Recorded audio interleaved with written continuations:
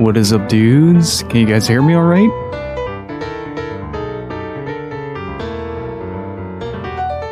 Oh, I changed some things to the setup, so now I can actually hear the mix instead of having to rely on everyone to tell me whether or not the game is too loud or not. So if I can hear myself back over the game audio now, I should be fine. There's a slight delay though, so it's a little confusing. But regardless, I hope that everybody is doing fantastic. Welcome on in. Welcome to Deadly Premonition 2. And pretty excited for this, honestly. The first game was pretty damn good, and exactly. Just kind of want to see how this continues out. I did play a bit of the start and up to where we get to the town, and I wanted to see what the overall frame rate was like on the pre-patch. So yeah, that's pretty much all I have seen of this game so far. Let's see. Voice on, character names on. And how's everybody doing? Gypsy, Loin, Batali, good to see you guys. Missed the end of Deadly Premonition 1. How'd you feel about it? I really enjoyed it. I really freaking enjoyed it. And freaking Blanca George was certainly something to behold. Alright, let's get started. Just as a heads up, this game doesn't run well. Arguably, it runs about as well as the PC version of the first game. So we'll have to see how that is gonna go.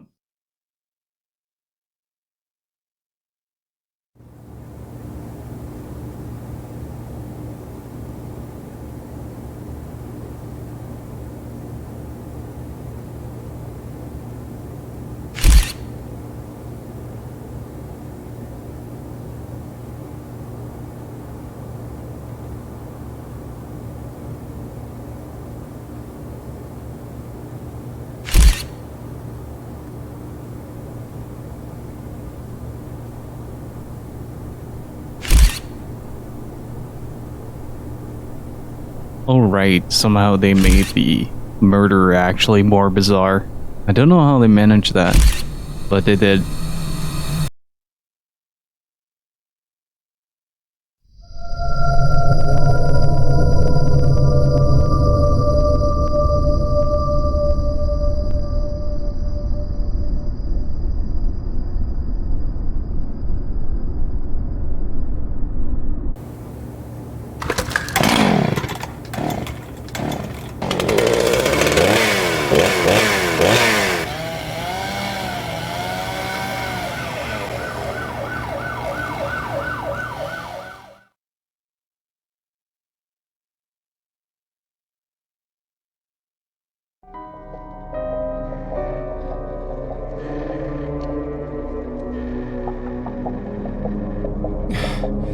God damn it.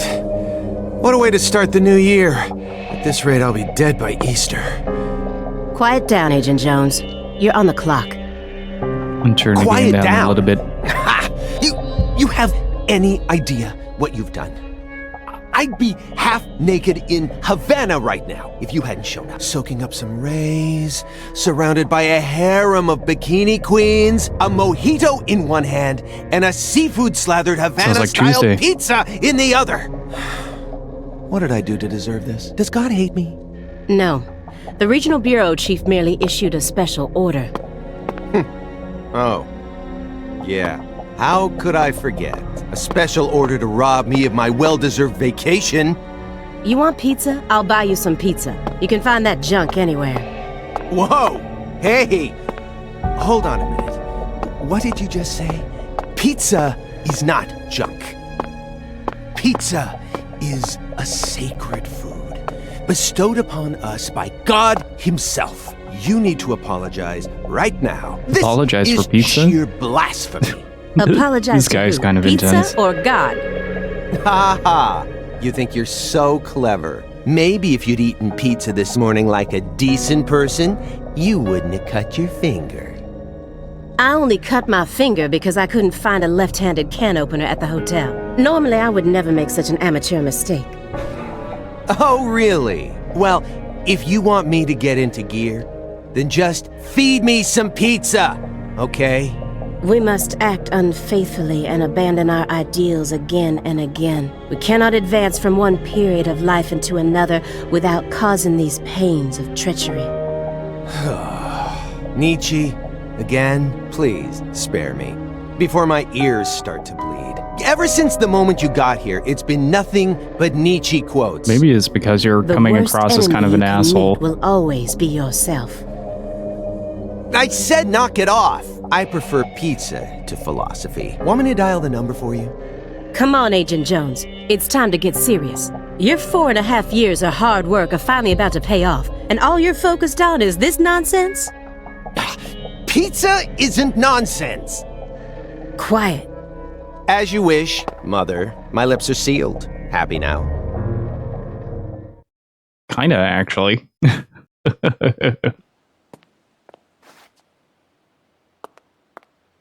Agent Jones, don't let him take control of the conversation. The moment you let your guard down, he'll strike.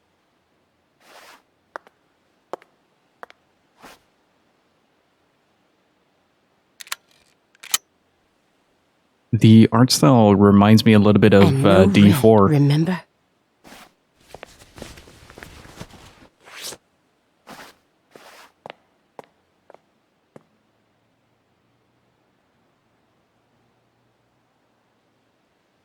It's open. Come on in.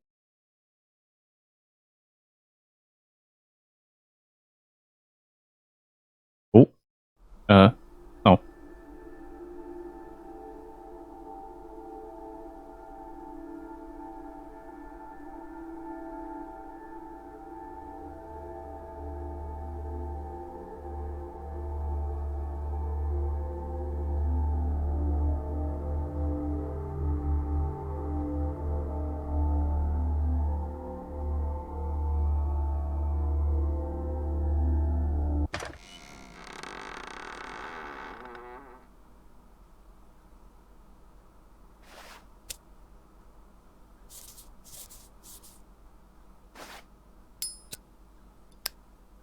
Yeah, and his appearance as well. Was wondering about that. You have questions for us.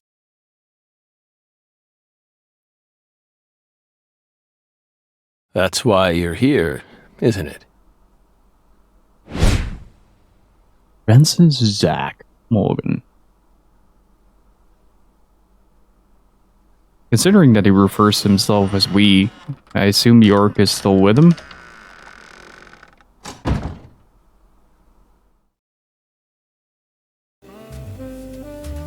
Oh. Oh, I like this.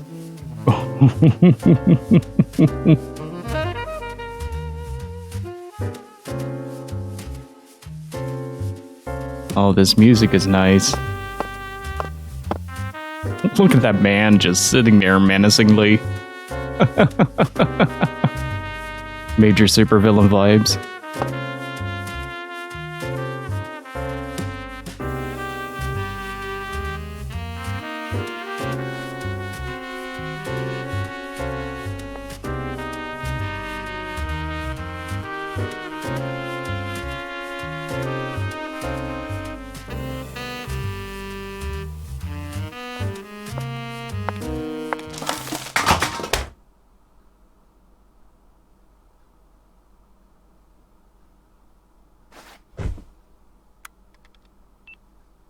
Mr. Morgan, before we question you, allow me to first read you your rights. Anything you say may be used against you in a court of law. Please keep that in mind as you speak. Do we have permission to film this?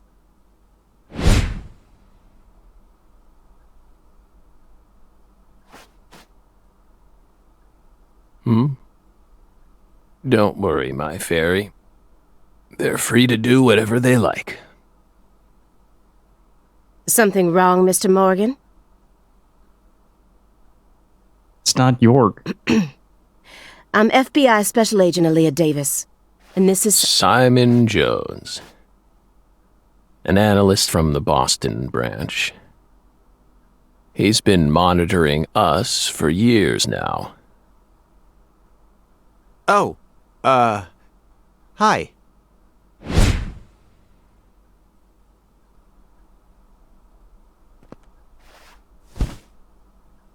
Seriously. A Southern belle and a lonesome loser who can't catch a break. Quite the uncanny duo. You'd be the perfect stars for the latest video game. Isn't that right, my fairy?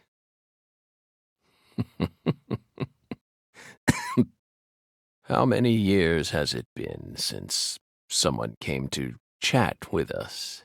Oh, but don't ask me about my fairy. That's a private matter. Wait, It's hard to tell what he's hang thinking. on. But my eyes can't be deceived. Dark Dreams Don't Die 4. D4,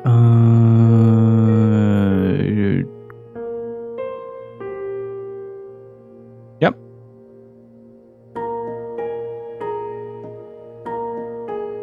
We should play D4 at some time, at some point.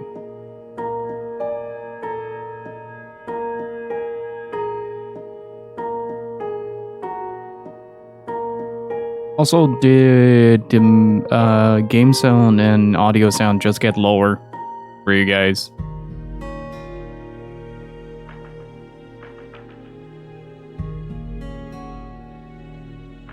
Yeah, I think D4 never finished production.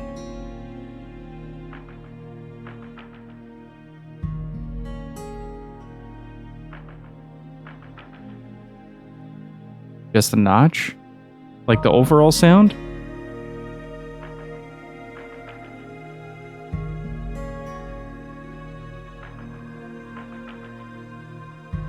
Well, if it's the overall sound, it should be fine. I just turned my headset down a little bit.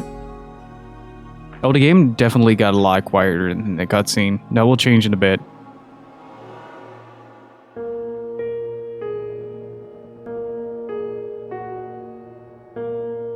And guitar string popping is the worst.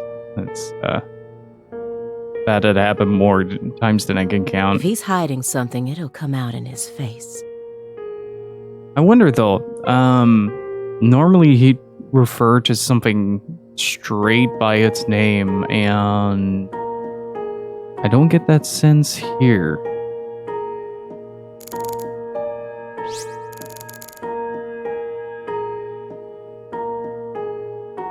Letters We have of to look at the appreciation controller from now. the governor and the Department of Justice.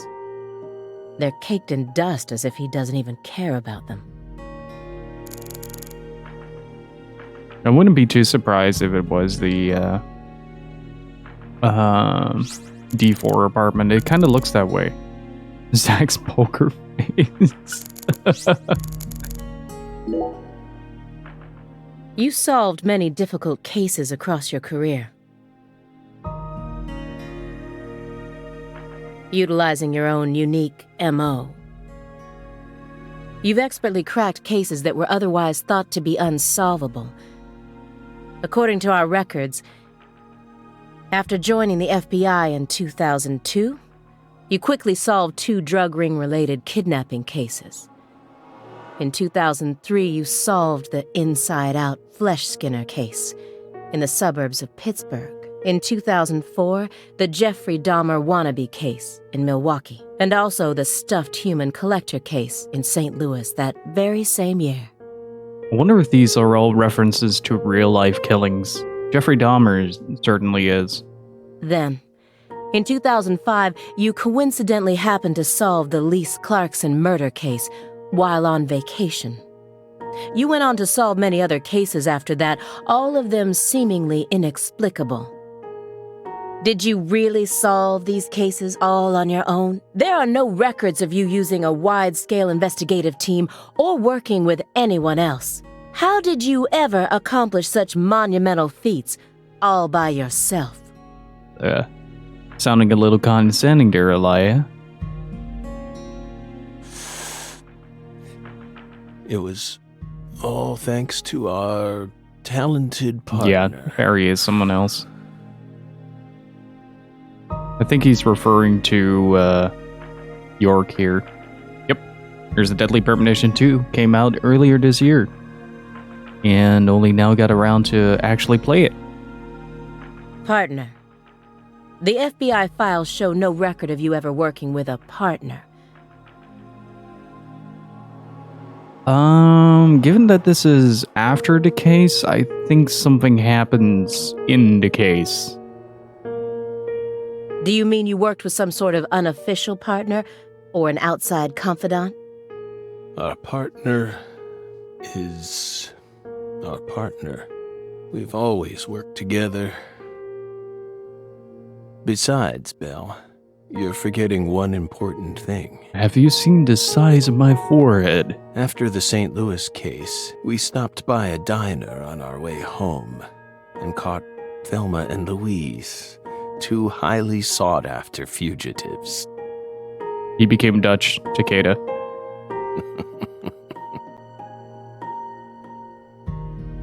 That is a massive forehead, though. You can use visions to acquire important hints that will help you proceed through the game. Hold L, use vision. Using a vision will deplete your concentration, so be careful about using it too much.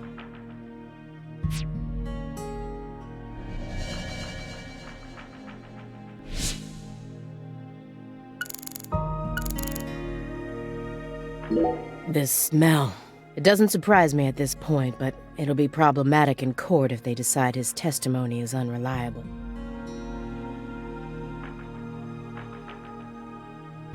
I won't get another chance to talk to him face to face like this. I need to get him to stop smoking that for a bit. Excuse me, Mr. Morgan.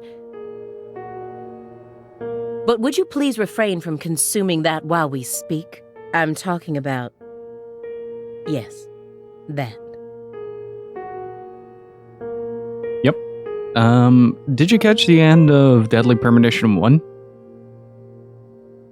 Because it also explains his appearance in this part right here, as he is right now.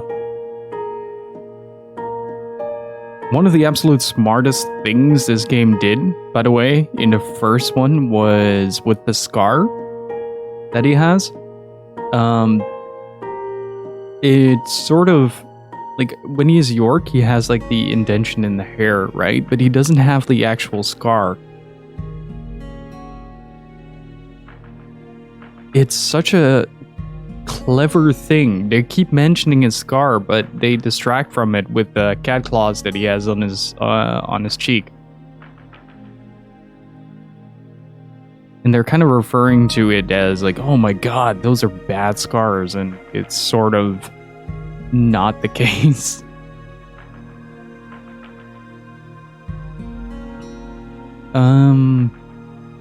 But yeah, basically, like if you look at his face in a bit, you'll notice that he has like an actual scar running across his face through his eyebrow, but you don't see it as York. You see you see like a line running. Instead, it's not like a deep scar or something horrific or something like that. It's a very big piece of foreshadowing, and I really want to go back to Deadly Premonition 1 to pick apart all those little bits at some point. Also, a weird side question before we continue. Is there like a weird echo on the mic? It might be the actual like monitoring. Okay, there's no echo.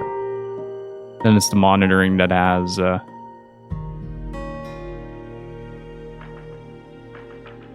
and George's license plate. Yeah, I was planning to do like a full deep analysis of Deadly Premonition at some point. So yeah. Also, if you guys could do me a massive favor, please consider retweeting the stream because it really helps us out. Not exactly a widely known game, so if you guys want to help us out by just spreading the word a little bit, give it a little bit of a signal boost, that would be a tremendous help.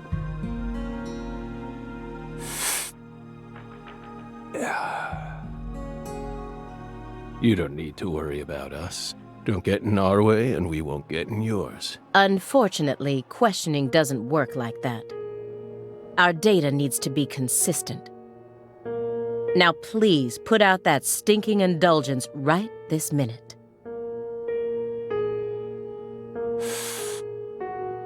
What?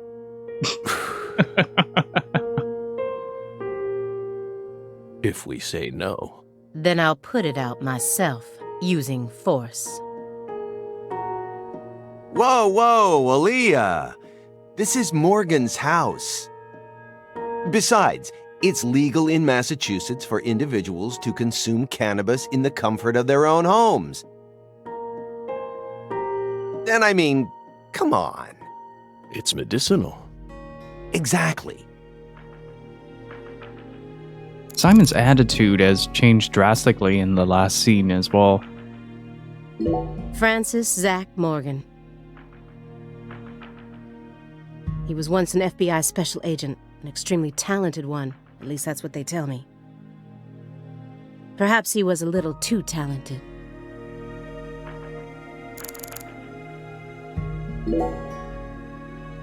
Hey, Belle. Why are you dressed so handsomely? What are you talking about? The thick black accessory wrapped around your neck. That's a male necktie. The color black represents confidence and interest in the self. And your decision to wear a male tie symbolizes your declaration of war against a predominantly male society. Or perhaps it's a psychological barrier meant to hide the weakness that dwells deep within your psyche. We admire your bravery. I thought you retired from profiling. Bullseye, huh? You're an easy one to read. In order to think with society, a man must first gouge out his eyes and cut off his ears. Don't judge a book by its cover. For someone who's supposed to have been one of our best, you've got an awful eye for people. Or did all that smoke and kill all your little gray cells? Okay, Aaliyah, that's enough. She's smart, but she's also more of a shrew than she lets on. Agent Jones, that's sexual harassment.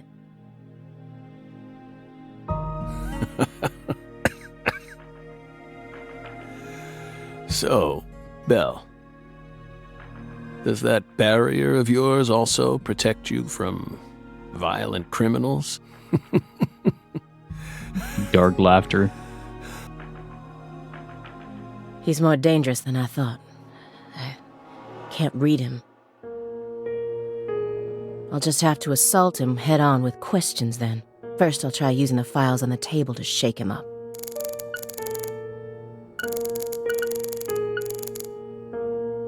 Le Carré case files. Oh, wait, hang on.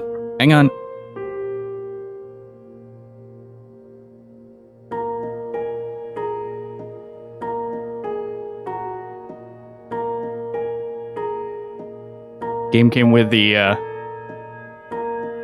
roadmap. So I don't have to constantly look through the menu and just open the map.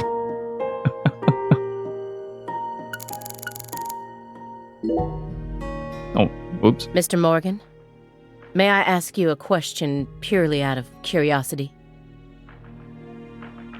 If it makes you uncomfortable, just let me know, and I'll retract it. Belle, what's wrong? You sure put a lot of effort into that approach. It's a question about death. About this body? Are you afraid of what's coming? Think carefully about why we're smoking this, then ask us again.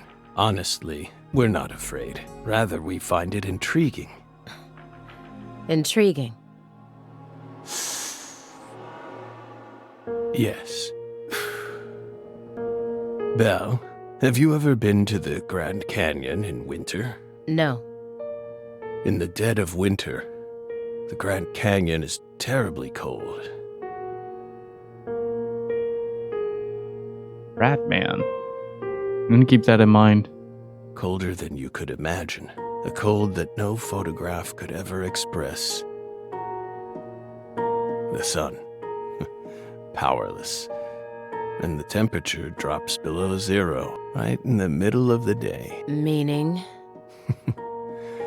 Meaning, you can't really understand something until you experience it for yourself.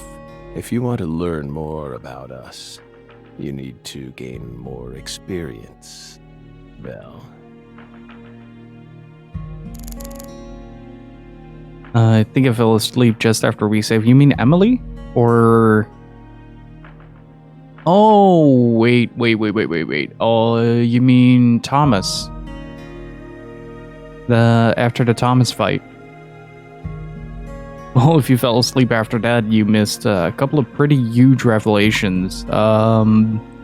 Basically, after that, Emily got sick from the red seeds. And, no, she was kidnapped by George, I think, first. Then, we found out that George was the killer, and, we had to fight him. After which, we woke up in the hospital and Emily was missing. So we chased after her, found out that Kasem was kind of the mastermind of it all. We got a really nasty scene with a lot of implication with Kasem, and then you kind of find out that York is Zach's subconscious.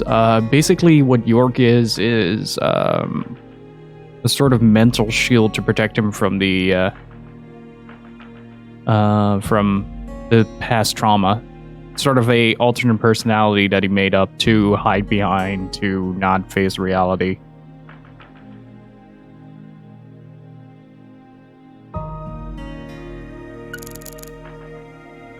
An ornate antique chessboard. Looks like he stopped halfway through the game. But who was playing with him? Do you remember the homicides that took place in Le Carré, Louisiana in 2005? We solved that case. Your report states the following. By coincidence, you encountered a serious incident in a town you visited while on vacation. You then decided to steal the right to investigate from the local law enforcement and took over the case. Yeah, York is the alternate, not Zach, which is why he has the white hair now and the heterochromatic eyes.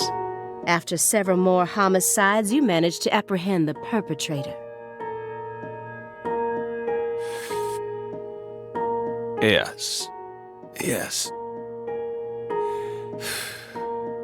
Yes, that's exactly what happened.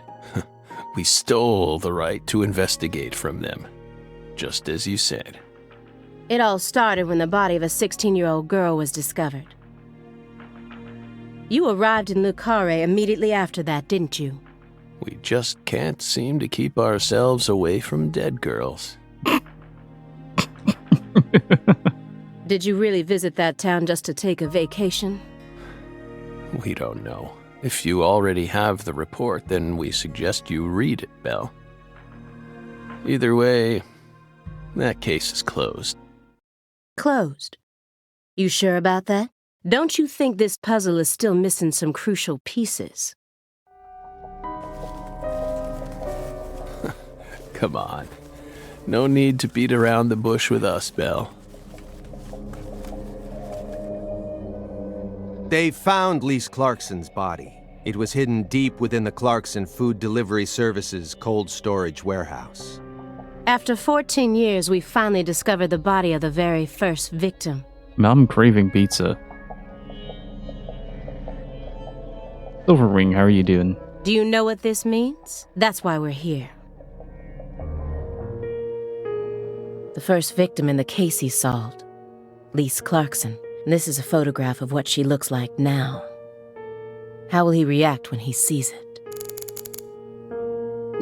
The body that went missing for 14 years was suddenly discovered frozen in a warehouse. This is some kind of message from the victim to us. We're pleased that her body turned up. Deeply pleased. You claim to have closed this case, but now a lost body suddenly surfaced. Aren't you curious about the details? Body or not, we already solved that case. Lisa's body can't change anything now, and it certainly has nothing to do with us. I suspect the body was stored there rather than abandoned, due to the unnatural state it was found in. She was found frozen in a storage unit. Therefore, she looks exactly the same as she did when she disappeared.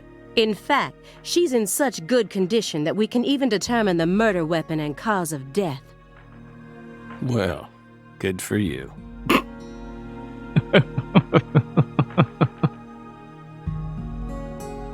Even stranger is how unbelievably beautiful she looks. Even stranger is that you noticed. At first glance, few would guess she was a murder victim at all. She looks more like a piece of art, or a mythological figure from a painting. This keeps getting better and better. Calm down, Zach. Better and better? Isn't that right, my fairy? A corpse as beautiful as a goddess. Oh no. Sounds just like our story. Yes. Yes. That might actually be Emily.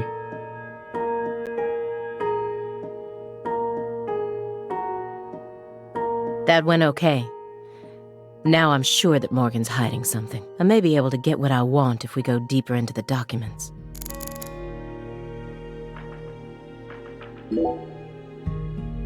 That chessboard looks rather old, and you can't even buy those ivory pieces anymore. Right. They were banned by the CITES Treaty.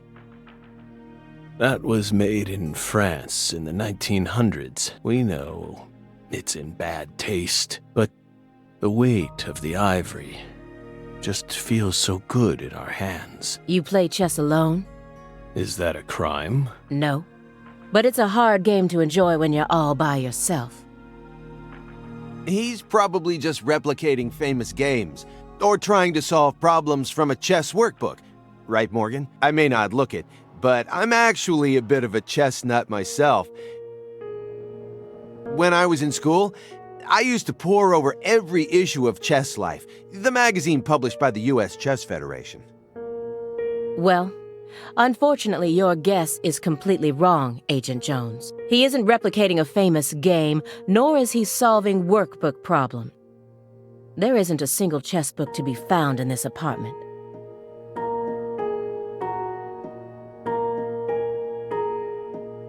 And I didn't find any chess-related websites in his internet history. Hello. Wait, when did you check his internet history?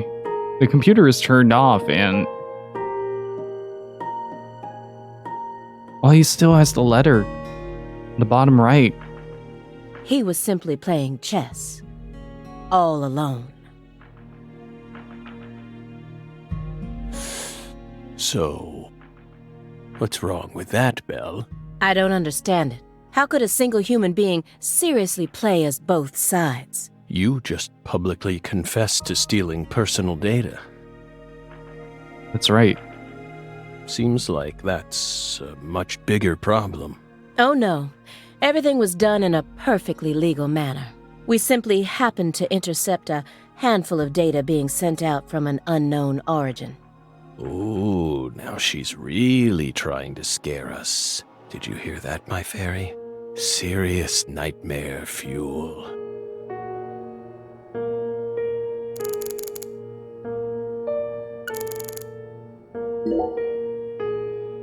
Who is it? This My Fairy character you keep speaking to? You can't see her? I'm really starting to think that's Emily. Such bad manners. You barge into our apartment, yet you don't even care about who else is living here. Dissociative identity disorder. In the past, it was known as multiple personality disorder. You were subjected to an internal probe only once during your career, correct? They suspected that you had DID, but you denied it. And no problems arose during your test. Is this how you dealt with the psychological profiler back then, too? Saying strange things, weaving unrelated matters together. Is that how you slipped through? You're free to draw your own conclusions, Belle. But my fairy clearly exists. She's been... Hey! Stop it! No violence allowed in here, Belle. Wouldn't want to scare my fairy, now would we? Accidentally clicked through. Sorry about that. The person who originally admitted this report was his superior, Robert Abrahams, current chief of the Boston branch.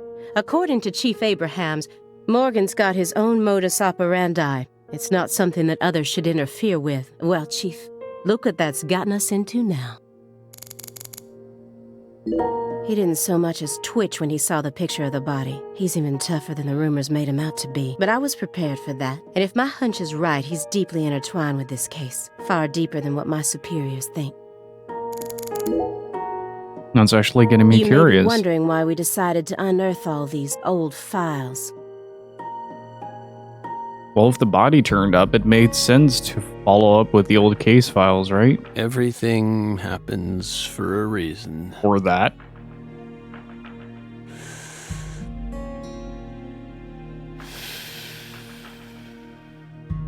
The moment Lise Clarkson's body was found, we did the best we could to start our own local investigation.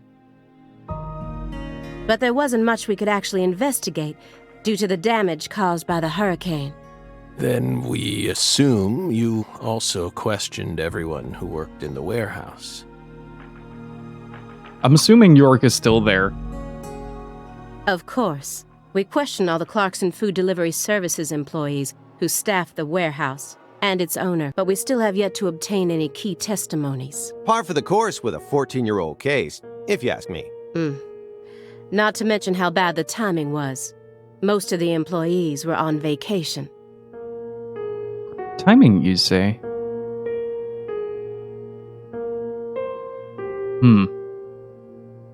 Okay, making a mental note of that.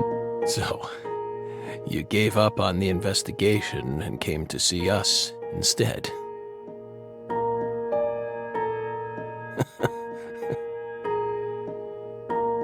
Remember what happened, my fairy? That warehouse. That man. So incoherent. Such a pain. Hey, are you talking about the guy who managed the vault where Lisa's body was found? Yeah, I think he started working there in 2005. Remember, Aaliyah? You said he was a pain to deal with, too.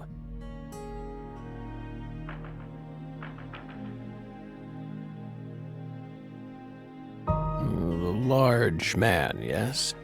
Hey, Hedors, how are you doing?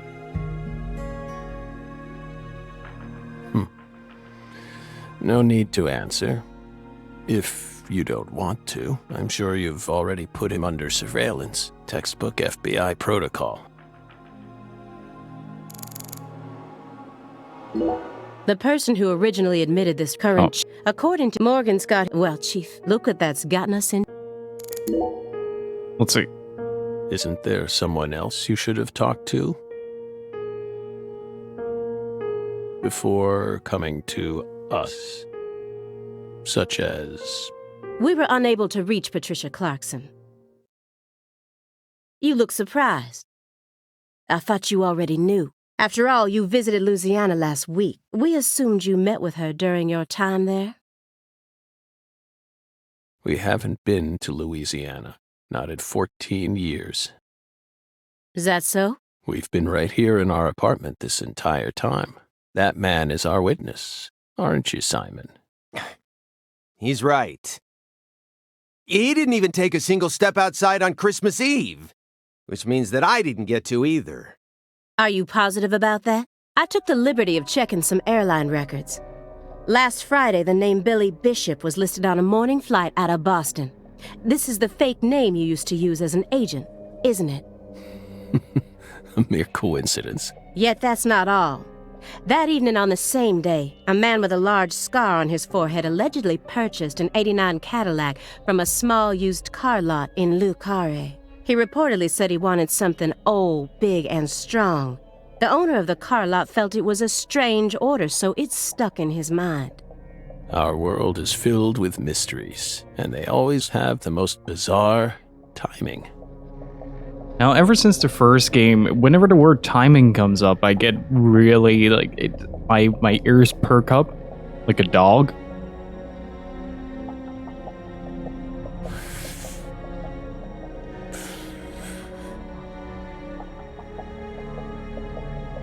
Incidentally,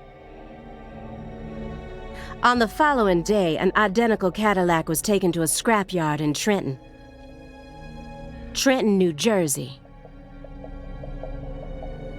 You can find that type of car anywhere. Isn't that right, my fairy?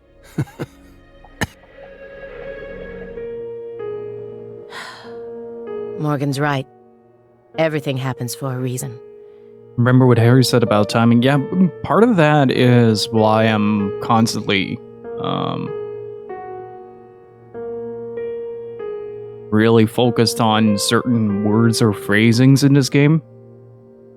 Even this messy room. There must be a reason for it, especially when it comes to those strangely tidy spots. They're practically begging me to question them. DVDs are all over the place. I know that he's a shut-in, but this still seems like way too many for one person. Oh, you have no idea, Laia. And I've never heard of any of these titles before.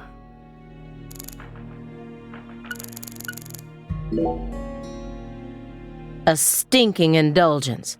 And a massive DVD collection. You must live a very comfortable life.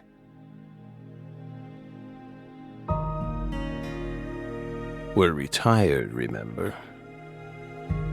Retired in your 40s. I'm envious.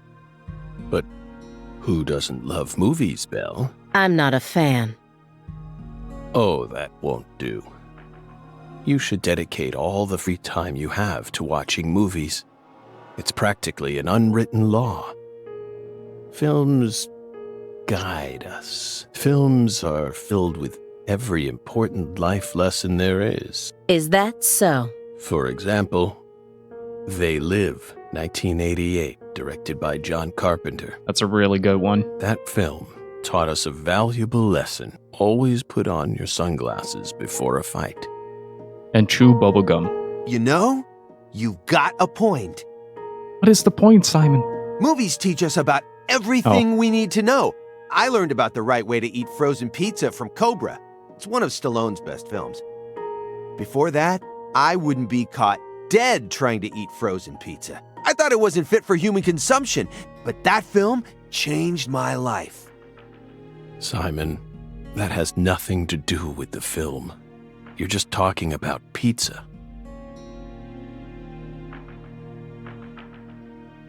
Screw it, I'm ordering pizza today. There's way too much talk about pizza in this game.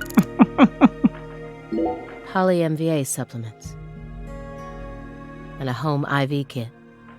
It's probably filled with highly concentrated vitamin C. He said that being on the verge of death is intriguing.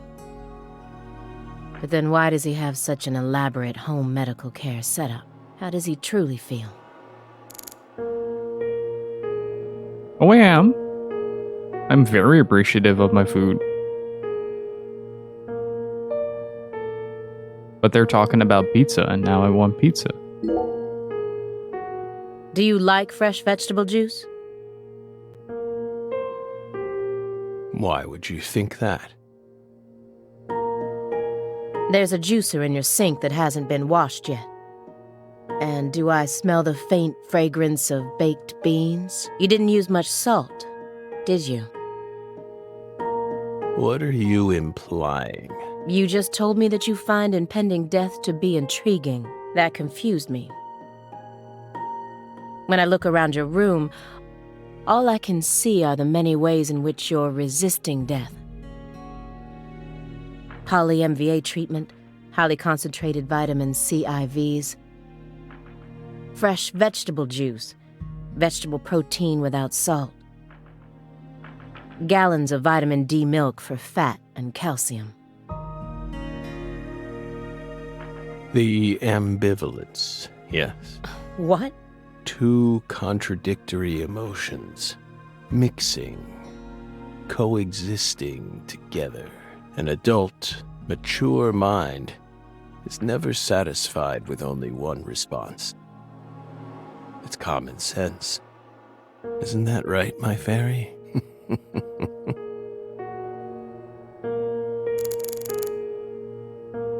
I do have to say, I really appreciate how much attention this game forces you to pay to details. It's, like, from the very beginning of the game, you're constantly kind of observing the room and looking at different things before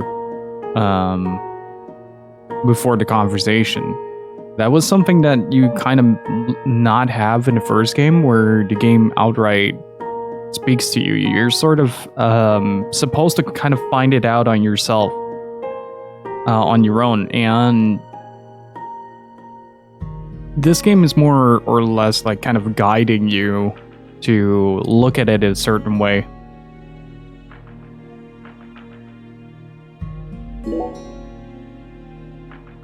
Mr. Morgan. I found several spots in this room that look strangely clean. Did you tidy up a bit because you knew we were coming? Those are sanctuaries. They've existed from the start. Sanctuaries. That's right. Sacred places, hovels for pure souls, if you will. Were there originally objects in those hovels? Something you didn't want us to see? The soul's still there. We haven't touched a thing, but we know you can't see anything. Hey, Simon, don't touch the sanctuary. Sorry. That's a sanctuary. Don't ever touch it again. You've been watching us for 4.5 years, and you couldn't even figure that much out. Like, even looking at the wallpaper, it kind of reminds me of the red seeds in the first game. It's like, even that, you start to question every little detail that you're presented in this game as being some form of reference or something important to the plot, like certain ways of phrasing that kind of pique your interest. My bad. And it's only behind him as well. The rest of the house is completely cleared out. Like, it's all just brickwork. It's my first time actually coming inside, you know. Racing, Simon. You're earning far more than you deserve then. What were you doing all day in that black Suburban? We thought wiretapping was your specialty. Don't tell me. Crossword puzzles. What do you think, my fairy? 4.5 years. All that time, and what does he have to show for it?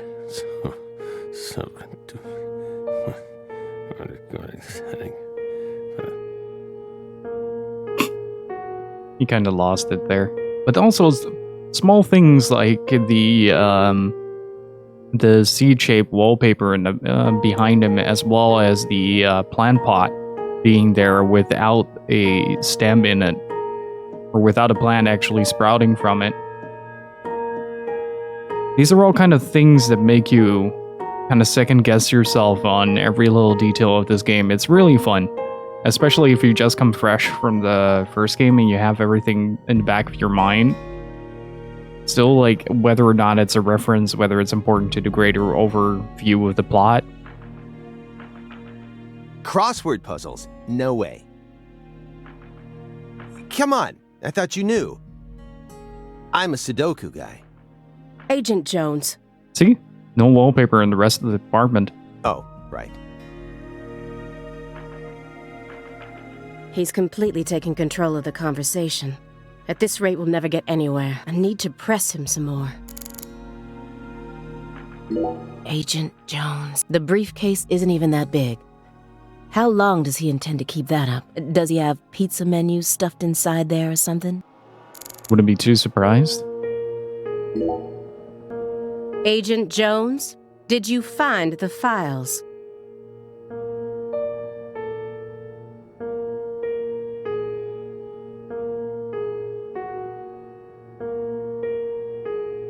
Presiding Agent Francis C. Morgan. Mr. Morgan, do you recognize these files? Whoa!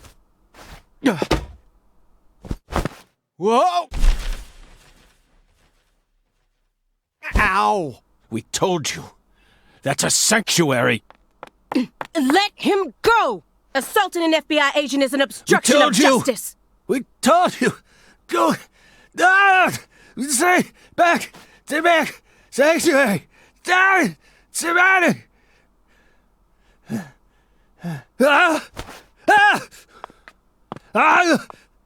Yeah. Oh, you clever fucks. Mr. Morgan? I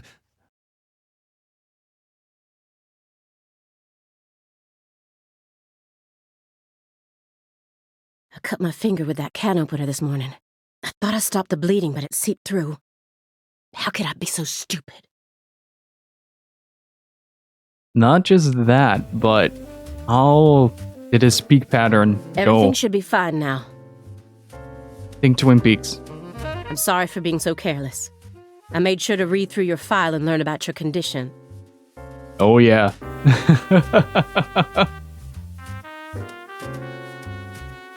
So if you haven't watched Twin Peaks, first of all, what are you doing? Go watch Twin Peaks. It's a really good series. But also,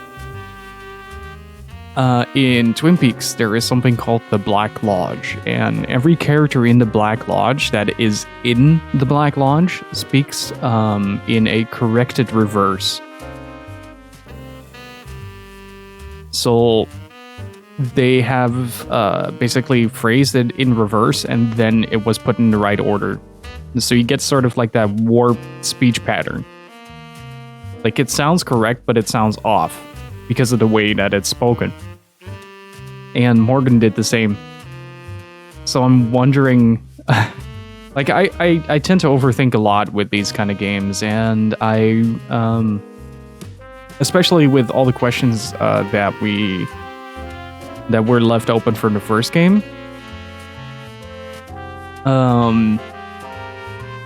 That his mind must be partially stuck in the red room, so that he constantly veers in and out of the red room. The color red, such an unusual thing to fear. Because it would make sense with the condition to fear red. Please, accept my deepest apologies. I'm sorry too, Morgan. I don't know what I was thinking. I'll never touch one of your sanctuaries ever again. You're gonna touch his sanctuaries again. And no more red, either.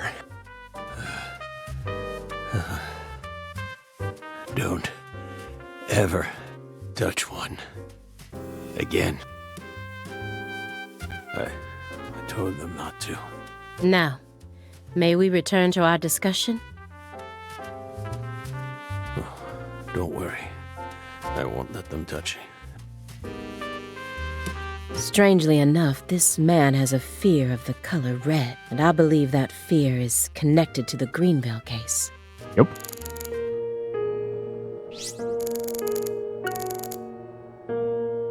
Soon after Agent Jones started monitoring him, he was ordered to go through Morgan's trash. But he didn't find anything. Morgan used this machine to cut up everything, from his mail to his supermarket receipts. Then he even went as far as taking out his trash in part. This is a very large shredder. Is there something you don't want people finding out about? No, it's just a fan of the Ninja Turtles. Good question. But we never know when some curious civil servants may come and sift through our trash now, do we? You're already retired. What are you so worried about?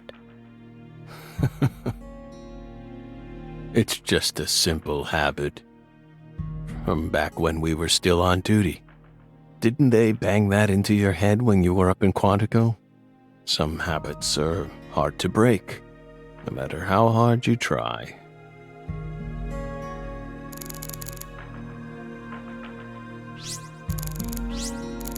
Here's another empty space. What does the word sanctuary really mean to him? Hovels for pure souls.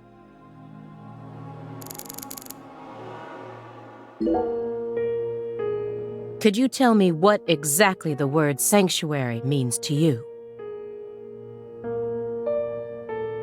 Sanctuaries are sanctuaries. Nothing more and nothing less. That doesn't explain anything.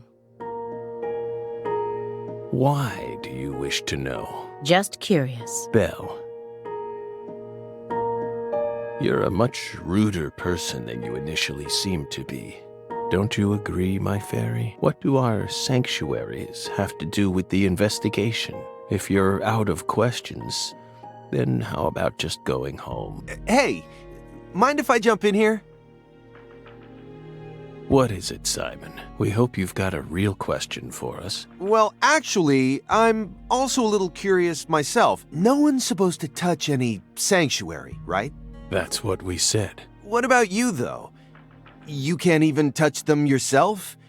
Are there any extenuating circumstances? What are you getting at? I mean, I doubt if any of this really matters, but if no one can touch the sanctuaries, then how do you clean them? Good point.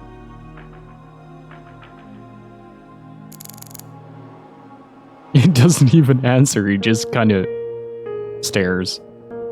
The files on the serial killings that shocked Washington State in 2010, officially titled the Greenville case.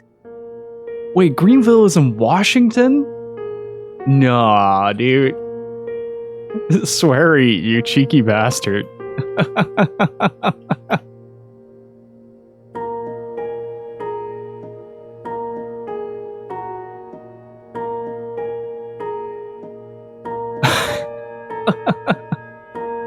I never thought I'd take out files from a case I first heard about on the news. Ow.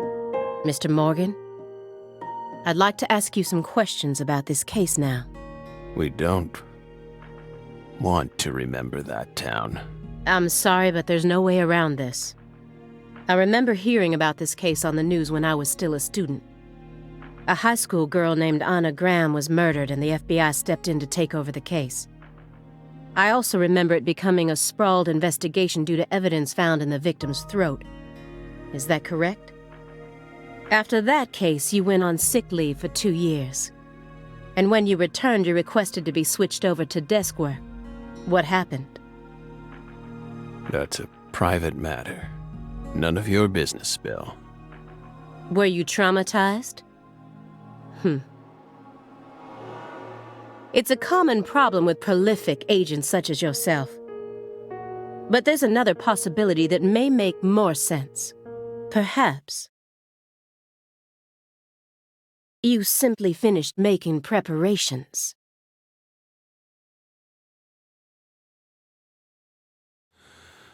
What are you getting at? Thinking too much about something will always turn it into a problem. The Greenvale case, don't you think it resembles the Luke Carré case? Read the report. We have nothing else to say.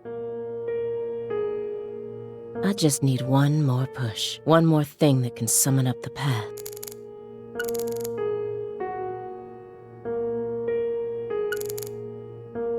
Looks like another old antique. Wait. He collects milk cartons but treats valuable antiques like trash. What's going on in his head? The silver clock in that trash pile.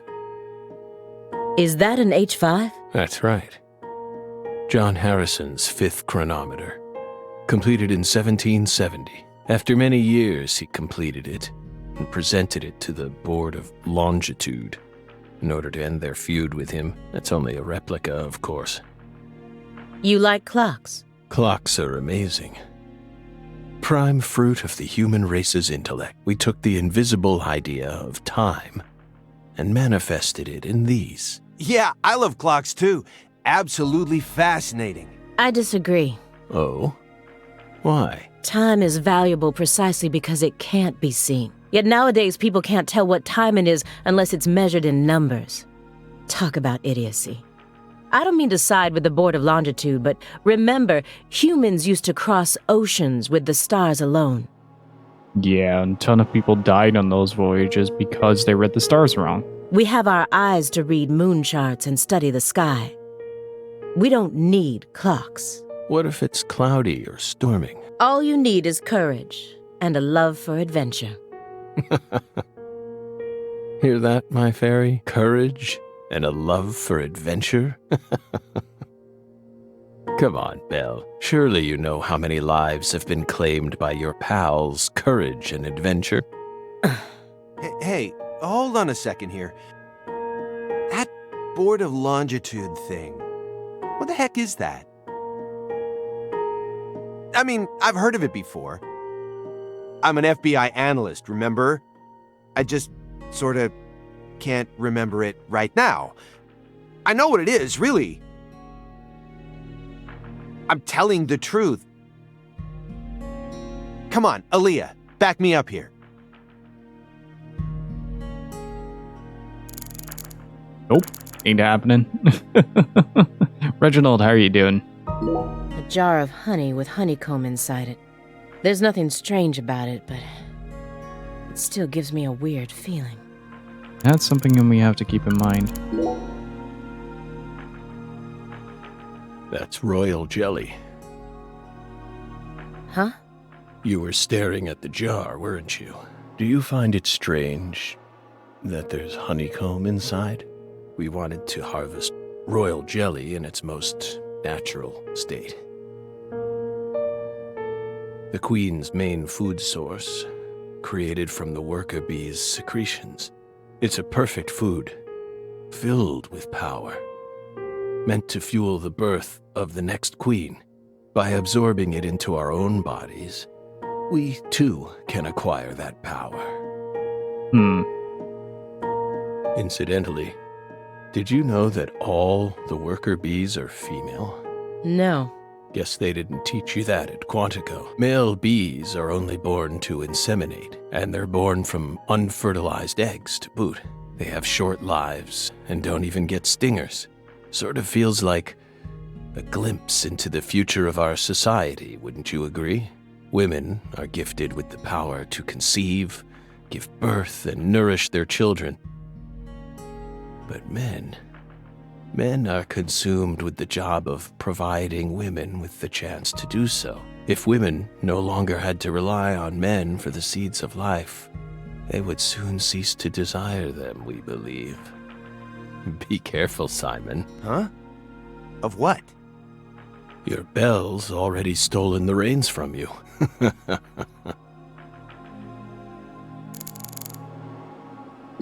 A picture of a leaf. This isn't just a picture of any leaf. It's the most important leaf. The belief in truth begins with the doubt of all truths in which one has previously believed. It's time to get down to business. Mr. Morgan, please look at this. What did we just say?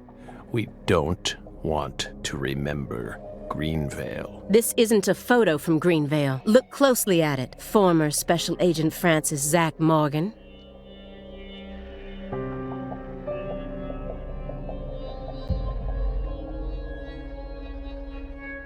This photograph predates Greenvale. It's from the Carré case you worked on in 2005. Wait, so Deadly Premonition 2 takes place before 1. In part. That explains why we play as York. Red tree. Red tree. Yes. A red tree. Greenvale wasn't the first place you saw one of these. The Greenvale case and the Lise Clarkson murder case. They're connected by these red trees, aren't they? Red trees. Answer me. What are these trees? Red trees. Figured it out. Yes, smarter than we thought. Connection. Red trees. I want the truth. Tell me everything you know. The red trees. You really did your homework. Well done. You're good. Damn good. Are you ready to talk now? I want to know what went down in Le Carré in 2005. Fine. We'll tell you what happened in that town. Yes, it was that red tree. That red tree ruined my life. It was a sultry summer day. The sun comes down hard on you in the south, like a torrential downpour of demonic whispers. It all started back in that sweltering summer. We still had our best friend with us back then. I missed that line the first time I went through this. The other me.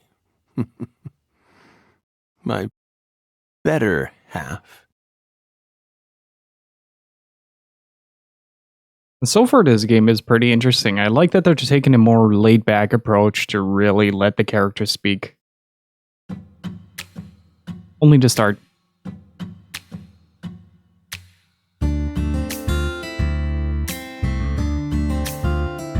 Never a choice. When somebody needs you, you can't turn away. You're their only lifeline, just a hero, a bullet for hire, working alone. Always a voice, a cry in the darkness, an echo of pain that's been long forgotten, but it haunts me, my destiny to be alone.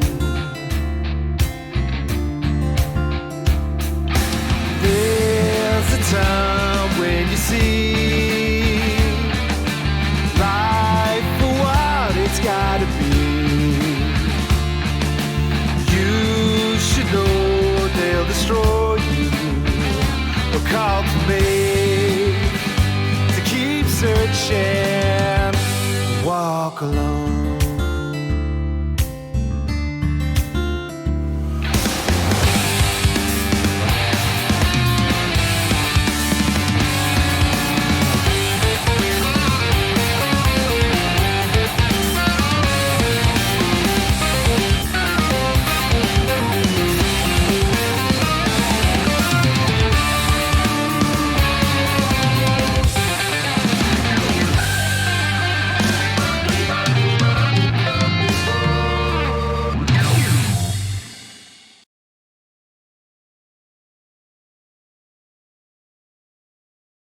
Well, it's a really good intro. It does really, that second part of the intro does really sound like Mars Volta, though.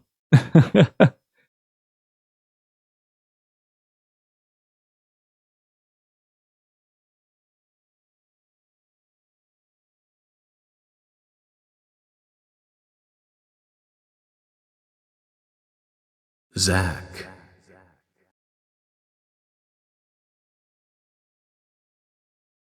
Zach. Just a really quick second before we get this started. I really have to use the bathroom. Alright, I'm back. Sorry about that. Can you hear me, Zach?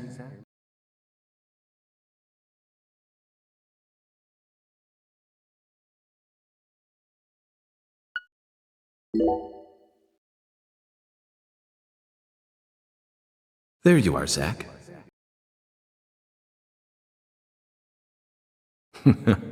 Sleeping again? Didn't the first rise game... and shine. It's time for us to head back out into the chaos. Didn't the first game start like this? Less red leaves, but...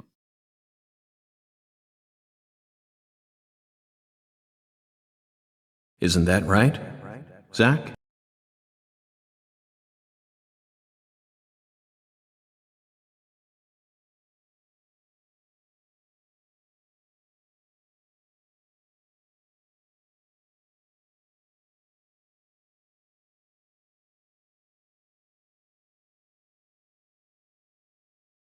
A blessing in disguise.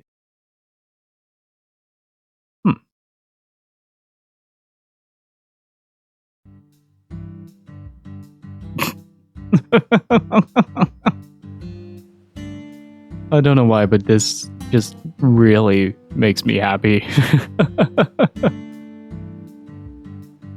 It's the stilted camera angles, the choppy frame rate. What's a bird carrying?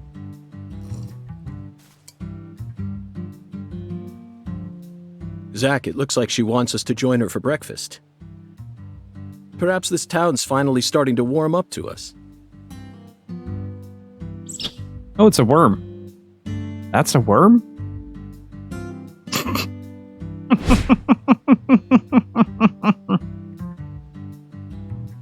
Look at that, Zach. She's welcoming us with open arms. She's even willing to share that tasty morsel with us. What an honor. Hurry up and chow down, mister.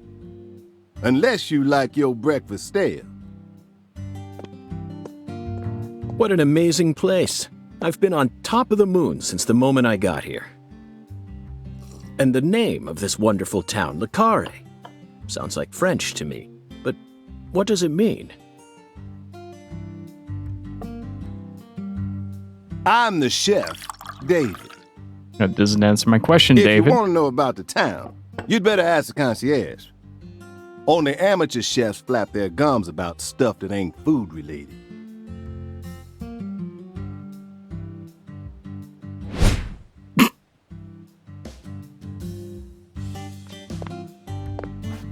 Did you hear that, Zach? He's a true professional. You say something, mister? No, not to you. I was just talking to Zach. Zach? Please don't ask me about Zach. It's a private matter. If you say so, still. Never thought the FBI would ever come out to a little old town like ours. I do work for the FBI, but I didn't come here for an investigation. I just happened to stop by on my way to New Orleans. That Never pineapple thought is there'd be a murder massive. out here either. And it was a 16-year-old kid. Now I tell you, this country's seen better days. What you reckon, mister? Zach, he's definitely a professional, but it seems like he's also a bit lonesome. That's good. Ambivalence exists everywhere. Folks say the killer used an axe. Hell of an old-fashioned choice if you ask me. Actually, Chef David, if you don't mind, I'd like to ask you a few questions about the incident. But shoot, I ain't the one you ought to be asking, Mr. FBI. I only heard what I heard. But seeing as you're fixing to grill me, I can tell you what I know. Please do. I appreciate it.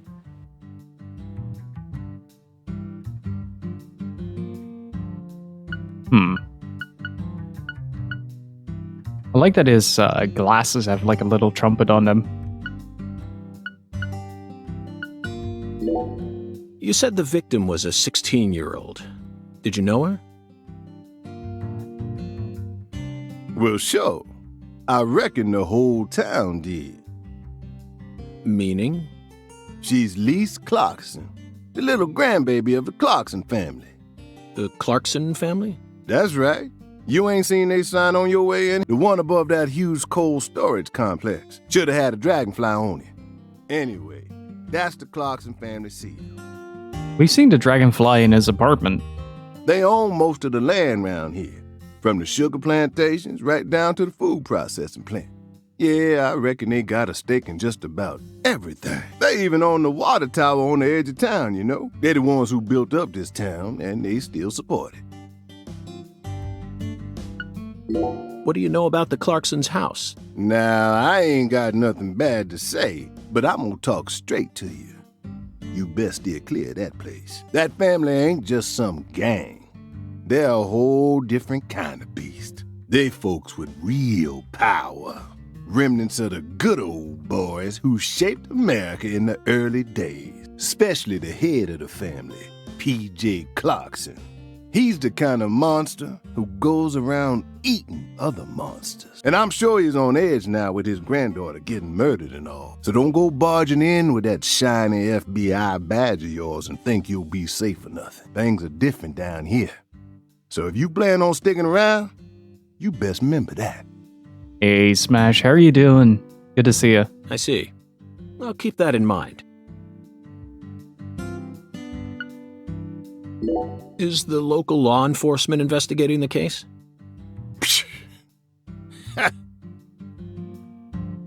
Shoot, mister, what you think? Now, I told you this ain't no city. They got to know how to break up fights and keep folks from killing each other when they pissed you off. They sit down and talk it out with you heart to heart, and when that don't work, they just beat your ass. Haven't had a chance to check out the thing you sent me yet? Yes, sir, it was a busy-ass day. Well, ain't no time like the present.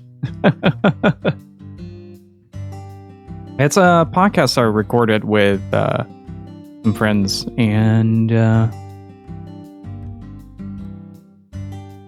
I figured you might like it. That's the Deep South for you. This murder ain't like that, though. A little kid got killed. A weird way.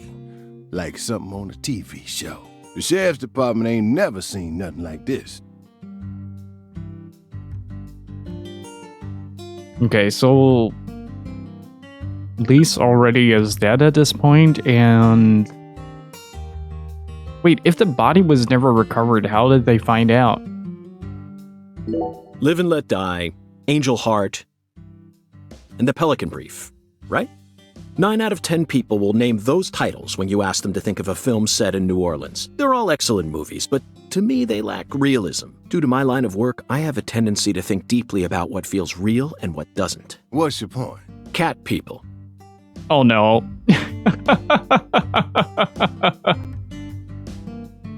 But I made coffee, so I guess I'm up for today. That is a good point. That's my point.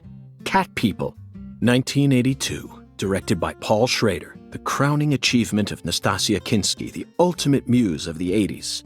The most vital element of that movie is the reality it depicts. Leopards who turn into humans have intercourse with humans and turn back into leopards. Then they can only turn back into humans again if they mutilate their lovers. I was awestruck by the sheer reality of it all. Understand? I'm talking about hyper-realism. After watching it, I felt like I just had to experience the world of cat people for myself. I mean, I know that you're obsessed with cat people, but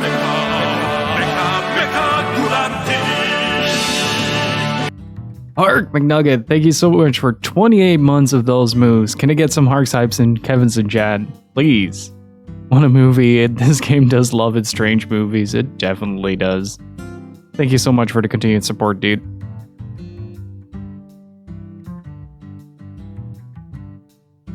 That's why I decided to visit New Orleans. Okay. Another vital element of cat people is the presence of Malcolm McDowell. Is Malcolm McDowell a vital presence in anything? Malcolm McDowell from Blue Thunder. Oh, talk about a masterpiece. Listen carefully, David. Only an amateur would call A Clockwork Orange his best movie. His best movies are Cat People and Blue Thunder. Period. You need to remember this, because it's the truth. Whatever you say, mister. So, what's your point again? Never mind, don't worry about it. I already covered all the important parts. When you say it was like something from a TV show, what exactly do you mean? Hey, mister. Why do you look so excited? Huh? Like a kid asking grandma to read him a fairy tale. I just can't seem to keep myself away from young women who died in bizarre ways.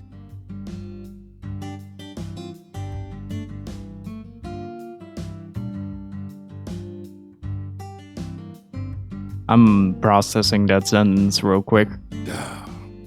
Well, I ain't seen it with my own eyes, but folks say they found the body hanging under a bridge on the Bayou. And under that bridge, there was some kind of altar. Oh. An altar? Like something they use in black magic. Something horrible. Voodoo? Nah, I'm playing the patch version, yeah. wasn't nothing like that. Just a weird altar. That's all? Oh, and the body was all cut up in pieces, scattered around the altar like. So she was sacrificed. That's what the fella who discovered her said, yeah. Bingo, Zach. This case has got our names all over it. By the way, Mr. FBI, I ain't seen a car in the parking lot. How'd you get all the way out here, huh? Don't tell me you walked. Well, that's a very good question. Chef David, you've got a sharp eye. It's true that I didn't park my car in your parking lot. Do you know why? Can't say I do. Because it was stolen. Huh? But you with the FBI, right?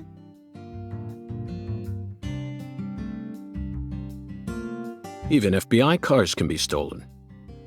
It could happen after you park your car on the side of the road and go off to do some legwork. Oh, I remember why that is, Hedors. It's because it was deemed transphobic or something like that. Swery issued a wait, let me I recently linked it up to it. Somebody was asking about that exact thing. There it is.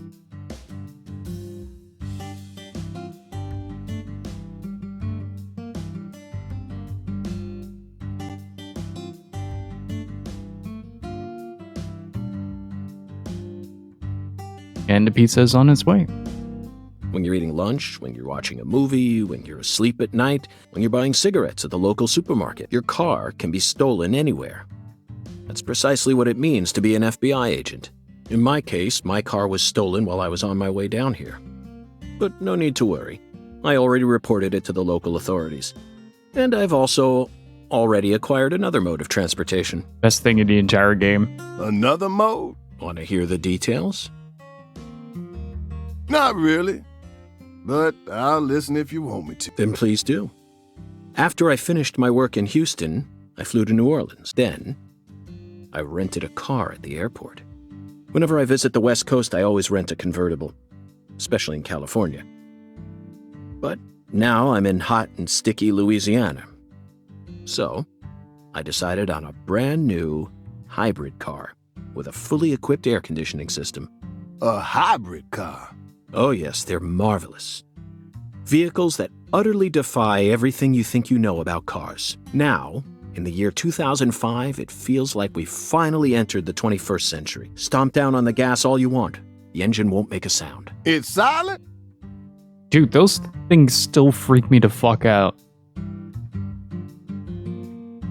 It's like normally with a car you hear them approach, but with hybrid cars or Teslas and stuff, they are just suddenly next to you or behind you.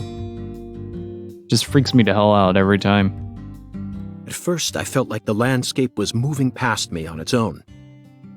Give it a few more years, and I'm sure we'll start seeing cars that run purely on electricity. Who knows? In a decade or so, electric sports cars may end up lining the parking lots of Silicon Valley. I can see it now. It's the world of The Last Starfighter, 1984, directed by Nick Castle. That's a fun movie. It's famous for being the first film to utilize realistic CG, but I couldn't care less about that. See, I was mesmerized by the beautifully refined mech designs. It even made me wish that I could be one of them myself, especially the Gunstar spacecraft. No other sci-fi movie has ever... So, where'd your hybrid car get stolen? Good job, David. Sorry, I got off topic. Yep. I noticed You did. it was missing after I finished my lunch and walked out of the diner. Incidentally, this diner was located at the entrance to a small town just south off the I-10. I went out to get back in it, but my hybrid car was nowhere to be found. I remembered exactly where I parked it, right between a blue pickup truck and a hedgerow. I feel like the blue pickup truck is going to be important. But when I came back from lunch, it had completely vanished. In short, someone stole it, and in its place, they left me this. Hell yeah. A skateboard. A skateboard? Yes. While I was sliding my lunch into my stomach, someone was busy replacing my brand new hybrid car with a wooden board attached to 4 wheels. Remarkable, don't you think? So then how did you get here? By riding the skateboard, obviously. Why do you look so surprised? No, I couldn't ride the board very well at first. But by the time I hit the 3-mile mark, I'd more or less gotten the hang of it. By the 10-mile mark, I'd even learned to do a few tricks. It was a journey of self-discovery. Not even I knew I had this latent talent sleeping inside me.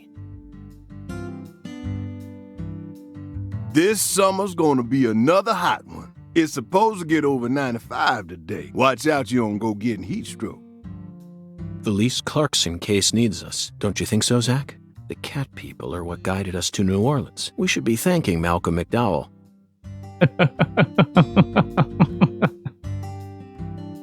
I just love the way he phrases that. We should be thanking Malcolm McDowell. Once we get home, let's watch Blue Thunder again. I'm already looking forward to it. Aren't you, Zach? Zach, the searing light. These scents. It's the deep south. I love the little green filter that the That was entire a game fabulous has. breakfast. You're the world's greatest chef. You haven't eaten any of it. Wait, mister. You didn't take a single bite. Well, the tea was to die for, but I'd prefer coffee next time. What would a morning be without coffee? Or an afternoon, or an evening.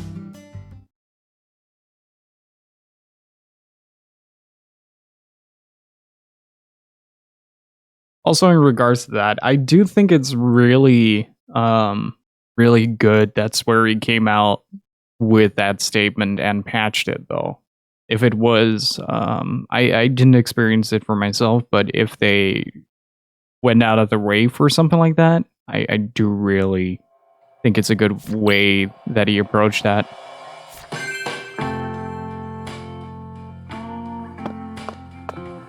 Oh.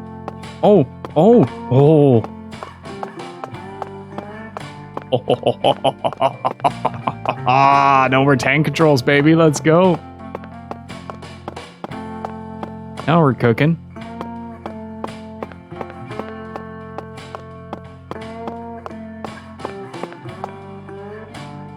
See if we can get that. And this is what I mean with the Scar.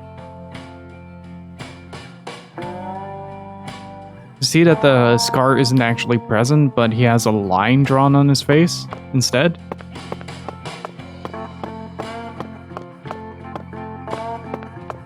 That is a massive pie. Massive quantities.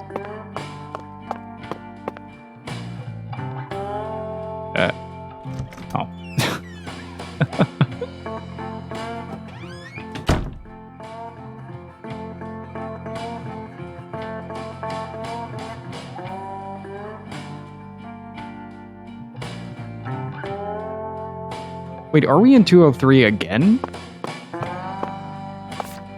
Cracking the case open, return to York's room and review the case. This place is actually called Casa Pineapple. That's beautiful. Oh!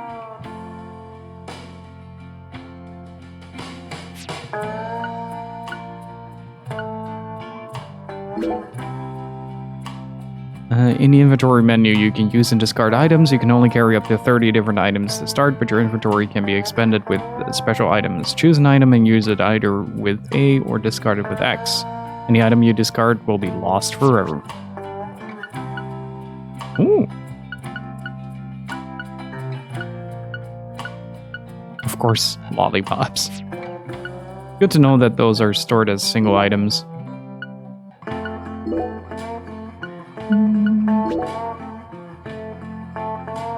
It's definitely faster than walking, that's for sure. Oh, I can't wait to introduce you guys to the wondrous sounds that that thing makes.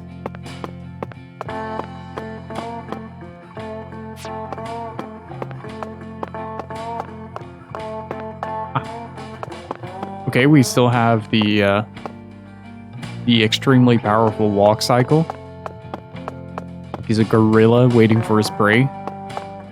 Where's the banana? Get banana.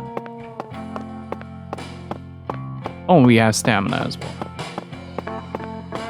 Okay, it's good to know.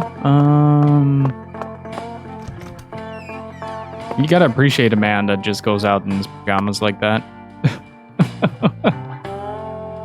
Certainly knows what's up.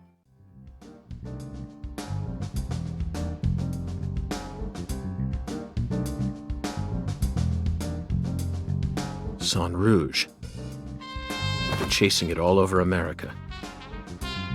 But I feel like we're finally on the verge of finding something now. Don't you, Zach? I think it's about time we ordered a new briefcase. Yes, I know this one carries a lot of memories, but it's seen too much. This hole's from the shootout in Tucson. And this stain's from Miami. Miami.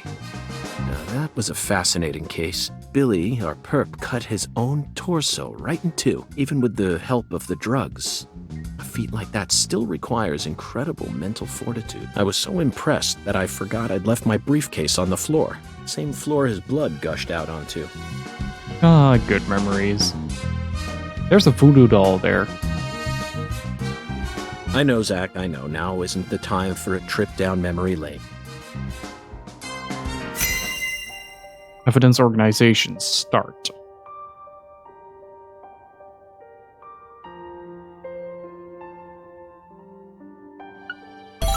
An emergent drug that's been on the rise in 4 southern states.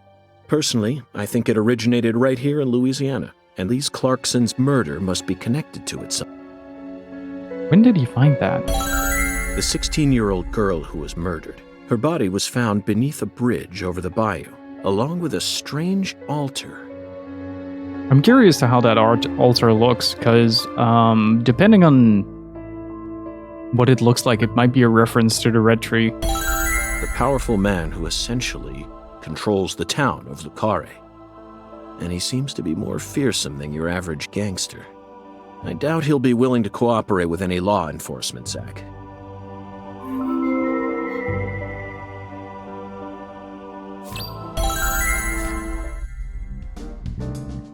Feel very accomplished. You know, I keep thinking about that movie we stopped to see on our way here, Zach. Tsukio, thank you so much for the follow. I appreciate it. The Island, 2005, directed by Michael Bay. For a movie being shown at a cinema complex, it was surprisingly artistic. An experimental setting mixed with hard-hitting drama. Wait.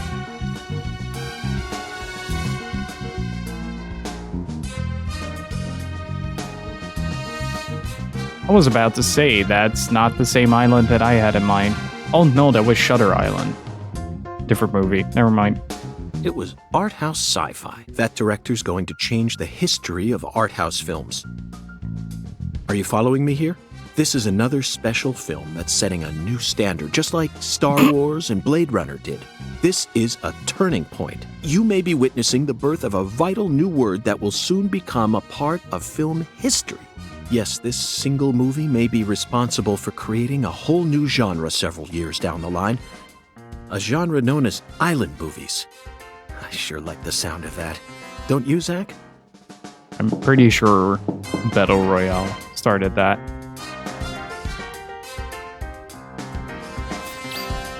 Answer the door. No. Link board has been unlocked. Okay, that's the link board, I assume. Do we have fancy clothes? Island movies, my favorite genre. You can use the toolbox to store items, then take them back out later. You can only hold so many items on your person at once, so you'll need to utilize the toolbox sooner or later. You underestimate my power of using items at the wrong time. Game. You can only use the toolbox when you're standing near one, so be careful about which items you choose.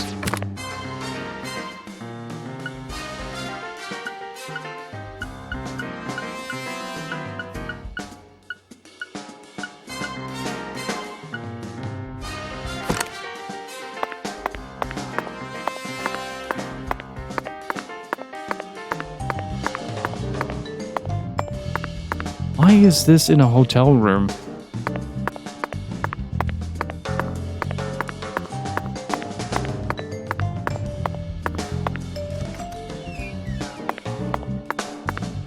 Oh, we can still shave. Oh, no longer do we have like the animation for that. That's kind of sad. Ah, now we can check the closet. I'm very satisfied with the decorations and the size of this closet, Zach. And it's even got a security box. What else could a man ask for? It's proof that we're still safely inside the fringes of modern civilization. You can use the closet to change clothes or send clothes out for dry cleaning. If you wear the same clothes for a long time, they'll become dirty, so make sure you clean them regularly and properly groom yourself. Do know that when you send one outfit out for dry cleaning, you won't be able to wear it again until it's delivered back to you. Okay.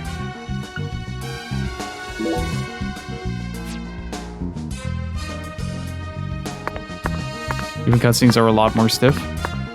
Wait, can we use the shower? Whoa, okay. Due to the nature of our work, we've had to stay at hotels all over America. But Zach, do you know what I hate most about living out of a hotel? Shower pressure. The shower was invented so that human beings could quickly bathe in large quantities of water, correct? Yet there are far too many hotels in our nation that have showers with embarrassingly weak water pressure. It's an outrage. And I'll keep tooting my horn about this every chance I get, believe you me.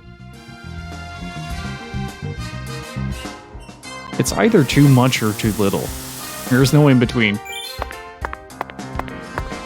Like, I've been in hotels where the shower pressure was off the chain and you just basically got blasted in the face like you get punched by a boxing glove. It's just like 2 or 3 little beams of water just hitting you straight in the eyeball. Or it's something that is just more embarrassing than a drunk man's pee.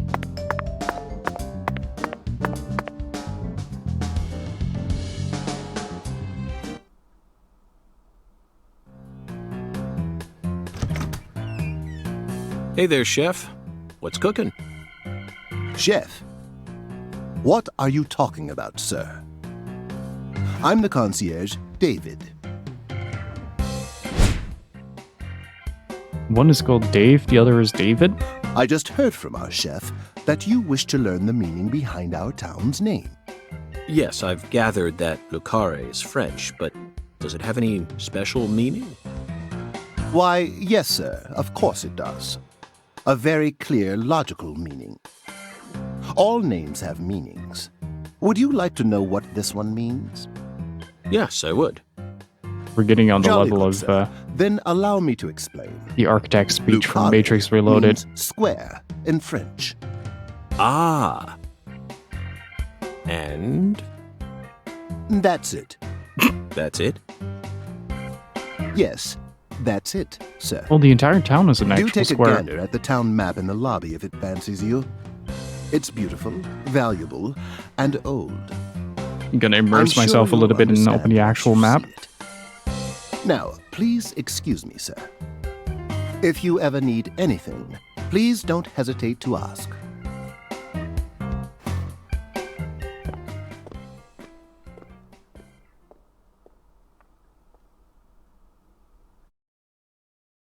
Did you see that, Zach? That was clearly David. Not a twin, not a split personality, just the work of a true professional. It's bizarre, but I can understand it. Remember what they say, the job makes the man.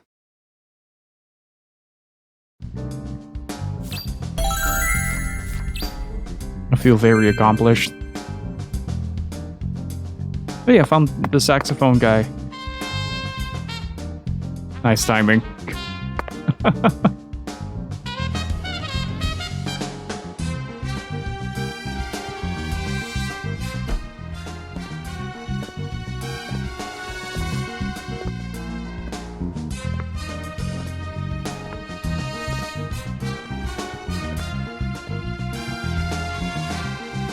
Do you feel that, Zach? Dozens of paintings no one will ever see.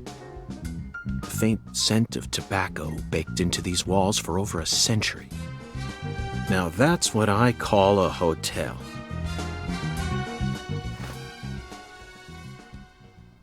Zach, can you see him? His fashion sense is beyond me, but he appears to be a gentleman. Perhaps we should talk to him. Oh, the voodoo theme is going to be very prevalent in this, isn't it?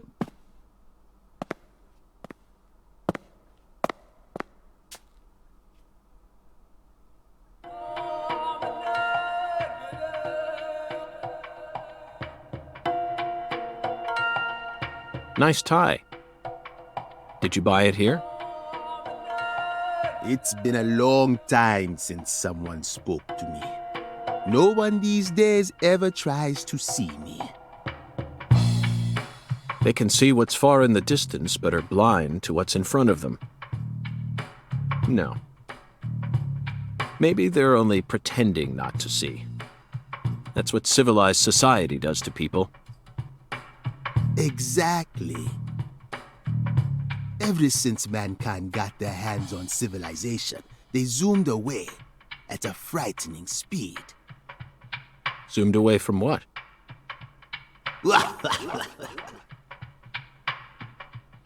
Don't be a fool.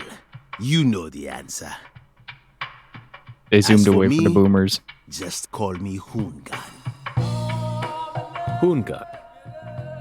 Title given to a leader in a certain religion. Is that what you are?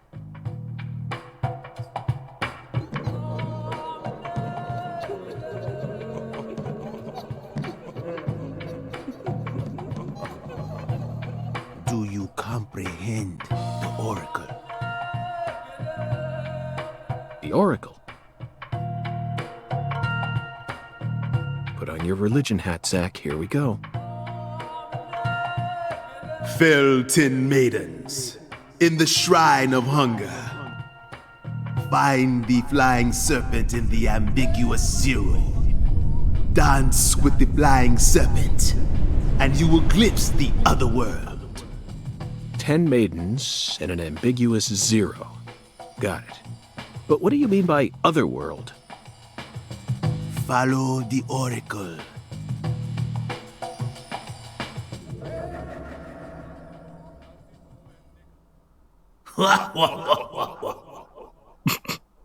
That laugh Zach, is did good. you hear all that? Looks like we've already taken our first step into chaos. But such is our duty. We need to accept the chaos, let it inside, then carefully dismantle it piece by piece. And after we've put all the pieces back into their rightful places, the truth will reveal itself. Let's capture the truth and present it with a shiny pair of silver bracelets, Zach.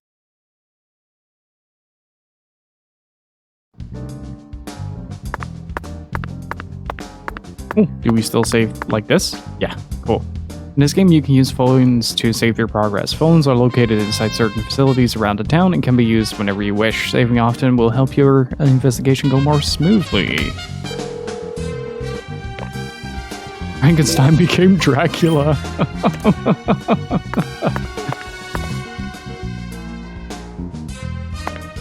Well, that's a movie I want to see.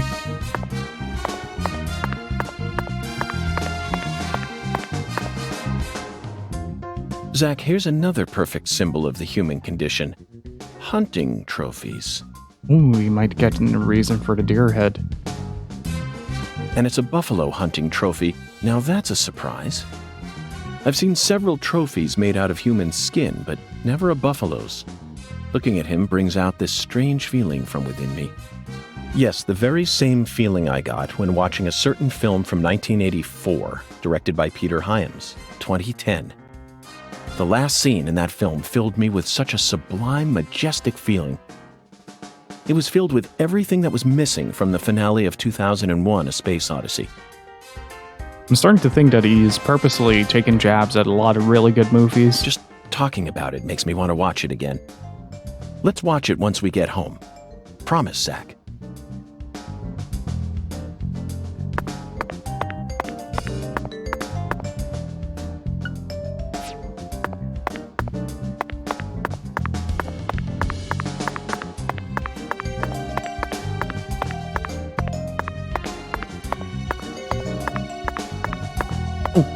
I want to see what the toilets are like in this game.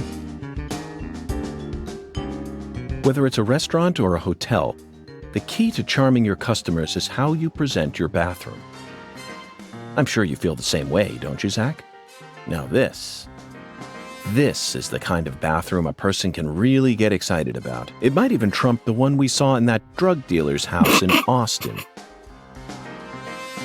I don't know if that's a low or a high bar, to be honest. Remember?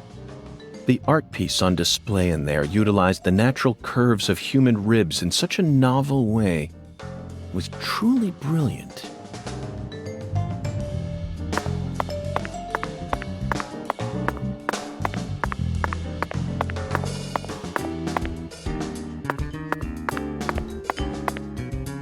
Oh, it's a voodoo mask. Okay.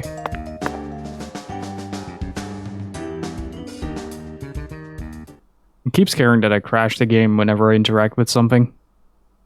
Zach, this is Carré. I think I'm finally starting to understand what our concierge was trying to say. You can tell this town was built by a very methodical person. No, wait. Maybe they just didn't care, and that's why it ended up this way. It's just another symbol of mankind's obsession with molding nature to fit our own rules.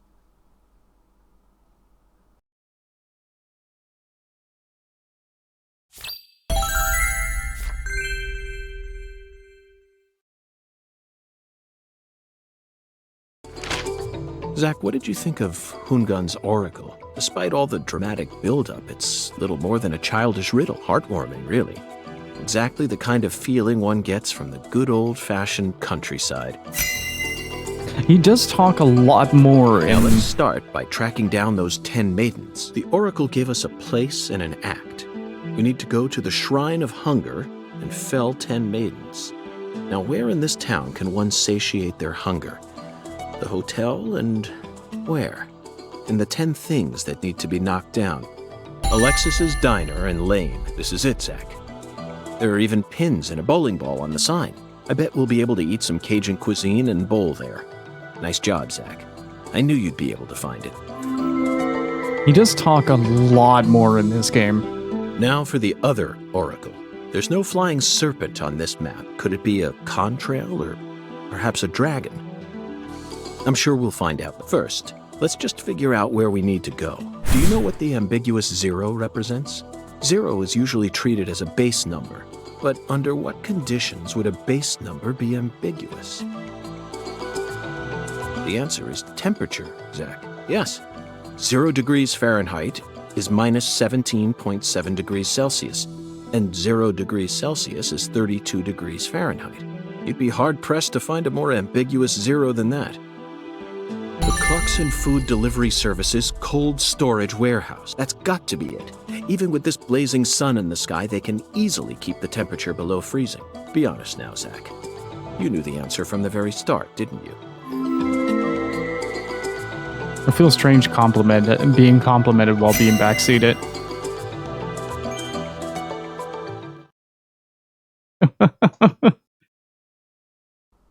And how about that Hoongan? What a mysterious character. His oracles may end up determining how much time we spend in this town.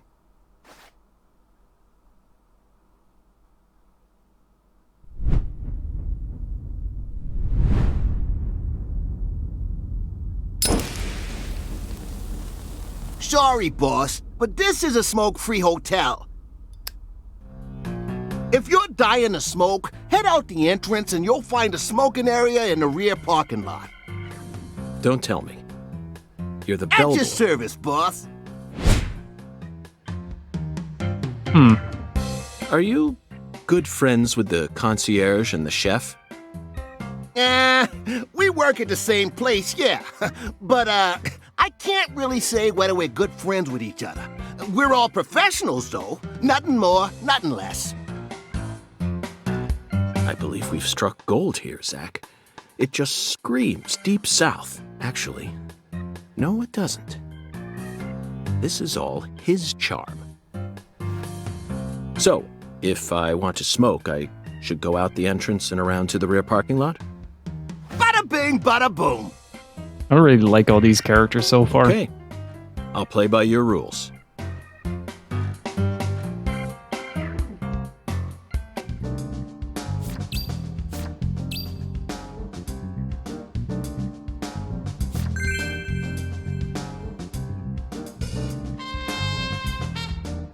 Characters? You know what I mean. Oh, hello. Hiya, boss. How can I be of service? David, this hotel is pretty impressive. Why, thanks, boss. We're proud of our hotel here, yes we are. I can see why. Speaking of which, did you happen to take a peek at the decorations in the bathroom on the first floor? I did it myself, I'll have you know. If you haven't, then go take a look. Meaning? Hey, this is the South, boss. Doesn't take long to drown yourself in sweat, catch my drift? Anyway, we made sure to set our shower's water pressure to high. Well then, I can't wait to experience it. I might just have to try it out tonight.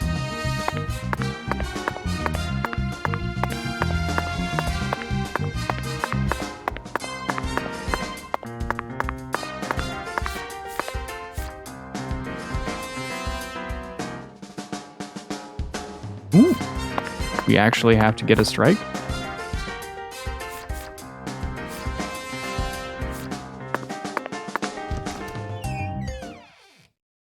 Cool.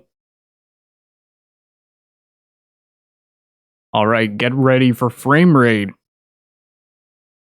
It'll be the best frame rate you will ever see in your entire life.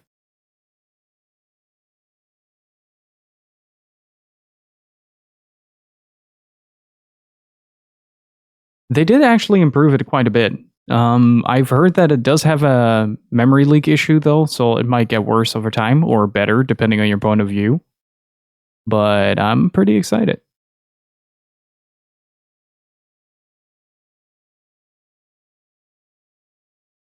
It was very brave of them to make a game in PowerPoint.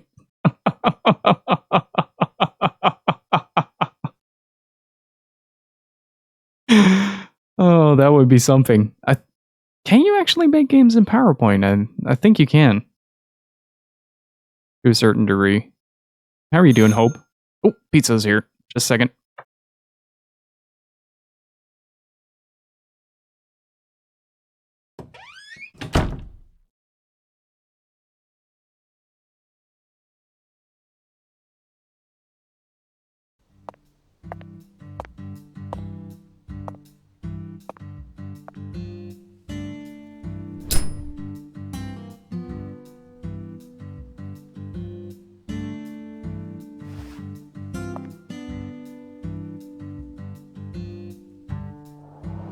All right, I'm back. Compared to non-smokers, smokers have a 4.7 times greater chance of getting lung disease. You know that means it's more likely than getting asbestos poisoning? The risk of death from lung cancer is actually much lower than what you think it is.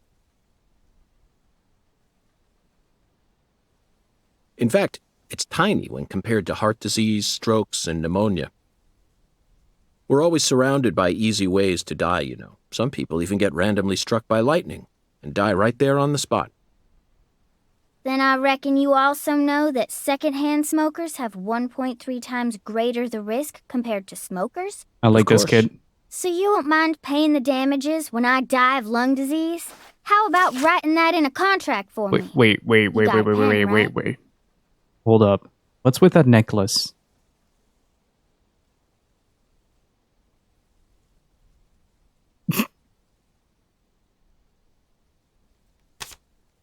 Doing all right? That's good to hear.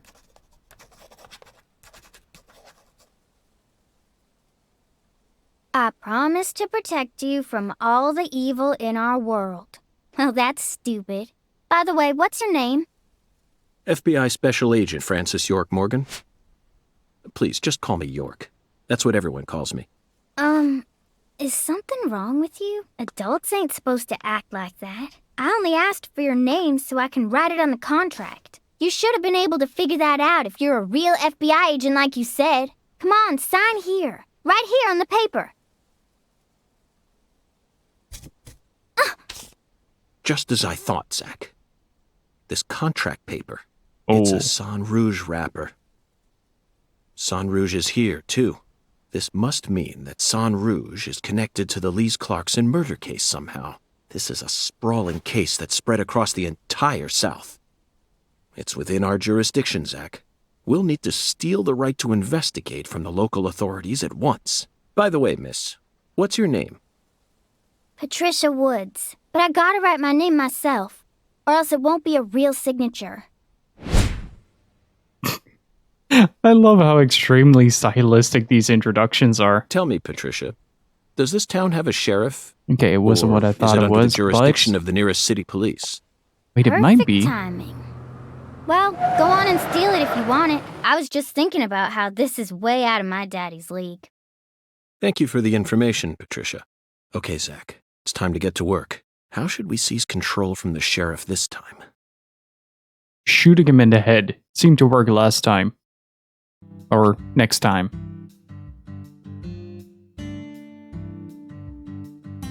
So, okay, I have a little... Please don't confirm or deny this, but I have a little theory about the necklace. Because it does look like the red tree necklace that you find in Deadly Premonition 1.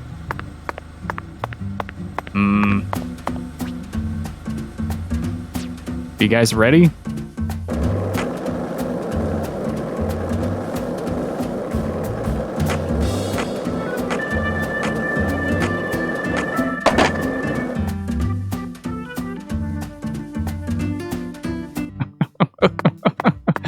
I love this game already, it's so good. Yeah, they massively improved the frame rate. It ran, I had a program running that measured the on-screen frame rate, and it dipped as low as like 3 FPS. So you weren't too far off with the slideshow presentation.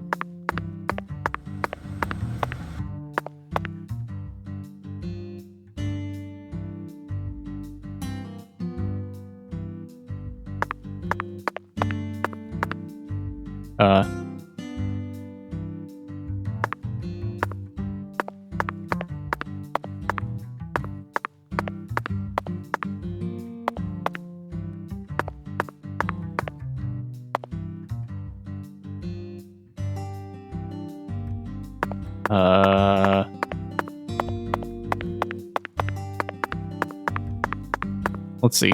If we can leave the parking lot, that would mean that we somehow already did this part? No, we can't. Hey, you! You ain't secretly cutting kids up and sticking them into jars while you work as an FBI agent on the surface, are you? No, but I can see York do that. Or using your FBI connections to sell kids to child trafficking organizations? I've arrested people who've done both, but I've never engaged in either of those activities myself. Of course, I have imagined doing such things in order to learn more about the psychology of the criminals I deal with. Just get arrested for child trafficking. It's work-related. research. It was just a joke. Why are you getting all serious? And don't tell me what you imagine, or else I'll get scared of you for real. Did we? Hey, can I come with you? You signed a contract with me, remember? And besides, I'm kind of worried about my daddy. Do whatever you like.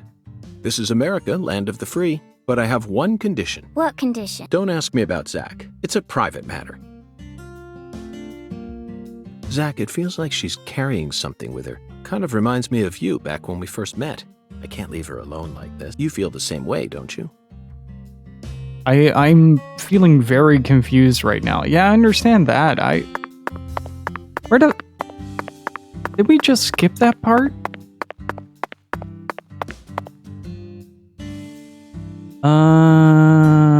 Huh.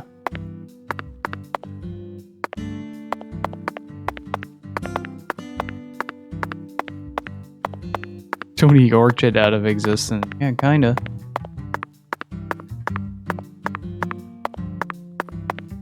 Want a balloon, Georgie?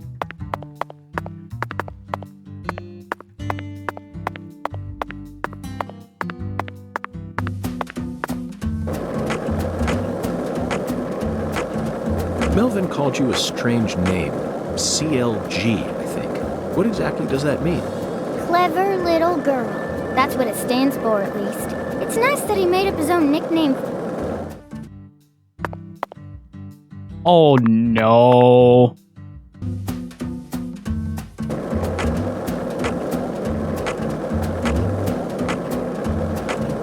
This is already becoming a very me playthrough. We accidentally speedrun strat. I think we accidentally engaged in some dialogue skips here.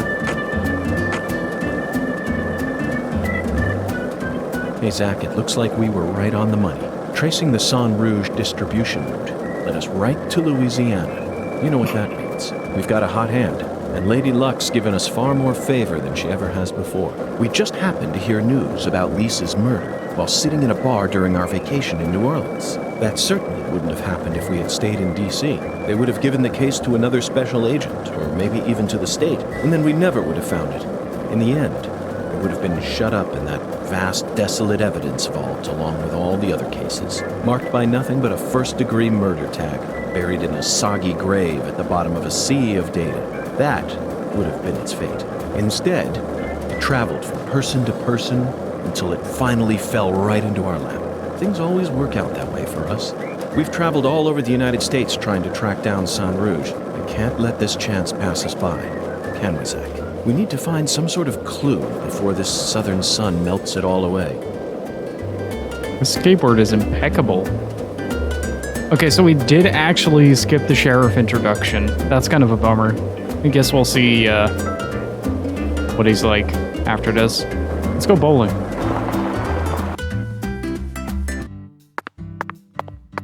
Where's Patricia? There.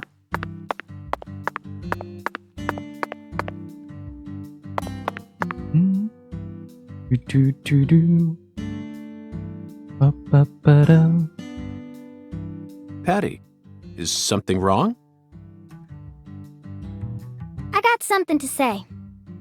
When I first met you in the hotel parking lot, you mentioned Saint Rouge, right? If you want to find it, maybe you should track down Professor R. Professor R? Yeah, Professor R owns the jazz bar on the other side of the bayou. How do you know that? Because. Because, huh? Interesting.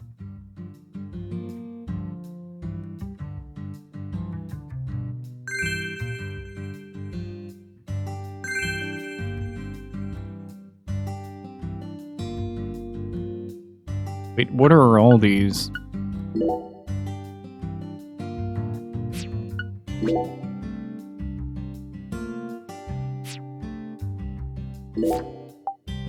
Hang on.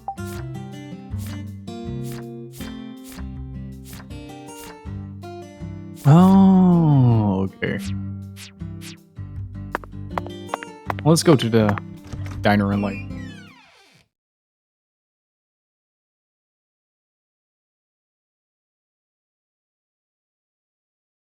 Also, happy Friday, everybody. What's everyone's weekend plans?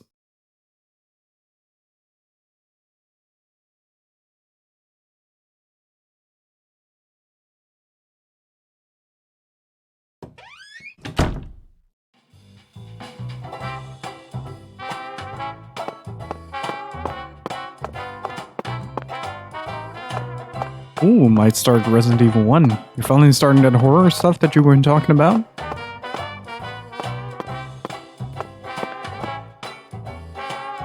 For sunburned customers only.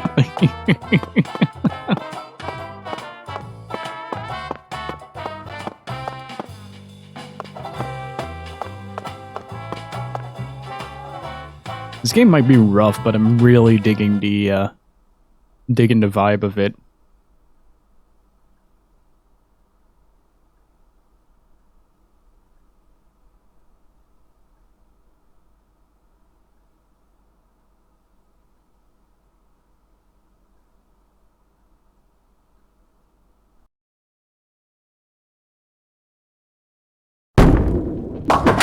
Ten maidens, Zach.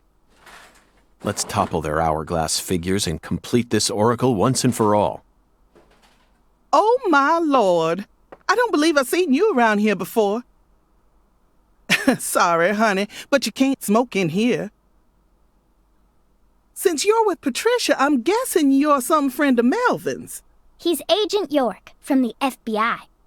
This is Alexis, the owner of this restaurant.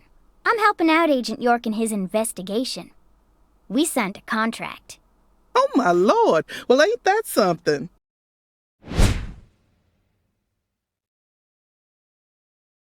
I'm FBI Special Agent Francis York Morgan. Please, call me York. Everyone's always called me that. Oh, my Lord.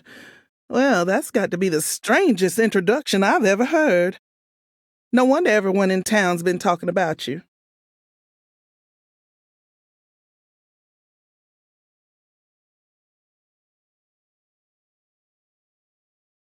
I want a chocolate sundae, but no cherries. I want 2 wafers instead. Don't put too many Rice Krispies on it. Oh, but don't scrimp on the chocolate syrup either. Oh, my Lord. And what'll it be for you, honey? Alexis, are these photos of the town? Oh, you like my pictures? My hobby's collecting snapshots of what our town used to be like. So whenever someone gives me an old picture, I just put it up here on display. Our world these days feels a bit cold to me, you know? Just thought it'd be nice to help folks remember what it was like in the good old days. Zach, did you hear that? The good old days. Even in a remote town that's already far behind the times, there are still people who yearn for the past. She told me what was going on, you know. What? Lise, you don't need to try and hide it from me, honey. Last time she came here, she told me all about it. Some odd fella was following her around. Stalking her like. What kind of fellow? Also, is She this the said he had a sister really of the tall shadow. chef? How tall? As tall as an oak tree. Did that ring any bells for you? Sadly, it didn't. I know just about everyone in this here town, but I ain't never seen a man who stands that tall. Maybe it really was an oak tree and she just mistook it for someone. Sometimes the silhouettes of them trees with lots of Spanish moss hanging down make me feel a little funny too. I don't think so, Alexis. Lise said the shadow was following her, correct? That means she must have been stalked by a man as tall as an oak tree. If she had only mistaken an oak tree for a person, she wouldn't have described it that way. She might have said, It felt like a crowd of people was staring at me. Yes, exactly. She certainly wouldn't have talked about being followed by someone. Thank you, Patty. Zach, this data is all very intriguing, but it isn't the answer we're looking for. We came to knock down the 10 maidens, remember? Oh, yeah! Booyah! Oh, I've seen this lady. Got a turkey! Truly Oh, this is gonna be mesmerizing, great. Zach. This is why I never tire of small-town investigations. Oh, this is Same gonna be goes for great. you, right?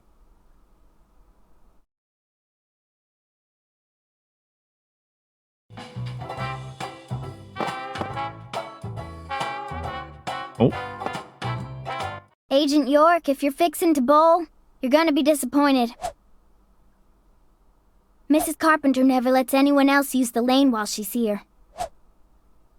Patty, that's exactly what I came to do. You see, Zach and I need to bowl down 10 maidens. Fine, go on and try if you wanna, but I'm gonna eat my sundae. Hey! Are you nuts? What's the most addictive drug in the world? How should I know? It's sugar, Patty. Far more people die from obesity and diabetes than from cocaine and heroin. Alexis, would you give her some milk? Oh, my Lord. Coming right up, honey. Sugar might be dangerous, but it ain't against the law. You got no right to take that from me, even if you are some FBI agent. Actually, Patty, I do. We signed a contract, remember? I promised to protect you from all the evil in our world. Triggers evil chat. Delicious. What an amazing chocolate sundae. Zach, I think we just uncovered an incredible treasure here. I feel like I could eat one of these every day while we're in this town. Oh, what? Yes, he did. He did just chuck the ice cream. Just hurry and finish up your investigation already. I can't stand being inside this place without a chocolate sundae. Not even for a second. Oh, this Don't game worry, is great. I'll knock down those 10 maidens in the blink of an eye. You just wait here and drink your milk. Meh.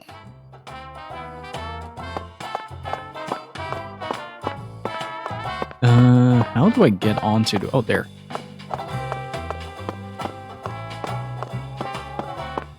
What'll it be, honey? Is this place a bowling alley or a restaurant? Oh, my Lord, what's wrong, honey? Can't tell the difference? It says restaurant right there on the outside. And how do you explain that, then? That's so the customers can bowl while they eat.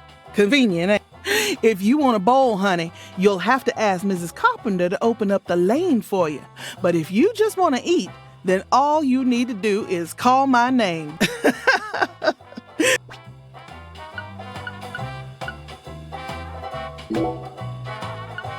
I'm just gonna have another one.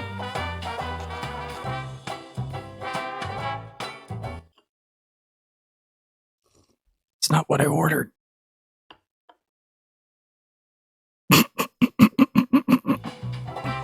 So, what do you think of my Cajun food, honey? Oh, that was a wonderful No complaints face. here. No wonder you call this restaurant the best Louisiana's got to offer. Oh, my Lord. Ain't that nice of you? I'm sure glad to hear you like Cajun flavor. It's nothing like that Creole food. And I'll be damned if it isn't the best eating you'll find this side of the Mississippi. Hold on just one moment, Alexis. I always thought that both Creole and Cajun food were staples of the South. Am I misunderstanding something? Not at all, honey. Cajun and Creole food are both staples of the South. They both have roots in French cooking, of course. But Creole cooking just ain't my cup of tea. Sauces of France combined with cooking methods brought in from Africa, mixed in with Spanish influences and Italian-style tomato sauce. Now I'm starting to regret my pizza and I want some Cajun food and Creole food. When you smush all that together, you can't even tell what it is no more. Cajun food is pure and solid. The Acadians who settled in Canada brought it here from France in the 1600s. Then the British chased them off their land and they ran all the way down here. They walked straight across America, north to south. Finally, they found a safe haven right here in southwest Louisiana. Woo! We got everything you'd ever want here. Fresh fish, wildlife, even veggies and fruit. They used their knowledge of French cooking and added some spice and herbs. Whew, and then they threw in fresh local ingredients to create what we know as Cajun cuisine. Interesting. Now I understand what you mean about the Cajun and Creole food being completely different. But I still insist that both are shining examples of delicious local food. Roots and history aren't that important, are they? Oh, my Lord. You don't get it, do you, honey? Lately, there are shops all over the place calling themselves Cajun, Creole, or whatnot. but all they serve is a hot mess of different ingredients loaded with spices. And the tourists ain't none the wiser. I just hate feeling like folks are getting the wrong impression about Cajun food. I get it now. According to your interpretation, Creole food is contributing to that wrong impression. You bet it is. That's why I always make sure to teach all my customers what's what. It's just good service. Wait. Hold the fuck up. That who I think it is?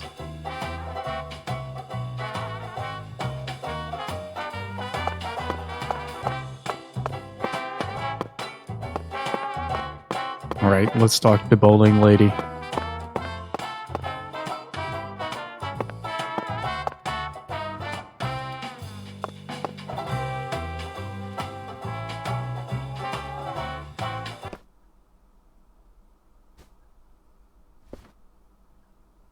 Excuse me, ma'am. Oh, howdy, stranger. My, you're a handsome one. You came out here from the city, didn't you? I can always spot you city folk from a mile away.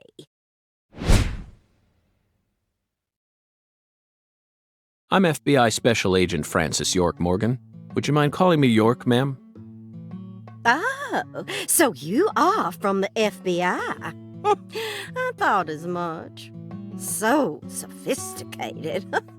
Well, my horoscope in the paper today told me I'd be meeting someone new. And those horoscopes never miss. They're the real deal. Well, one even predicted when I'd bowl my first perfect game. Oh, no! Oh, could you stand a bit closer to me? A good excuse. Ooh, that was a close one.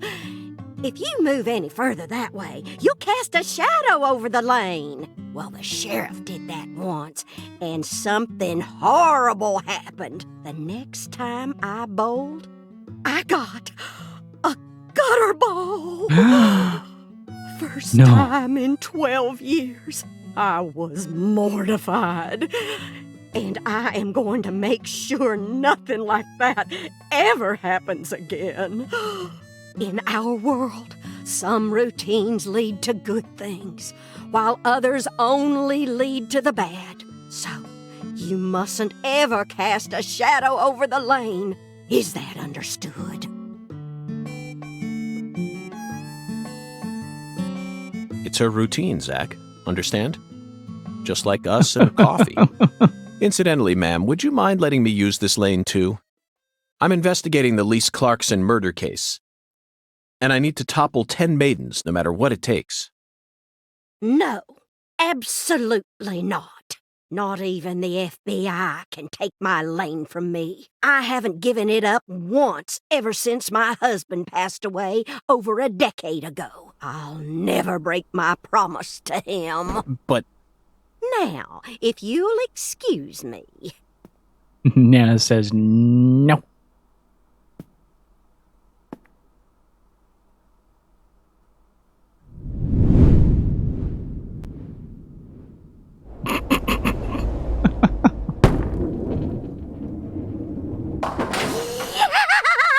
Ooh, you like that?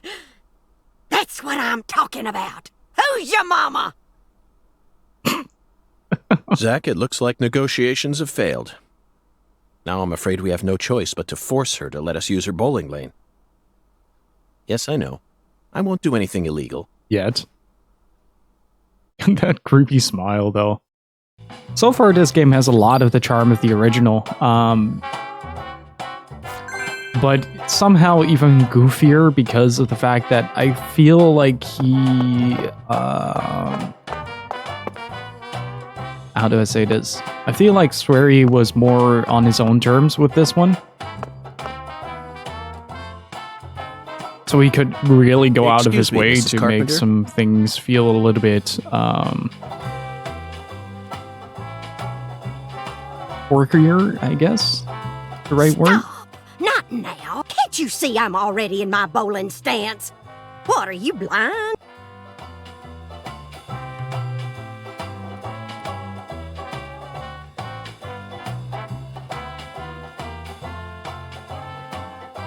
Holy mother of bowling balls, let me pick up this split. Holy mother of bowling balls, let me pick up this split.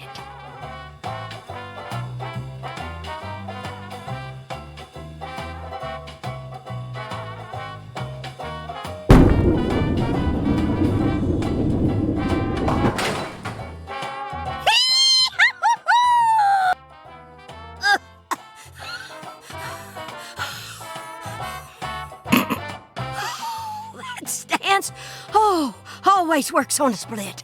Oh, yeah, never fails. Zach, our new friend, appears to be a very superstitious lady. We should try and utilize this trait of hers in order to gain access to the lane for a bit. That was an amazing shot, Mrs. Carpenter. In fact, it may have been the most amazing shot I've ever seen. Speaking of which, where did you happen to find all those neat little items? The ones you used to help you bowl that split just now. Ooh, you got a keen eye there, Mr. Special Agent. Taking a liking to my collection, have you? Oh yes, a great liking. I buy all my charms and power stones from Airdate Frida. Airdate Frida. Yes, it's a mystical establishment run by the Mirror. The Mirror?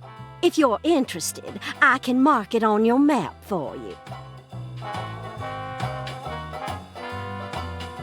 Zach, this is it. Airdate Frida.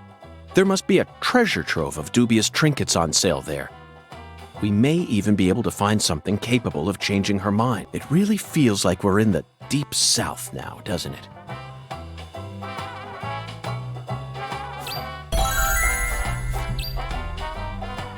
You may find a way to convince Miss Carpenter to let you bowl. Alright. One was not enough sweary. Yeah. Is there a thing as enough sweary, though? But yeah, this is both a sequel and a prequel. This is basically York telling a story on the in the case of the case in Le Carré.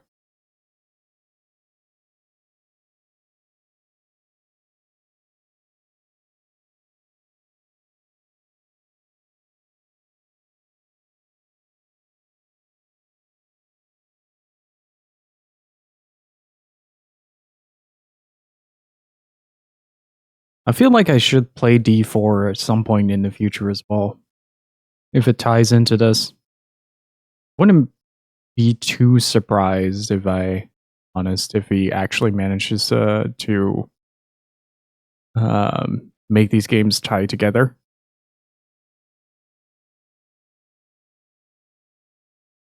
It just happens in the same universe. Okay.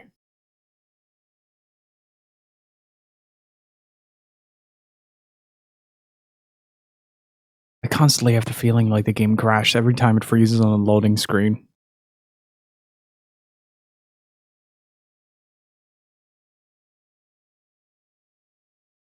I thought you came here to bowl. Yes, I did. Then why are you leaving? You gave up on trying to convince Mrs. Carpenter to let you play? No, Patty, neither Zach nor I have given up on anything. We're just going to stop by Airdate Frida. Airdate Frida? What do you want with that place? What do you know about it, Patty? It's a dumb store that sells stupid voodoo charms and even stupider souvenirs. No one who actually lives here would ever be caught dead there. Daddy even told me to steer clear of it. And why is that? 'Cause they sell guns? You mean Airdate Frida is a gun shop? It's kinda like a gun shop and a voodoo shop had a baby. That's a scary thought. Thank you, Patty. You just helped me make up my mind. We're going to use the power of voodoo to help us steal the right to use that lane. Just imagine using a voodoo doll to throw someone's bowling just because a picture told you, or painting told you to do so. Hey, what's up, Deku? How are you doing?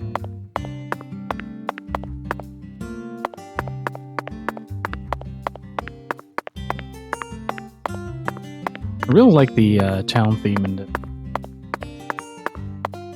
really soothing.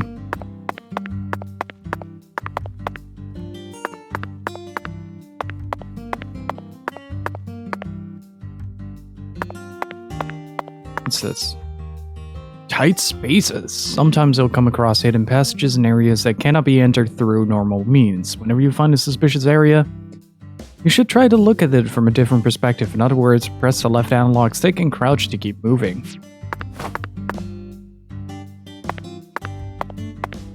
I think this is going to be my main mode of transportation. You can use visions to acquire important hints that will help you throughout the game. Hold left analog to use a vision. Using a vision will deplete your concentration, so be careful about using it too much.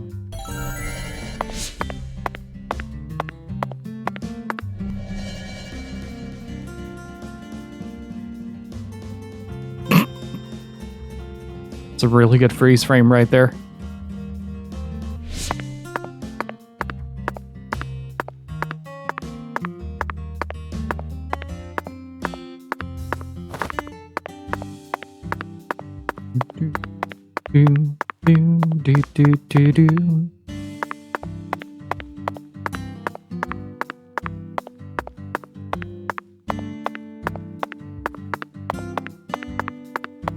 I hope we can increase the stamina at some point.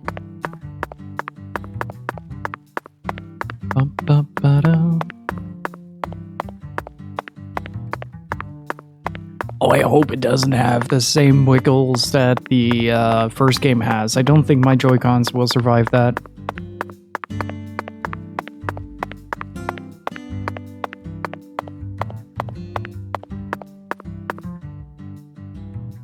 Zuli Frida. A voodoo shop. It's a voodoo shop. Just looks like a dumb souvenir shop to me. Of course it does, Patty.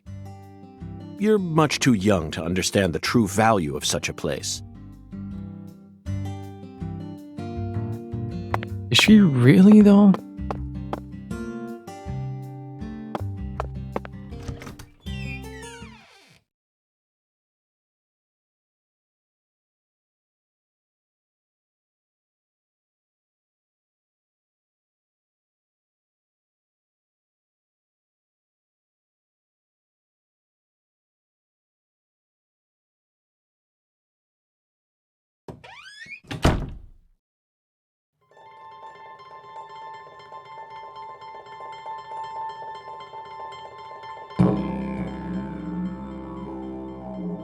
This is all kid stuff. It's just a bunch of charms.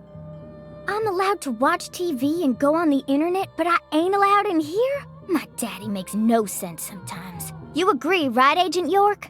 This is all just kid stuff. Look at this sack. All the mysticism of the Deep South gathered up into one quaint little shop. This is 100 times more exciting than the FBI evidence vault. It's a vast treasure chest. So much to study, so much to learn.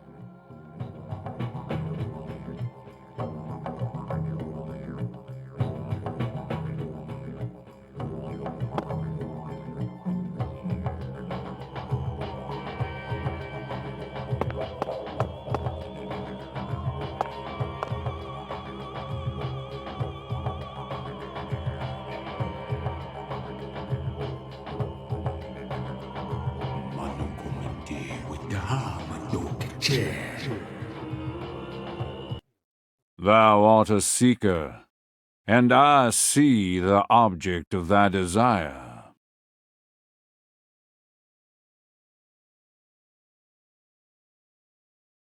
Do I want to know? Doth this be what thou seekest? Yes.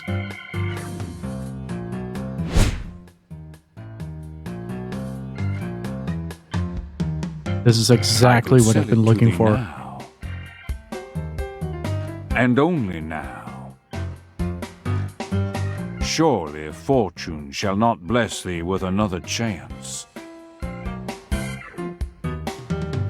Purchase this, and know that thy wishes shall be granted. I've done something wrong in retail my whole life. I've That's never been more crazy. convinced to buy an alligator. Even I can tell you're getting cheated, Agent York. I disagree, Patty. This person can be trusted. I've been studying people for quite a while, so I can tell. That figurine is connected to our future. My price is true. What say thee? How much even is it? Buy the alligator figurine from the mirror.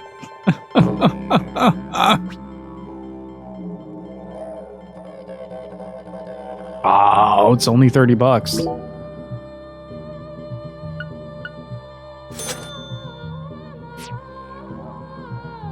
I'll buy it. Thou art a man of refined taste. I am loath to part with it, but 'twould be a fool's errand to keep it from such a... What's wrong with you? No normal person would ever buy a piece of junk like that, not even at a garage sale. I'm sorry, Miss Judgmental. Marvelous, isn't it, Zach? What a treasure. I can't wait to use it. Use it? Where? How? Isn't it obvious, Patty? I'm going to put it in front of Mrs. Carpenter's house. In front of her house? Yes. I'm sure this figurine will stop her right in her tracks, and that'll give us a chance to finally topple the 10 maidens. Are you serious? Of course I am. And so is Zach. Aren't you? I'm seriously wondering if I should quit helping you out with this.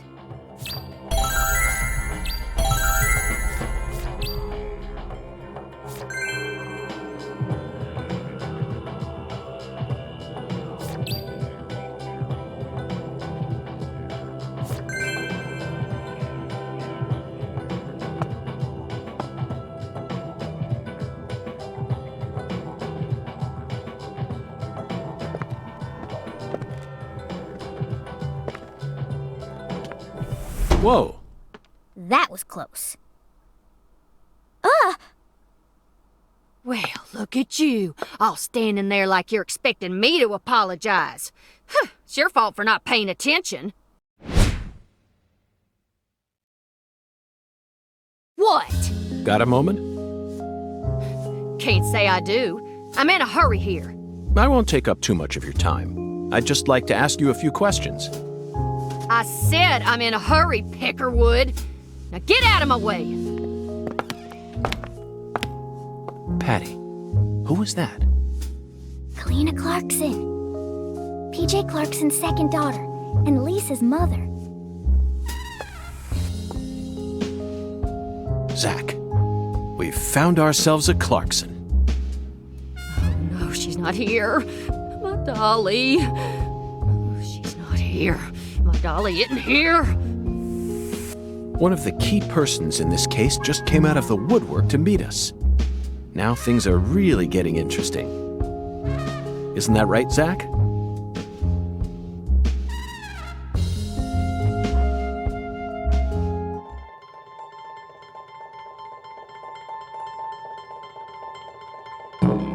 Wait a second, guys.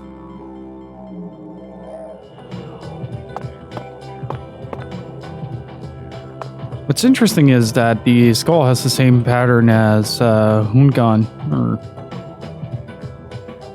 I think that's what his name was, and this thing is in my hotel room as well.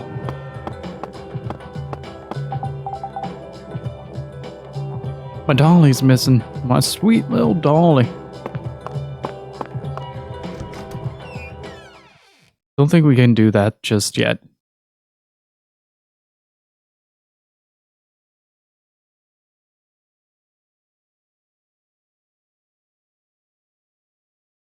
So, chat, we've been playing this game for over 2 hours now. What do you guys think so far? It's definitely a lot stranger than Deadly Premonition 1. It feels a little less focused at the start, but at the same time, I feel like it feels more like what Deadly Premonition 1 wanted to be.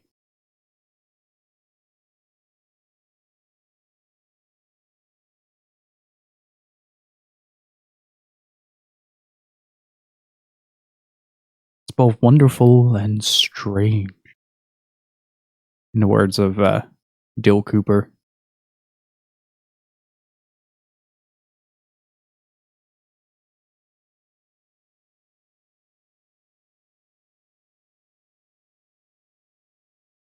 One day this game is going to give me a heart attack with these phrases.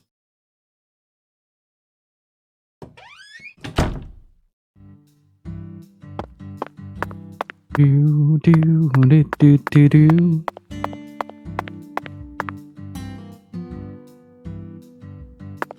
Okay, one of them we could only do...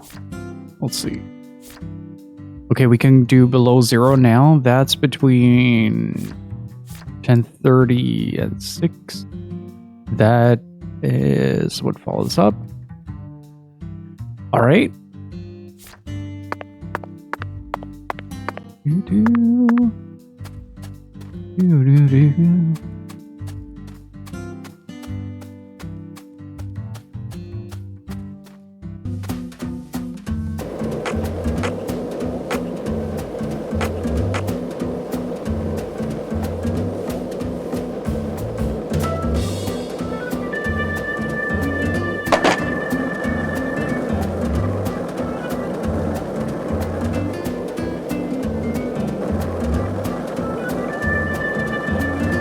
That 2 frames per second jacket flap is amazing. So, what do you think of him? Yes, I'm talking about him. Boondock. Is the skeletal gentleman friend or foe? Or does he merely exist outside the realms of either? Still too early to tell. But it's clear that he'll be the key to uncovering this case's mysteries. That's what my soul tells me. By the way, Zach, Hoongan feels...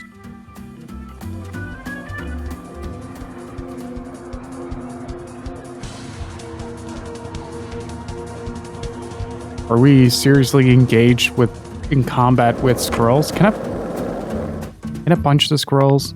Hang on.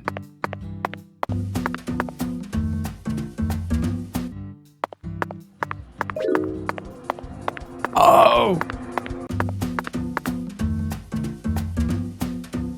Well, I'm fine with my cola. As long as they don't steal my coffee, I'm fine with that.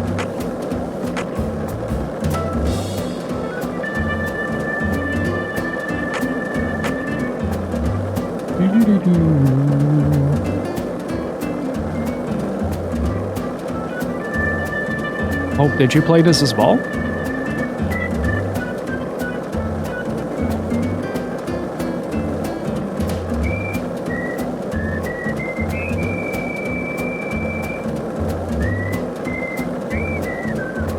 When the frame rate was awful. Yeah, it's rough now already. I played a little bit of it at launch when I got the game to try it out. And it's still quite rough.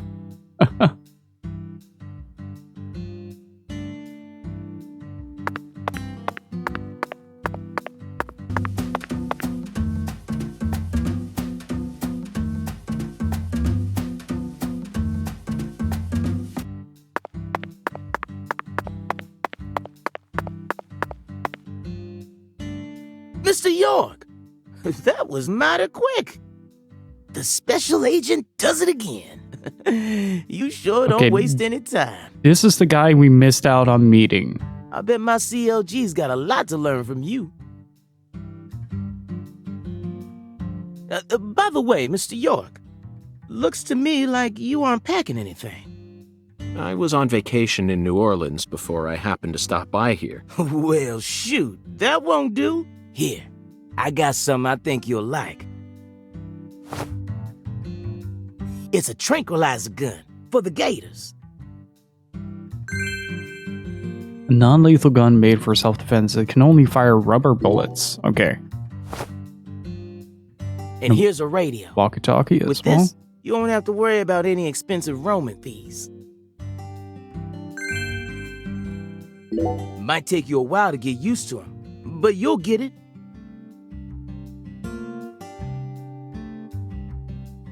Try letting them rip a few times. Ain't no need to hold back out here.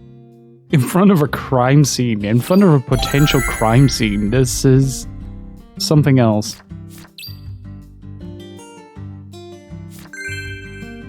Use Mr. Oh.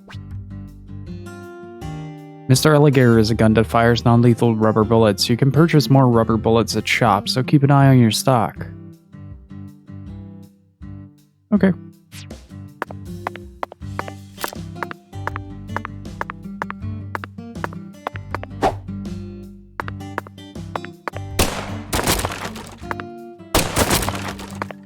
Every shot kills the game.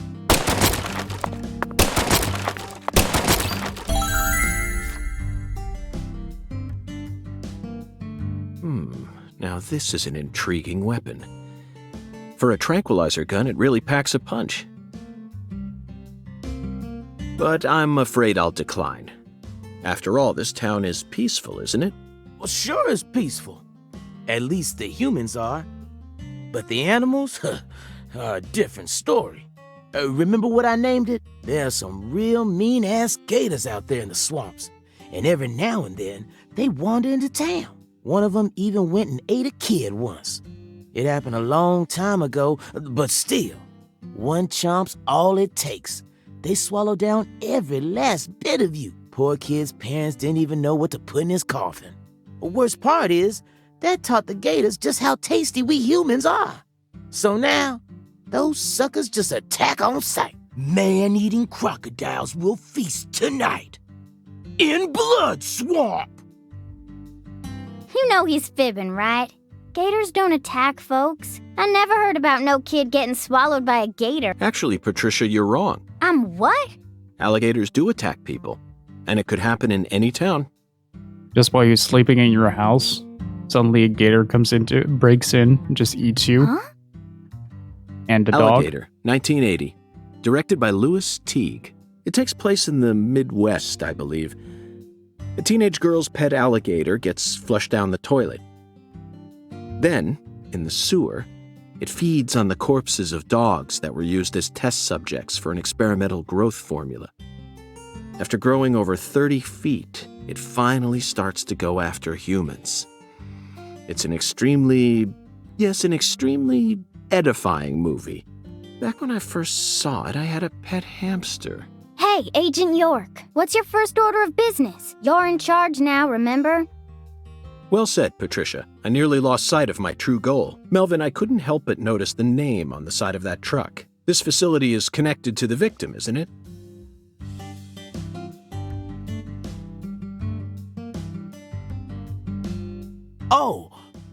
Oh, right. Yeah. I reckon I better start from there. I'm gonna tell it to you straight right from the beginning, Mr. York. As you guessed, this warehouse is run by the Clarksons. The victim's father, Danny Clarkson, is the one who manages the whole place.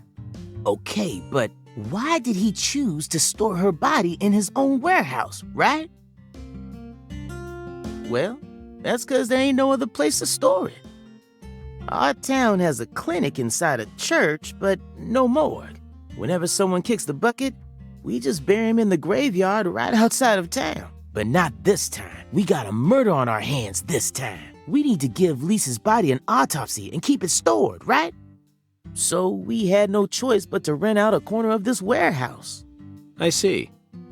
So that's what led to the ingenious choice to store the victim's body in a facility that her family owns. Anywho, this is where the real story begins. Truth is, a few days before you got here, Lisa's body went missing. Oh, okay. Missing? Yeah. All of a sudden, poof. Did you leave the warehouse unlocked? I most certainly did not. I locked the whole place up and made sure no one could get inside. No one stole the original key, and I couldn't find any fingerprints at the scene. So, in other words, this is a locked room mystery. The body of a beautiful young girl walks at mid... Hey! Patricia's great. All right, CLG. Reckon I should have told you about this earlier when you first said you wanted to come here. It just didn't seem like the time or place as I remember. Neither did the game, apparently, because it despawned that entire sequence. Anywho, how about we call it a day and head back to my office? You can go through all the files there. No, thank you. This is what I came to investigate. But Lisa's body isn't here anymore. You sure? That doesn't bother me one bit, Melvin. You see, I met a skeletal gentleman on my way here, and he was kind enough to give me an oracle. No questions asked, just... By the way, Patty, what do you usually do when you're at home? Is this an interrogation? Oh, no. I just figured that since we're working together now, it'd be a good idea to learn a little more about you. Should an adult male like you really be asking a little girl this kind of question? Feel like I heard a story about this sort of thing on the news once. There's a time and a place for everything. You know exactly who I am. And I've also introduced myself to your father. Besides, you're the one who said you wanted to come with me. Not making it better for yourself. Jeez, you're an FBI special agent. Why would I ever need to worry? You shouldn't automatically trust someone just because they're an FBI special agent. One's profession and one's personality are completely separate things. For example, one special agent may fall spiritually in love with a genius criminal who enjoys the taste of human flesh. That's Hannibal. You pulled that straight out of a movie. Just because it's a film doesn't mean it isn't deeply rooted in reality. You can't judge people solely based on where they work or how they look. You need to think hard and decide things for yourself. Fine.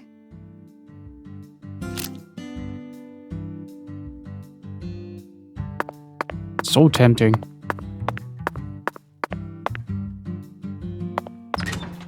I do wonder, though, if this game has similar bits to the first game where you just get like these zombie-like gameplay segments all over.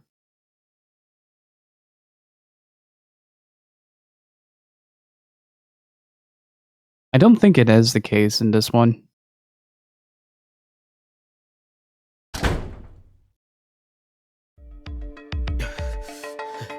You holding up okay, CLG? Sure you don't want to wait outside? I'll be fine, Daddy. Just make sure you don't take your eyes off of him. He's so selfish and inconsiderate. I'm still not convinced he's actually a real FBI agent. Look, he's talking to himself again.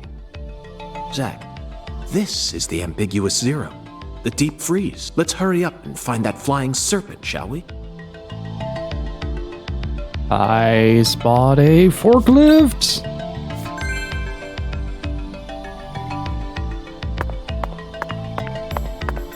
Can I drive this? It's a very important question. I cannot.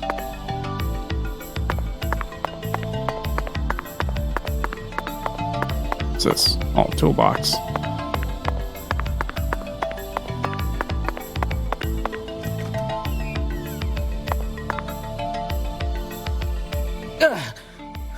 Good God almighty. This place always gives me goosebumps, no matter how many times I come here. That music is something. Yes, it's quite the fun house. Truly a dazzling place. Meet entertainment. That's the only way to describe it. Woven together by life, frozen in time, a visceral, musical... Symphony. We eat all this in order to survive. Yes, truly a symphony. Life and death, resonating together. Yeah, it's really cool. Cool? Whoa now, CLG. Since when were you interested in this kind of stuff? What are you so surprised for, Daddy? I'm more mature than you are. Ouch. I've seen way more realistic corpses on CSI, you know. Oh, man. At first, Zach, I was shocked by the notion of storing a victim's body alongside food. But as I gaze upon this hanging garden, I realize it's just another scene of violent, depraved murder. Yes. All we need to do is change our point of view, and things will expose themselves in utterly new ways. I'm really amazed at how consistent they managed to make to write York, though. His speech pattern is just completely identical throughout the entirety of the series. Hey, Mr. York, this is kind of, yeah. Melvin, if you have something to say, then just go on and say it. Otherwise, you'll simply be insulting this beautiful landscape. You think this is beautiful? Oh, yes. It's the abnormal world that supports our normal lives. I think that's wonderful, don't you? Besides, look. Patricia seems to be handling this a lot better than you are. Well, you see, I ain't too good with this grotesque stuff. Don't let it get to you, Daddy. Whew. Everyone has at least one thing they're afraid of. Even you. Right, Agent York? Something I'm afraid of? Yeah, that's right. You gotta have at least one thing. Like clowns. Clowns are so funny. How could anyone be scared of them? Zombies. Love them. A bucket full of worms. I could squeeze them with my bare hands. The sound of screeching glass. Doesn't bother me. Then... They cling to your skin like putrid leeches, robbing you of much more than your vitality. The wet socks. Wet socks are terrifying, yeah. Melvin, you're a genius.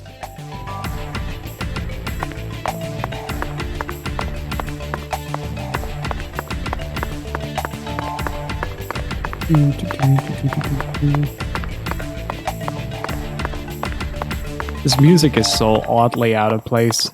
It's great.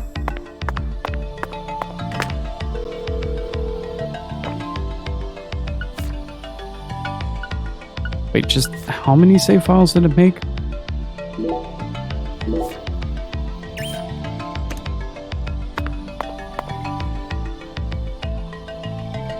Melvin, I'd like to take this opportunity to ask you a personal question. In the hotel parking lot, when I first met you, the picture you had on your dashboard happened to catch my eye. Was that your wife? Oh, her?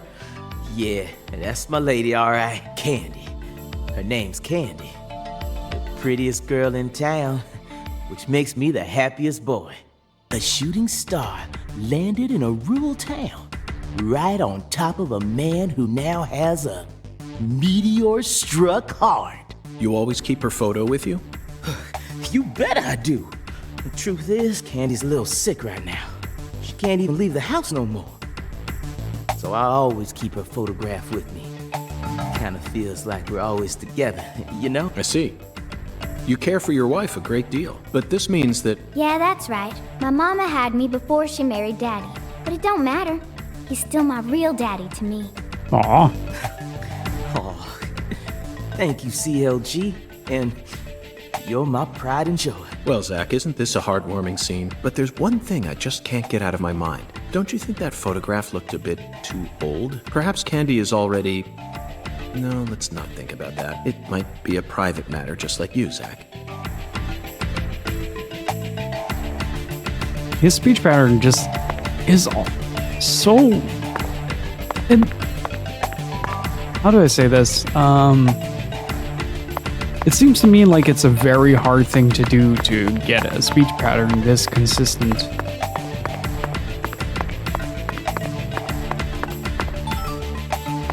Ooh, we got some crawfish.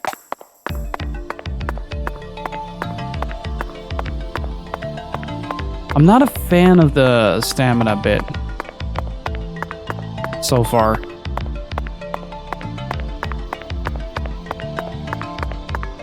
But then again, I don't really know what combat is like in this game. So we'll have to see how that influences it.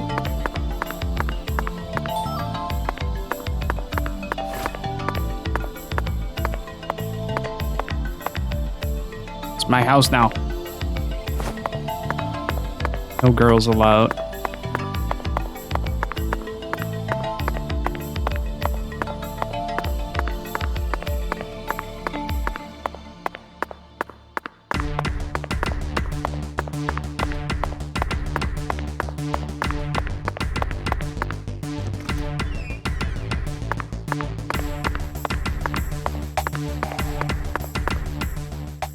Okay, found the crime scene.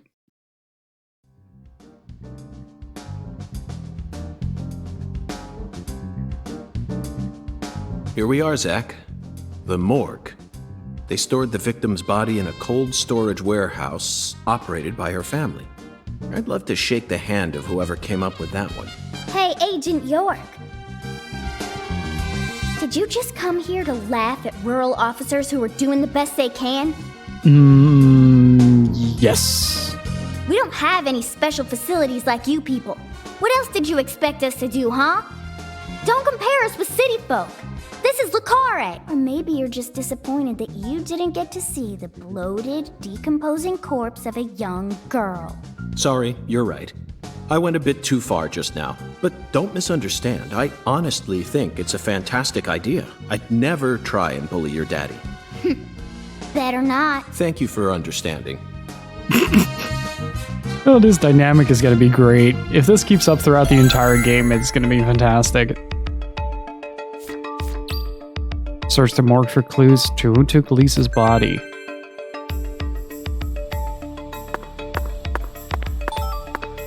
Another Gar skill.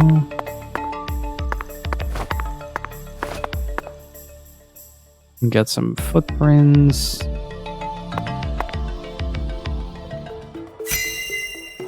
Inspection start.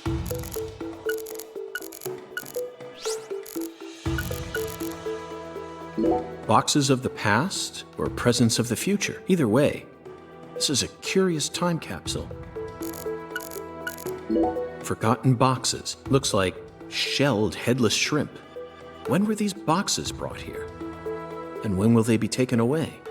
Find out till the next episode of Zach, Dragon can you feel Ball it? Z. The perpetual, unstoppable flow of time.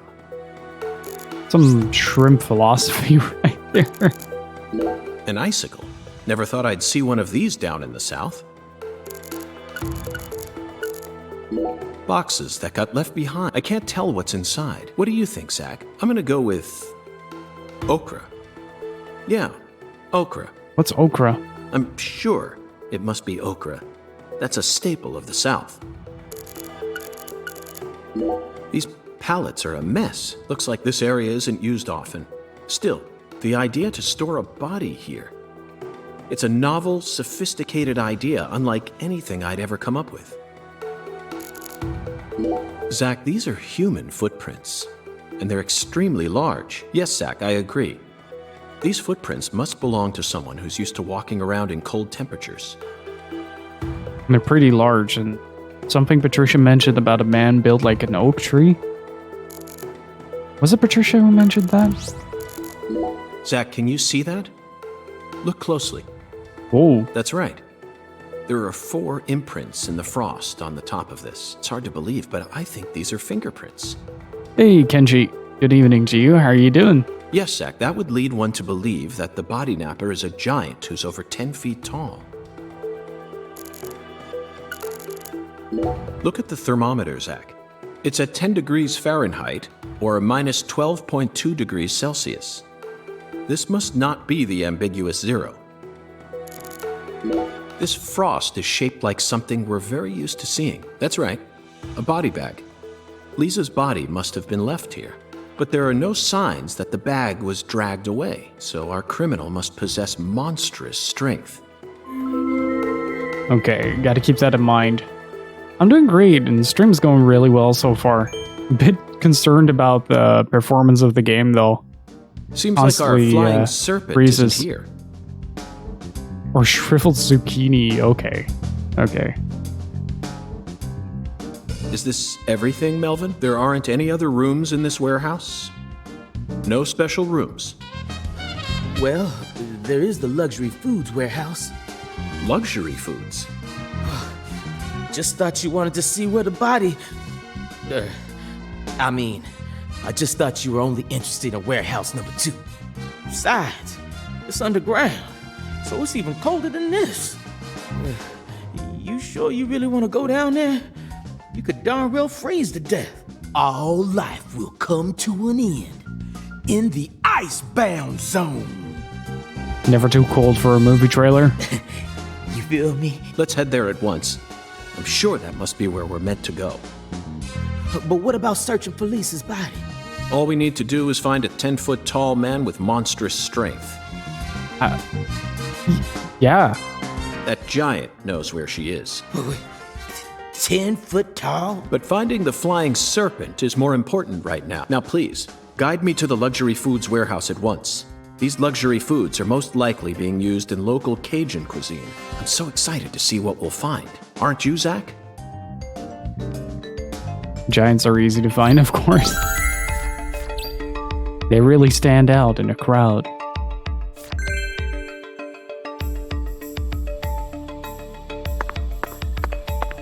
I'm starting to feel like this was a little bit more the original intention behind Deadly Premonition to be a game like this.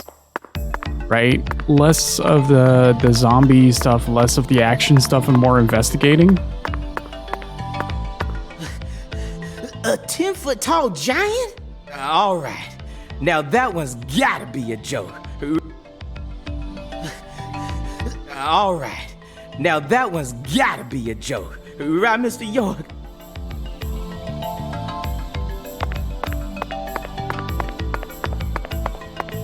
Well, the footprints are bare-feeted as well. So yeah, it must be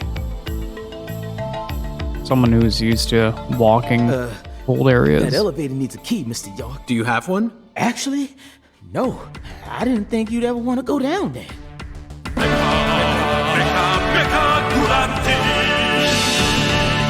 Hark, BR Kenshi, thank you so much for subbing with Twitch Prime. Really freaking appreciate it. Gonna get some heart types and Kevin's chat, please. Thank you so much. So I didn't bother to go and get one. Well, then would you go and get one now? Yeah. COG, I know. I'll tell it to him straight. Thank you so much, dude. Thing Really is, freaking Mr. appreciate it. You know the Clarksons?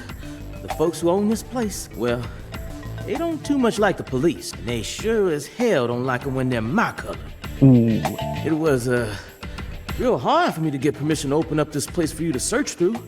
So they ain't gonna be too happy if I go back to them now, asking for another key. What should we do then? Let's just find a worker here who can lower the elevator for us instead. All they need to do is take a break from their work for a couple minutes. And what am I supposed to do? Just stand here and pretend like nothing's happening? Yeah, you FBI folks are good at that, right? That's always what I see you doing on TV. She is not wrong. I love how snarky Patricia is.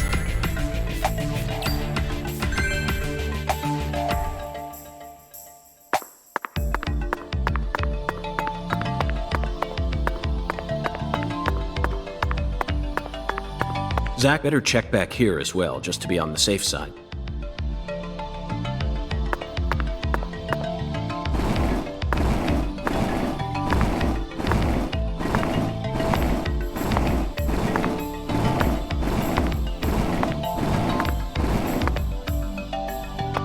Okay, we're in. Very impractical to have a crate be set in that place, given that there are other people around as well. But it's more streamlined than in the first game, so I'm not really complaining. The first game, it took forever to push a crate, so...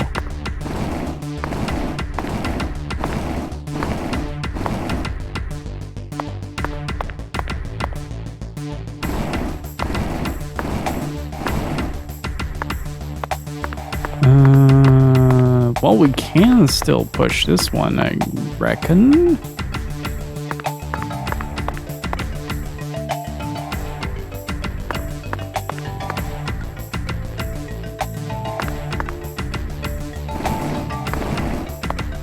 I can't see.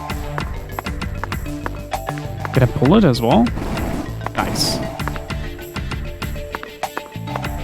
It's a luxury.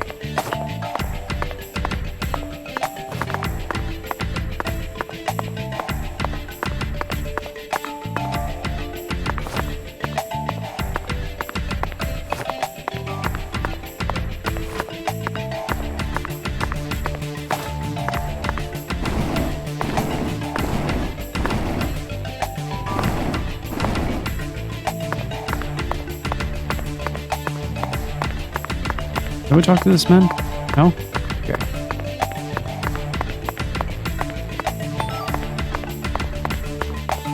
Till soon I can build my own alligator. No idea what those are used for though.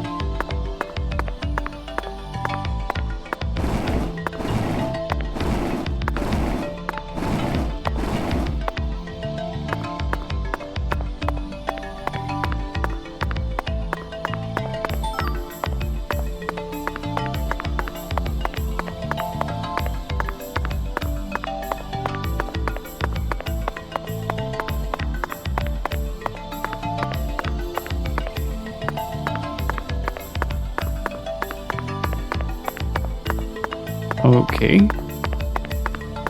They did ask me to find a worker for that, right?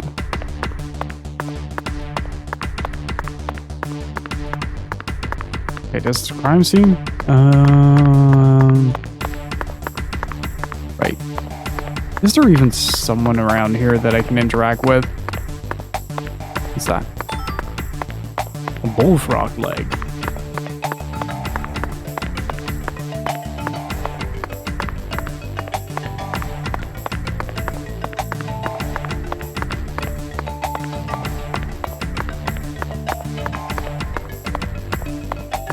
Can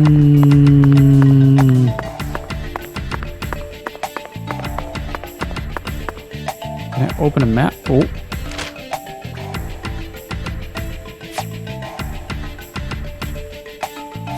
Oh, I can set waypoints. Oh, that's huge. Do I have hunger and stamina in this as well? Oh, yeah. Top left.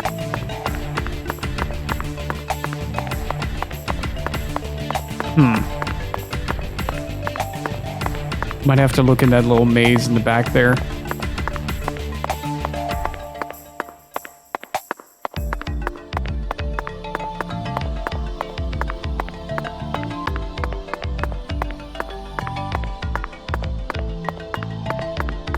Can you help me, sir? I need to go down the elevator.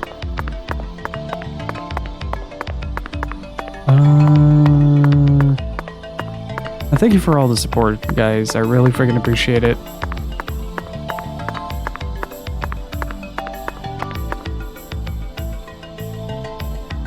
The elevator won't move without a key, Mr. York. Think you two can go and figure something out? I'll search around here in the meantime. I believe in you. I know they didn't make you a special agent for nothing.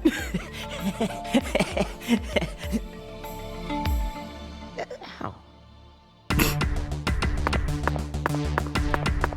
Still tempted to listen to the podcast? Hey, don't spoil yourself on the campaign, dude.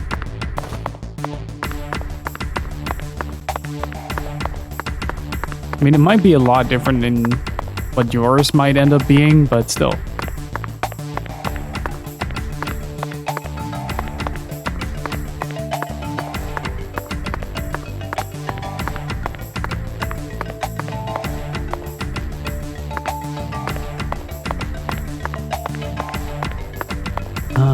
Found it.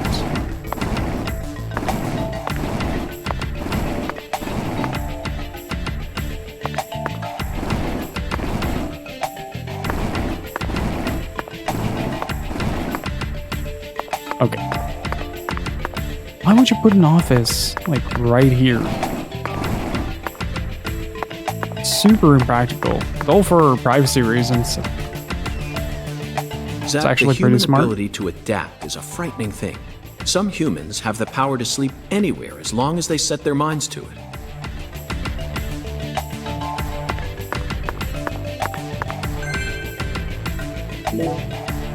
Now we should be able to operate the elevator. No need to worry. This facility no longer has a body to steal. What else do they have to lose?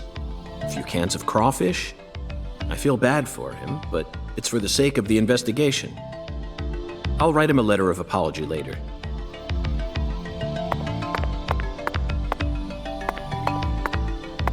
I wonder if this is going to be the same as the first game where you get paid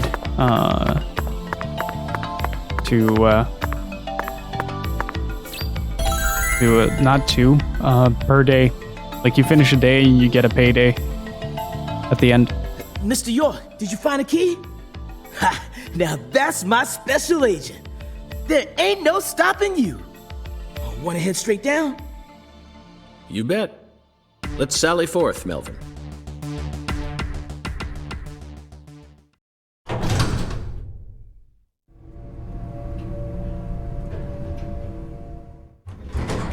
Melvin's great, yeah. Zach, look at that thermometer. 0 degrees Fahrenheit. Or minus 17.7 degrees Celsius. This is the ambiguous 0.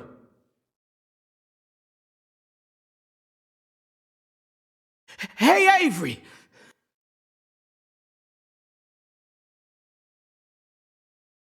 Open the damn door, Avery! It ain't no use, Mr. York. Once Avery starts working on something, that's all he sees. He just tunes out everything else. We'll have to wait until he finishes and comes out to us, I reckon. Or we could come back tomorrow. I disagree, Melvin. Time may be on our side, but that doesn't mean we should waste it. You gave me Mr. Alligator precisely for moments like these, didn't you? Wait, Mr. York! Those tranquilizers may be non-lethal, but it's still dangerous to use them. Of course, Melvin. I never said I was going to shoot him.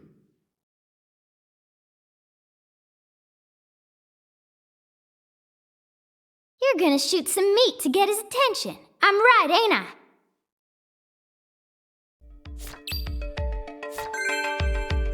What if we actually do shoot him? Let's save first.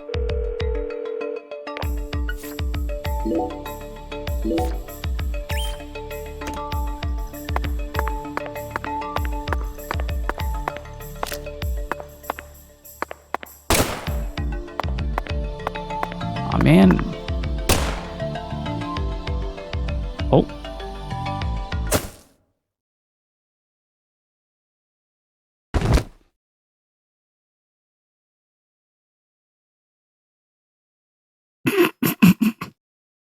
That is a scenario.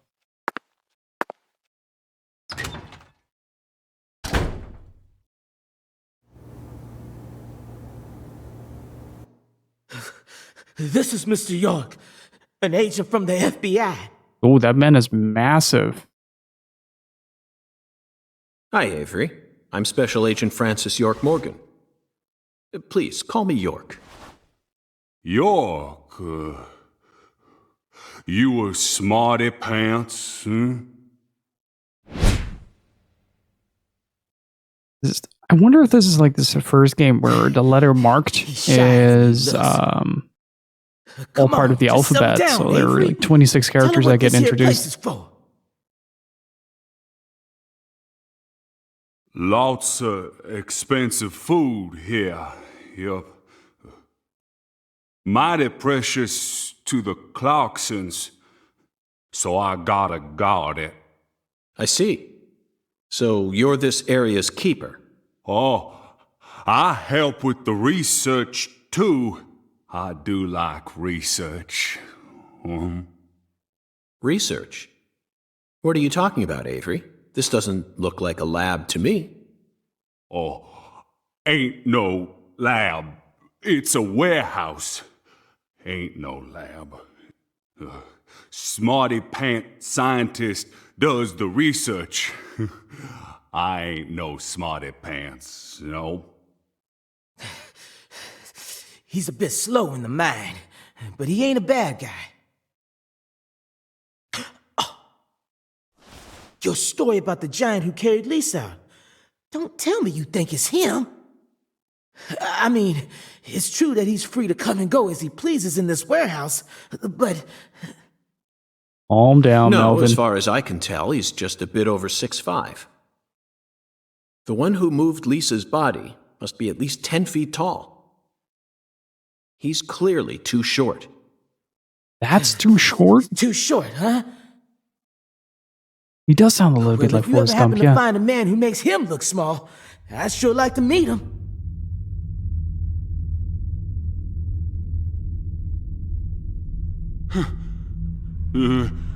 Lise. Hey, cut it out! Lise? Why? Avery, that's not Lise. Not Lise? This is Melvin's daughter, and my precious assistant. Unfortunately, Elise is no longer with us. Lise! Lise! My fault! My fault!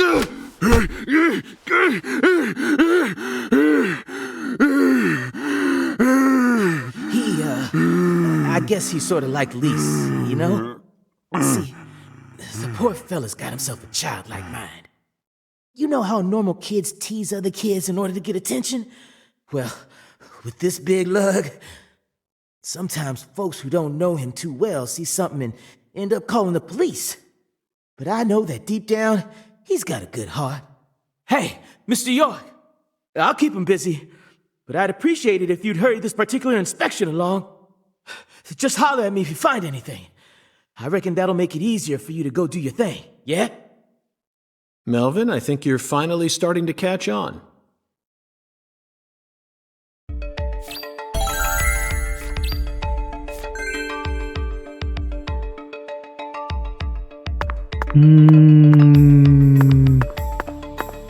Okay. Frozen oysters. Personally, I'd rather have a cocktail filled with fresh ones. We hunt for I more never had materials than we can oysters. eat and freeze them over long periods of time. The human race gives terror a whole new meaning.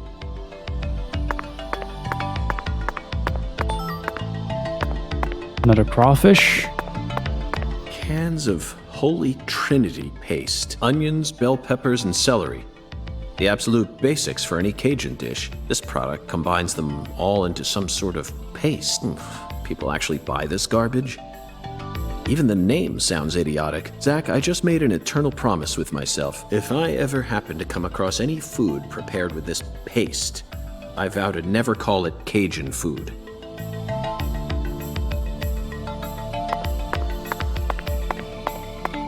There are torn off claws and legs scattered all over the ground. I doubt they'll fly anytime soon. I can't tell which ones are from crawfish and which parts are from shrimp. How about you, Zach?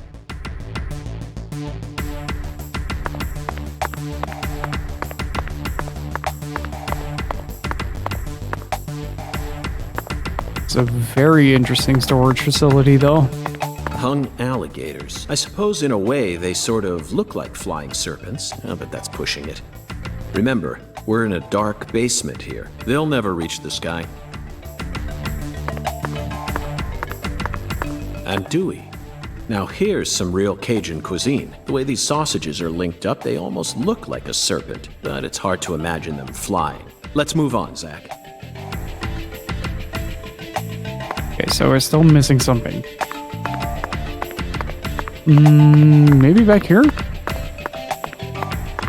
No. So chat, how's the sound been throughout this stream? It's a little weird for me personally because I'm hearing myself back, but for the first time, I finally set it up so I can monitor all the sound. Avery, this box looks special. Clarkson food, for their home. Melvin, is this the Clarksons' family crest? Then why does Patrice wear a necklace with the dragonfly? The dragonfly? Yeah, that's the Clarksons' mark, all right. Hey Valaris, how you doing? Feeling just fine, sounding good to me? Nice. Ain't no big deal, though. You can find those all over town. Is that so? Well, yeah. They pretty much run all of this town's major industries. Yeah, I do believe they own just about everything there is to own. So their word is law. They got the whole darn town tattooed with their dragonflies. Can't even walk a few steps without seeing one. Zach, this dragonfly is our flying serpent. The flying serpent owns this town. They're related to Lise Clarkson, our victim, and Hungan's oracle pointed us toward their family crest. The Clarksons must be deeply intertwined with this case. Extremely deep. Melvin, Patricia, I think I've had enough of this frozen world. Let's head back out to that merciless sun. Oh, that's gonna be a shock. Well, what are you waiting for? I can't bear to spend another second down here.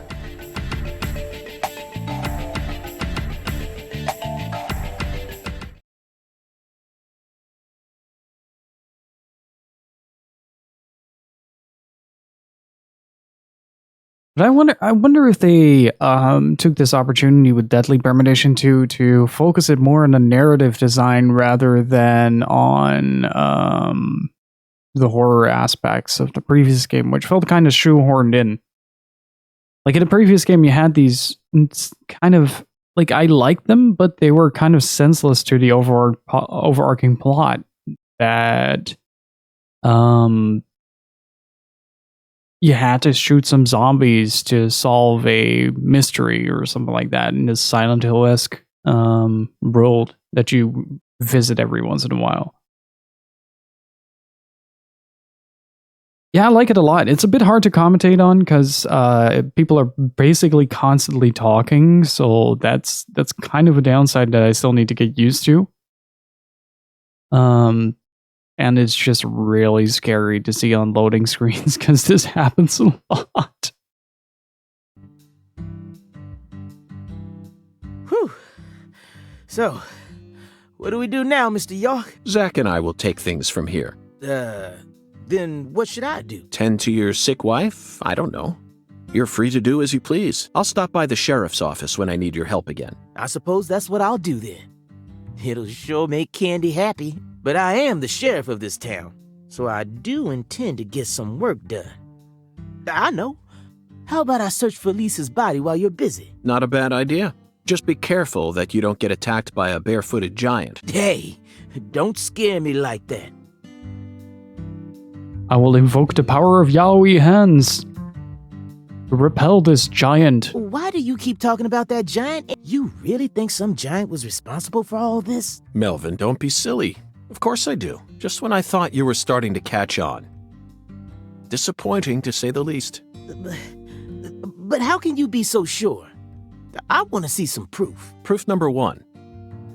The footprints that led up to where Lisa's body originally was were made with bare feet. None of the prints looked similar to those of common insulated boots, and the arches of the feet were visible. The person who carried out Lisa's body must have had very large feet. I'd say they were at least 16 inches.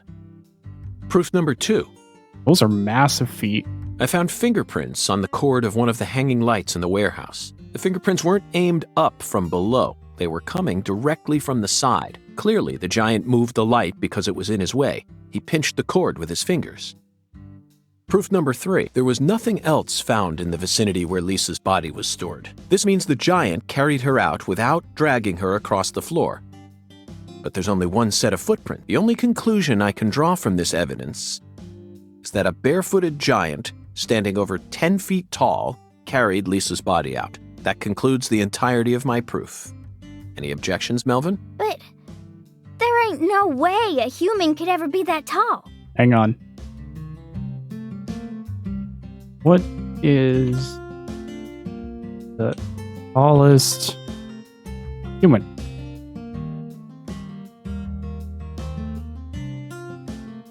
Oh, Jesus. If that's 8'11", I don't want to know what 10 foot looks like.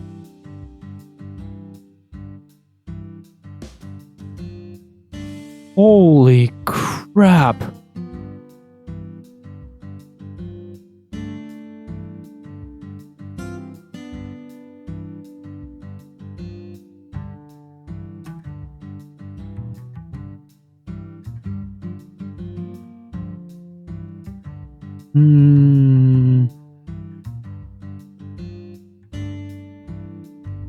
Dude, the tallest human is 8'11", and that is already a freaking lighthouse.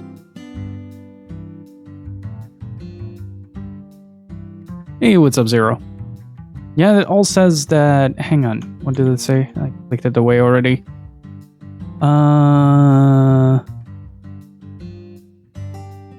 Yeah, something about a tumor in the pituitary gland.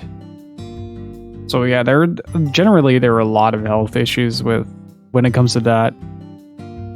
Not even counting the amount of calories you need to keep the body active. Have you seen every human alive with your own eyes?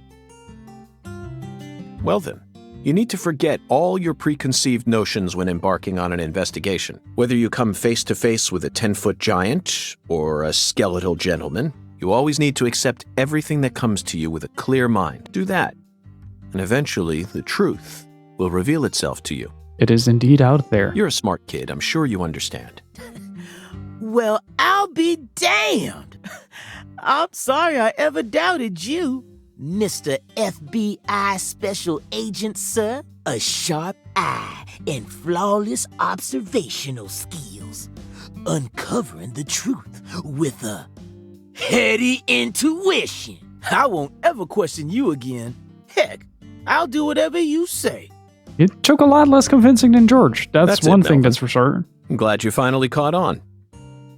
Okay, time to go, Patty. You know this town well, so I'd like you to accompany me from now on.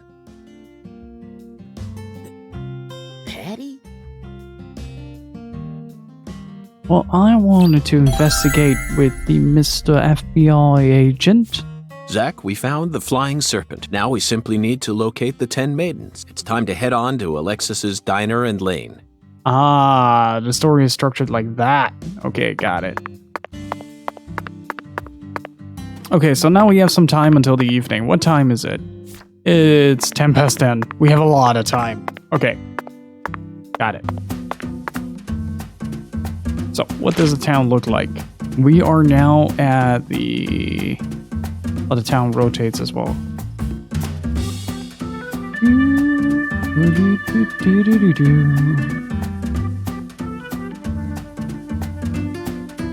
What is that marker?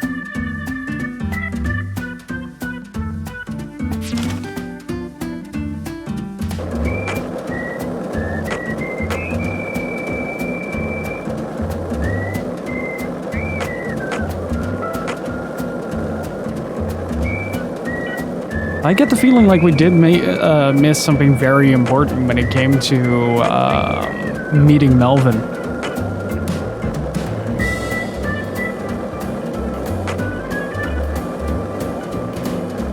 Well, we might be able to find something about that. That is a small truck.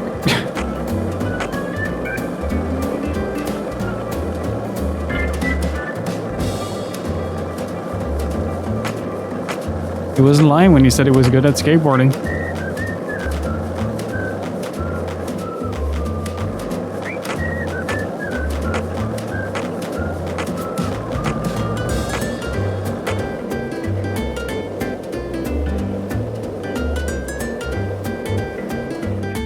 Better than driving? That's for sure. His driving isn't very good. It might have been me, though.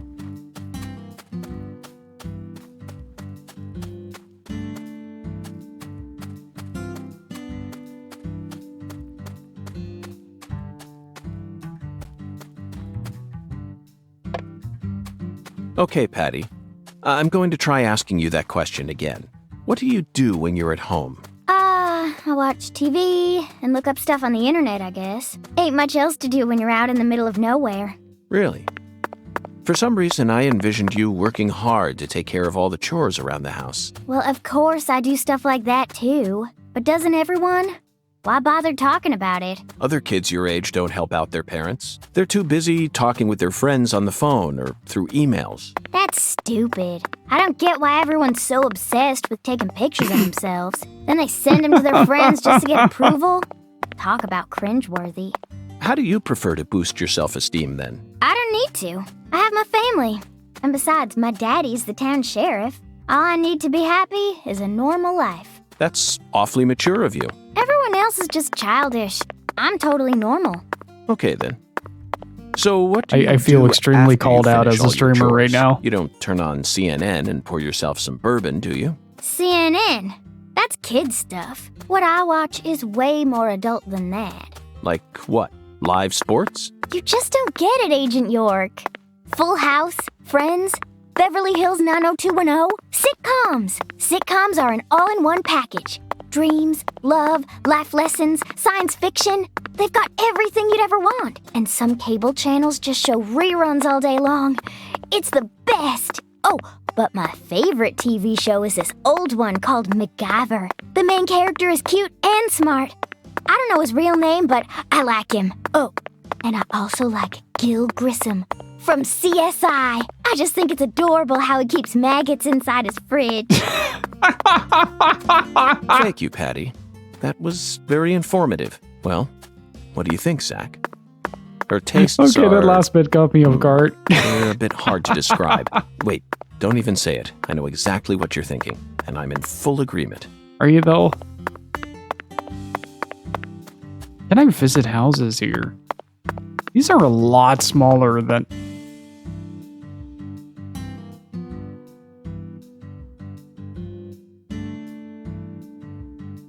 These are a lot smaller.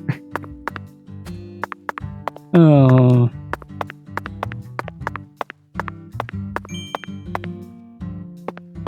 See, this looks more like a normal door.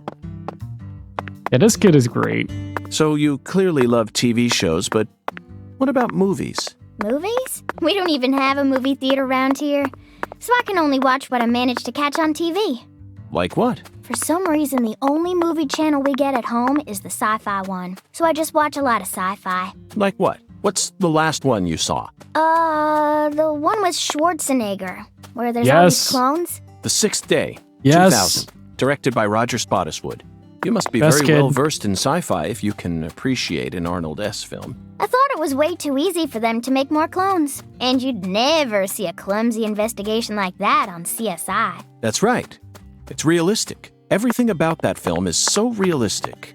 It may be difficult for a child to understand. But, Patty, that's not your fault. All of Arnold S.'s films are filled with hyper-realism, you know. On top of that, Roger Spottiswoode is a director who excels in dealing with hardcore subject matter. Turner and Hooch, Stop or My Mom Will Shoot. Each film features one of the toughest tag teams you'll ever find. I can see why it's beyond you, though. No, what I'm trying to say is, Schwarzenegger's character was just a pilot, right? Why was he so strong? It's okay, Patty. He's You Austrian, don't need to burly try man. and act like an adult to impress me. I didn't understand the charm of Arnold S. films when I was your age either. I did. You need to take your time and slowly reel the film in. Do that, and Arnold S. will... Oh, whoops. Did I just... Can you cut conversations here with... Oh, I gotta be careful. That's a bit concerning, not gonna lie.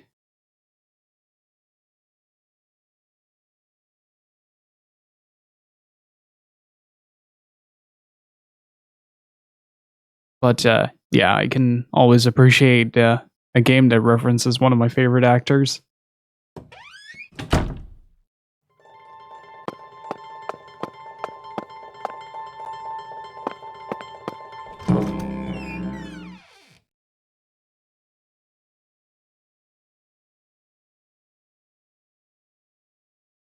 Wait, if you interrupted, can you continue the conversation by talking to her again? Let's try that.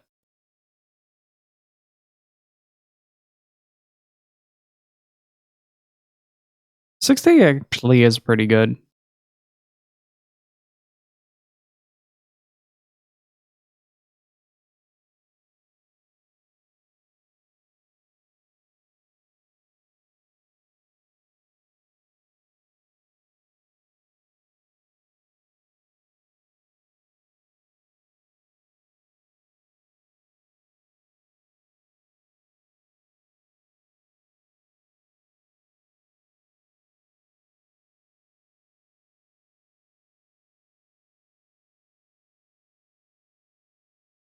Game.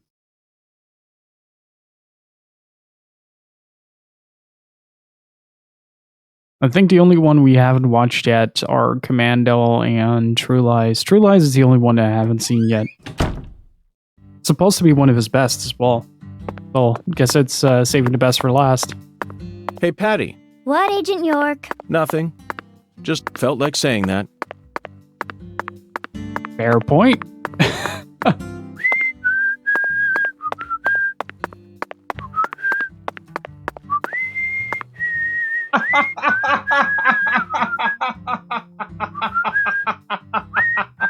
That melody always gets stuck in my head. Yes, it's a devilish song, isn't it? Just be quiet. Hey, let's chat. Want to hear about all the depraved serial killers I've encountered so far? No, thank you. Forget what I said. Ugh. Oh, that was good. Hey, what's up, Ray? How are you doing? So you clearly love TV shows, but what there about we movies? Movies? We don't even have a movie theater around here, so I can only watch what I manage to catch on TV. Like what? For some reason, the only movie channel we get at home is the sci-fi one, so I just watch a lot of sci-fi. Like what? What's the last one you saw? The one with Schwarzenegger, where there's all these clones. The Sixth Day, 2000. Directed by Roger Spottiswoode. You must be very well versed in sci-fi if you can appreciate an Arnold S. film. I thought it was way too easy for them to make more clones. And you'd never see a clumsy investigation like that on CSI. That's right. It's realistic. Everything about that film is so realistic. It may be difficult for a child to understand. But, Patty, that's not your fault. All of Arnold S.'s films are filled with hyper-realism, you know. On top of that, Roger Spottiswoode is a director who excels in dealing with hardcore subject matter. Turner and Hooch, Stop or My Mom Will Shoot. Each film features one of the toughest tag teams I you'll really ever like find. the title of that movie. I can see why it's beyond you, though. No, what I'm trying to say is, Schwarzenegger's character was just a pilot, right? Why was he so strong? It's okay, Patty. You don't need to try and act like an adult to impress me. I didn't understand the charm of Arnold S. films when I was your age either. You need to take your time and slowly reel the film in. Do that, and Arnold S. will greet you with a big, warm smile. I wish he'd Whatever, greet just me stop with a big, calling warm him smile. Arnold S., okay? It's irritating me. Zach, she's at a sensitive age. We both know full well that this is the official way to refer to the film star, but she isn't used to it, so it's bothering her. When in Rome, Schwarzenegger will greet you with a big, warm smile. Zach, my mouth feels weird. How many fingers do you think we'd need to count the number of people who actually call him Schwarzenegger? We'll just have to stomach it for her sake, Zach. Patty, we're investigating here. I think it's about time we cut the chit-chat and got back to work. What? You're the one who brought it up, and you hardly even let me say anything. That's... yeah. Sounds about right. Hey, Patty. What, Agent York? Nothing. Just felt like saying that. Well, this is going to be a fantastic dynamic duo. I do want to know, can I shoot the balloons? Oops.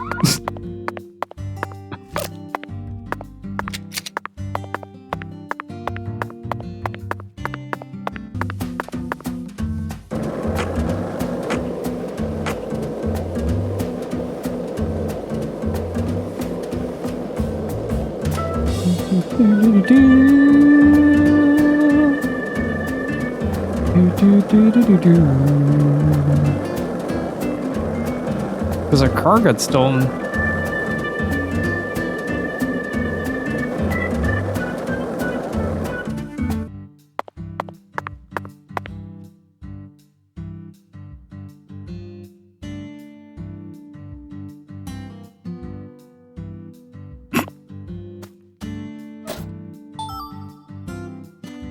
Why would you put a low quality string in the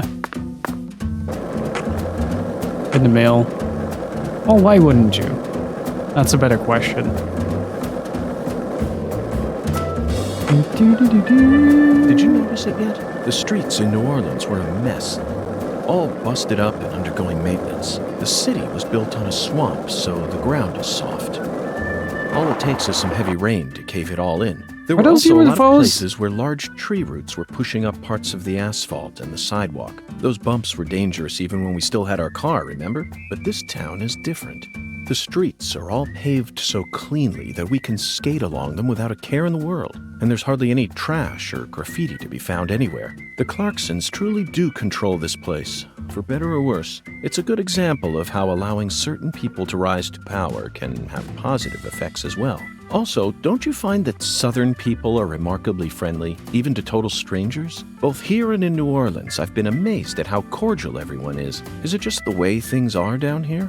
You certainly don't see that sort of thing in New York or D.C. They never stop to chit-chat, especially when ordering food. They only say what's necessary, without any decoration. A customer only makes eye contact with the waiter about once every 3 times they interact. But that's just how it is. Isn't that right, Zach? The human relationships here are as fluid as an inorganic mechanism running on the smoothest, purest oil there is. And it feels strangely comfortable, After spending time in New Orleans and coming here, I think I'm starting to like the Southern disposition. They even have their own breed of bizarre crimes. And besides, the New Orleans area is famous for its paranormal culture. I'm sure it'll entertain us somehow. It's still a bit of a ways off, but perhaps we can also do a little case study for our post-retirement plan. What, you still think it's too early for that? I wouldn't say so. It's never too early to be prepared. Come on, I know you're with me on this one, Zach.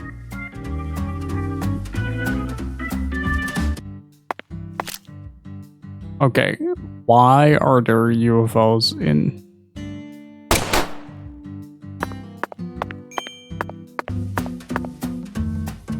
Okay.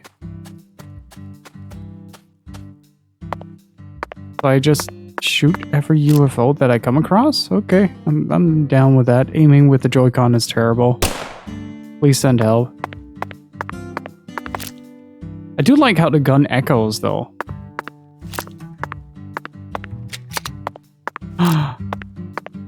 Wait.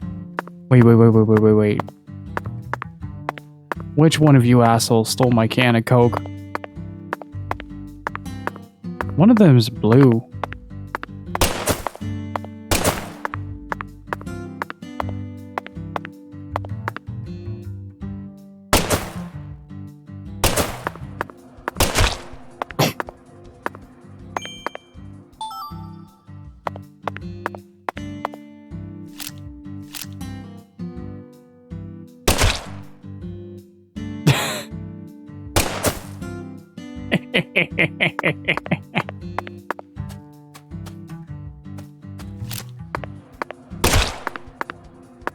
Oh, that noise.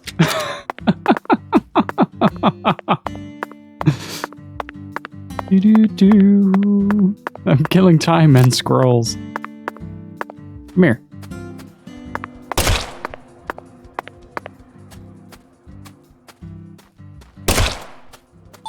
Hey, Patty. What? What did he take? See? They're monsters. Oh.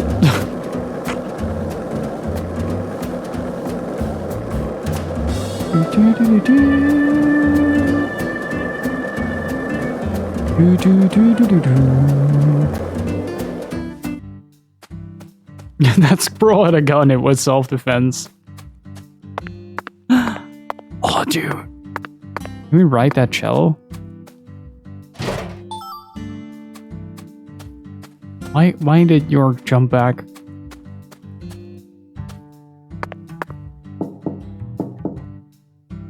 You okay, Looks Patty? like a case of bad timing, Zach. Let's come back later.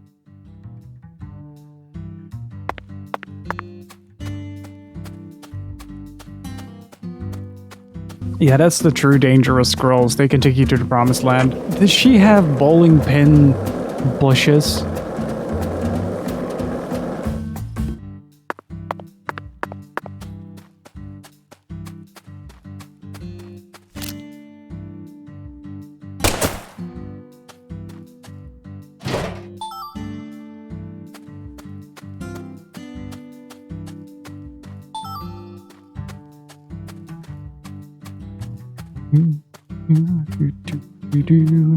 Oh.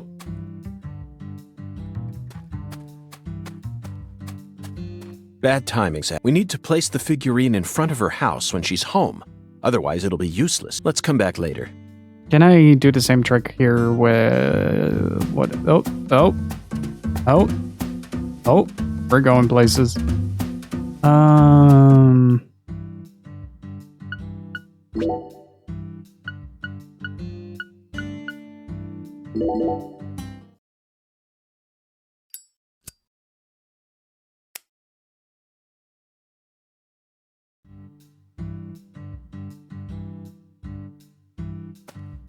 Wait, is that a one-use thing?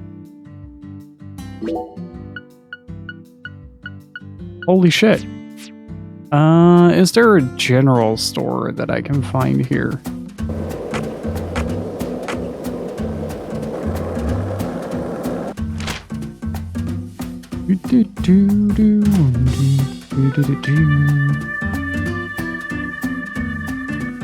Do, do, do, do, do, do.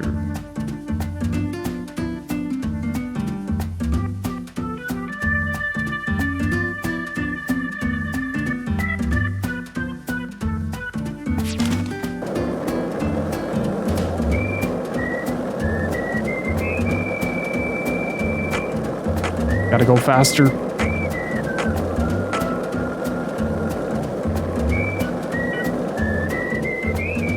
Squirrels are taking control. We must do something about it. See, even the game turns ominous when squirrels are involved.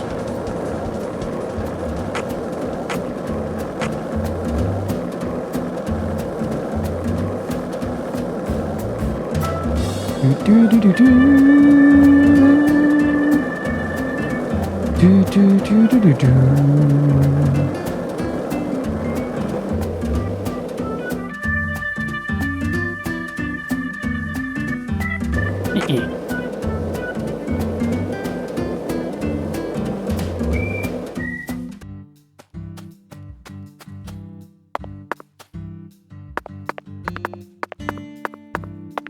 Oh, it's a payphone. Okay. Oh, wait, this is the diner. Okay, this is not where I wanted to be.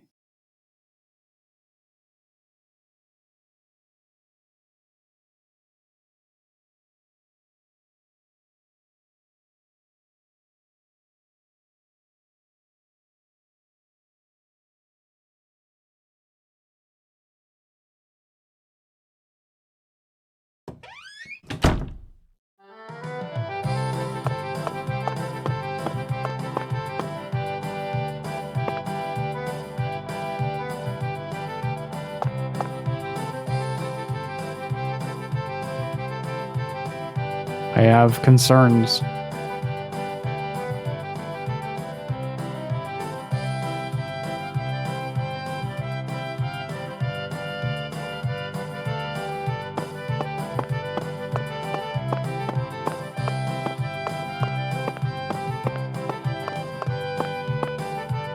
Why is that man in his underwear?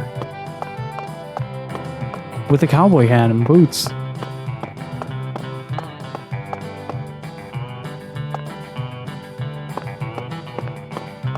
I guess we are.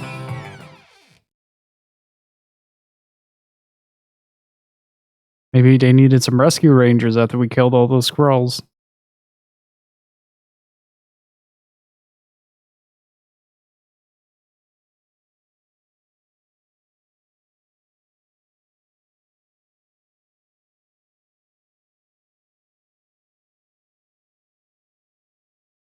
Guess he doesn't believe in no shoes, no shirt, no service.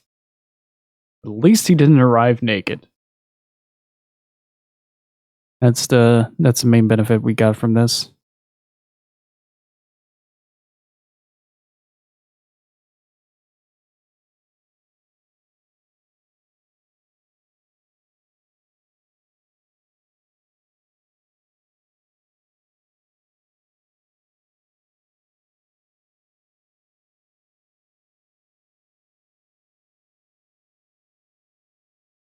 I'm so concerned about these loading screens. They actually make me a little bit scared for the overall performance of the game. I heard the longer you play it, the worse it gets as well. Is there like a supermarket that we can go to?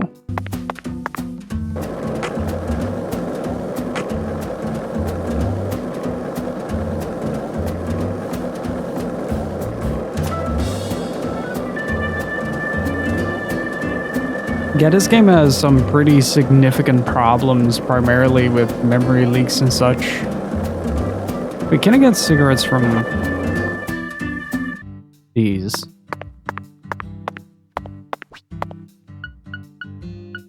Oh.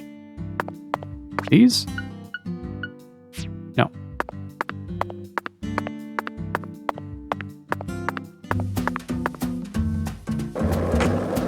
Oh, found something called Market. Maybe we can find it there. Don't know if it's open.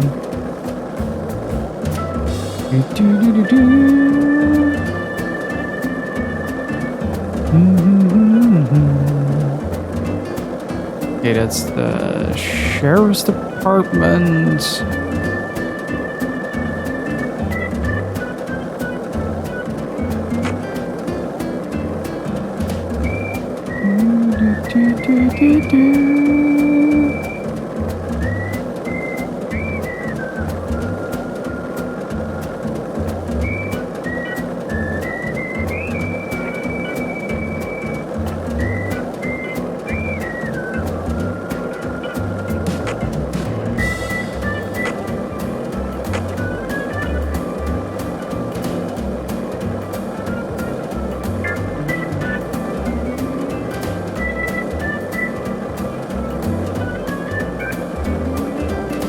Is that supposed to be like the library or something like that? Oh no.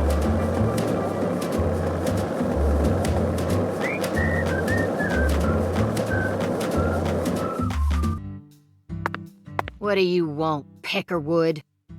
You don't know that. Who the hell are you?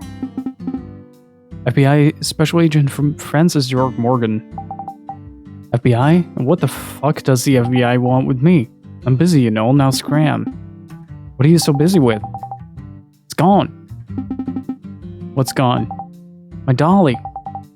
I can't find my dolly anywhere. What kind of doll is it? A cute, adorable little dolly. That's... She'd never left my side before, now she's gone. Through the happy times and sad, she's always been with me. Forever with me. Now she's gone. You're FBI, aren't you? Then go find my dolly. Come on, hurry up and find her. What are you standing around for? Said get, boy. Go find my dolly and bring her on back to me now. If you do, you can do on whatever you want with me. You want me, don't you? Dolly, my little dolly. Yes, Zach, I was just thinking the same thing. This dolly she keeps talking about might be referring to Lisa herself. That means we simply need to keep on investigating the case to find what she's lost.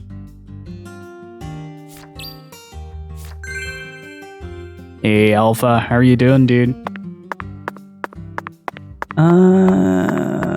Still haven't found a supermarket. Maybe we can buy some cigarettes at the hotel.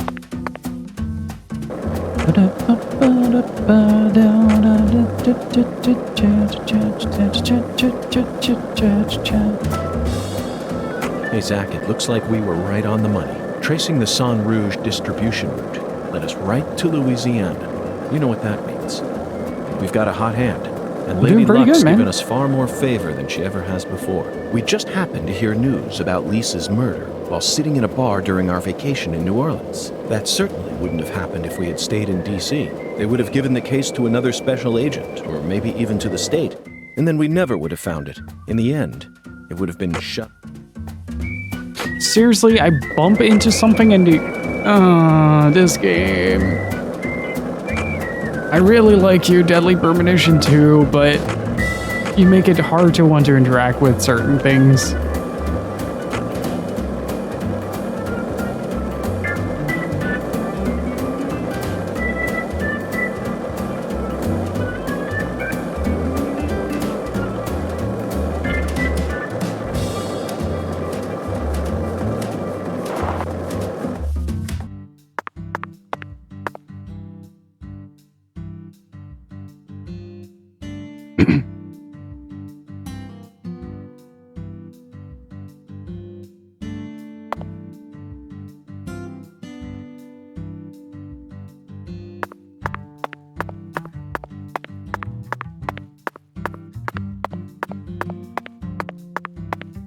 There are a lot of questions that I have.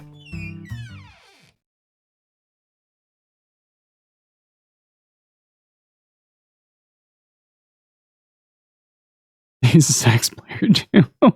Apparently he is.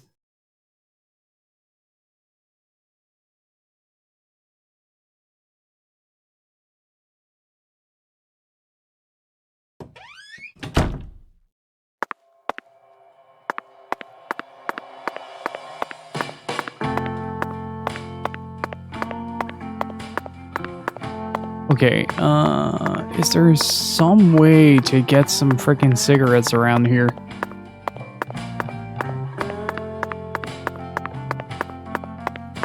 Because I don't think there's enough to do to warrant me standing around here until midnight.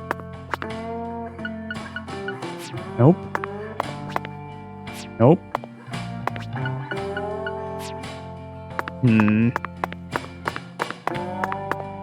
Maybe I can go to the undiscovered locations. Maybe it gives some extra clarity.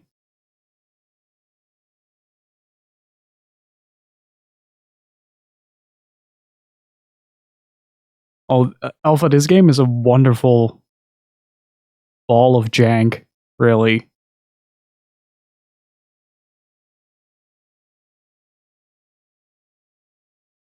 Absolutely amazing. Getting dark outside.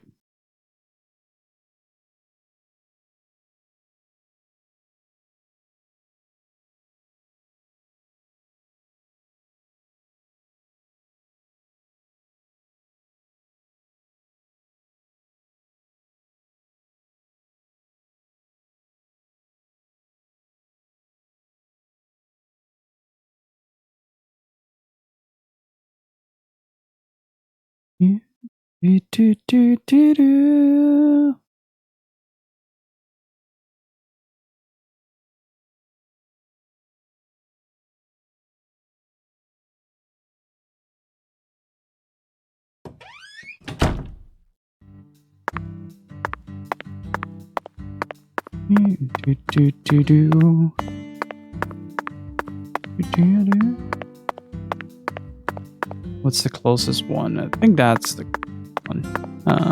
Let's see.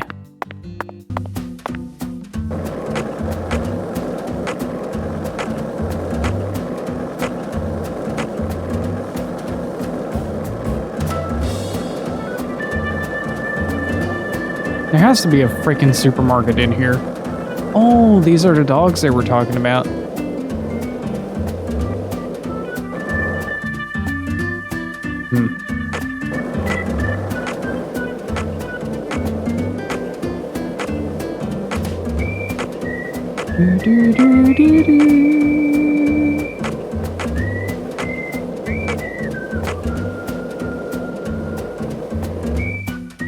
Damn it.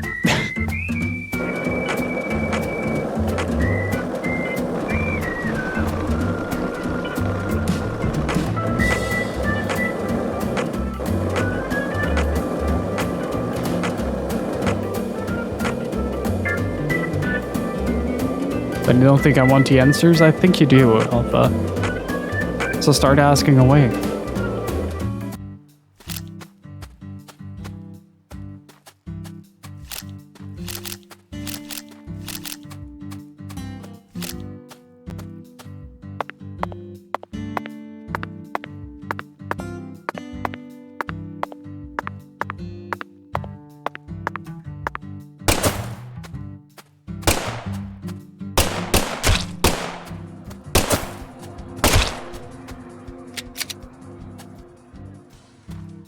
Ray, you can shoot the dogs.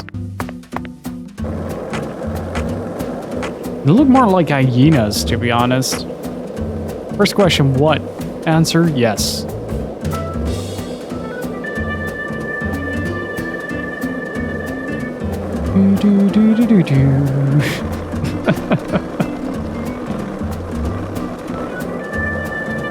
What are the balloons?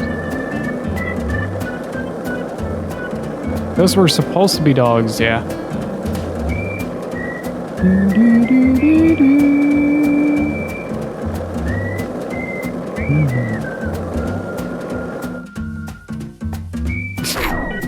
She just...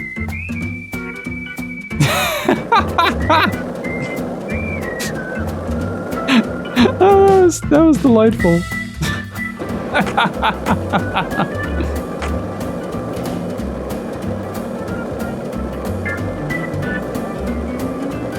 Oh, this game. I wonder how sustainable this is gonna be throughout the entire playthrough. I mean, I'm not gonna lie, it doesn't flow as well as the first game. That's one thing that's for sure. The first game does have a certain pacing to it that just works a lot better. Let's come back during business.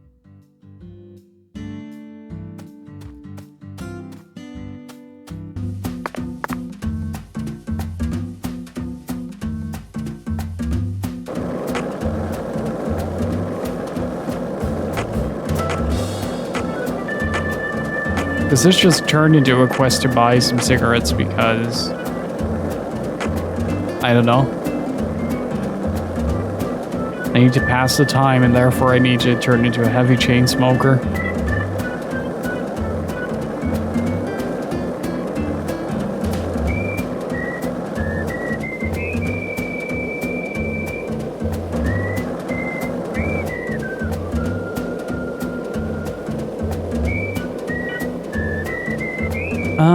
I honestly don't know what they were thinking with some of these design choices. Alpha, not gonna lie. The first game is much more streamlined, though. If you have an Xbox One, right? The first one, Deadly Premonition 1, is actually pretty streamlined in comparison to this.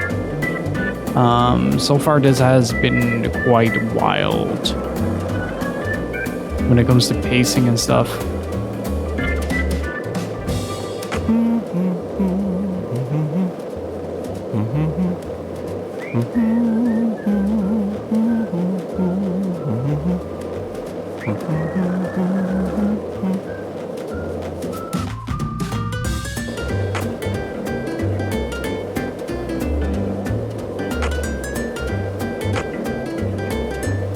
I feel like this game is a Garry's Mod of The Sims. It's about an FBI agent that gets called to a town to investigate, or is on vacation in a town where a grisly murder took place, and you're kind of investigating it. But the FBI agent in question is, why are you asserting dominance on that? I have so many questions in regards to what?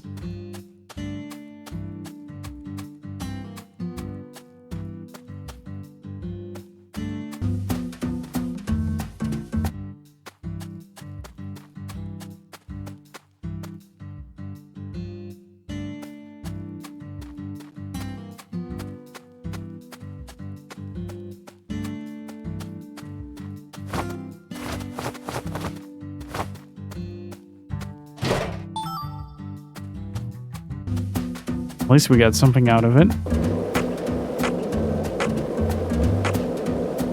Oh, UFO.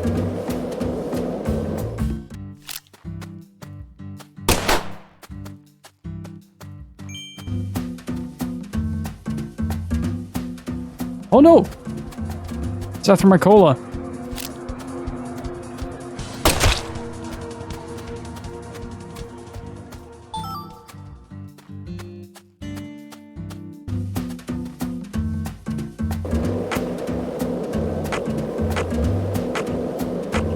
Okay, so where can I, hope, if you're still there, where can I buy some cigarettes so I can, pass the time?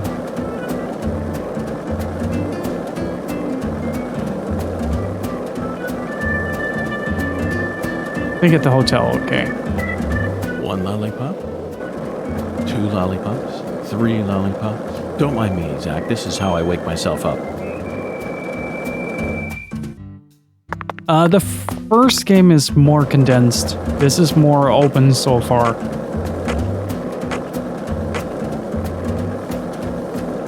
It's been a lot of talk. Whoa!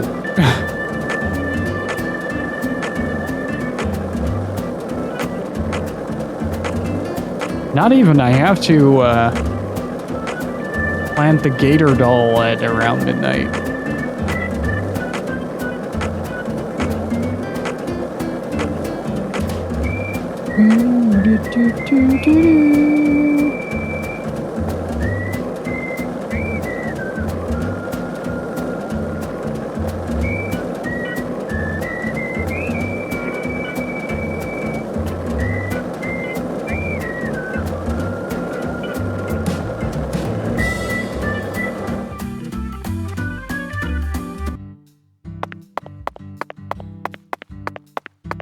Do, do, do, do.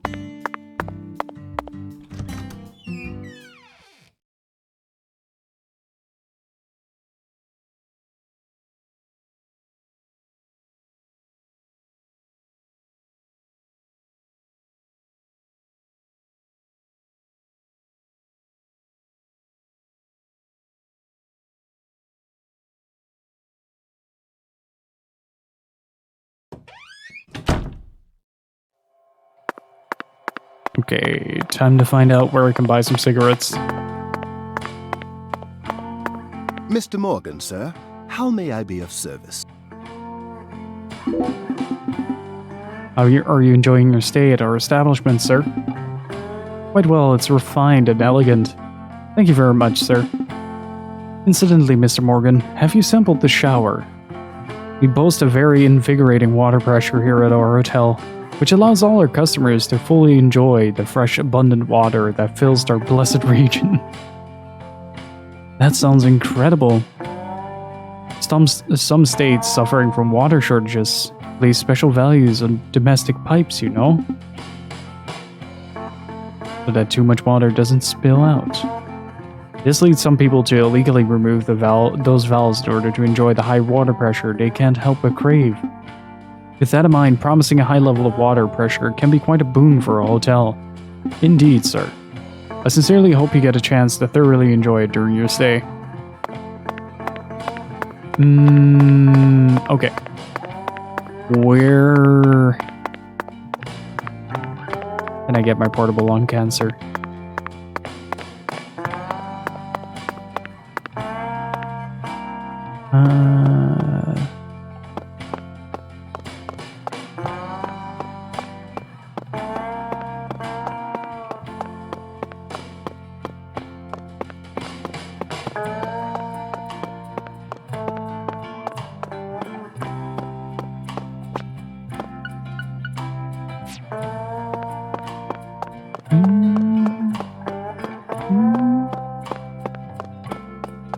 I really like the music in this game. As funny as it was in the first game, it did kind of become a little overbearing at times, where you'd rather focus on the plot rather than on the music blaring over it, but for this one they managed to balance it out really fine.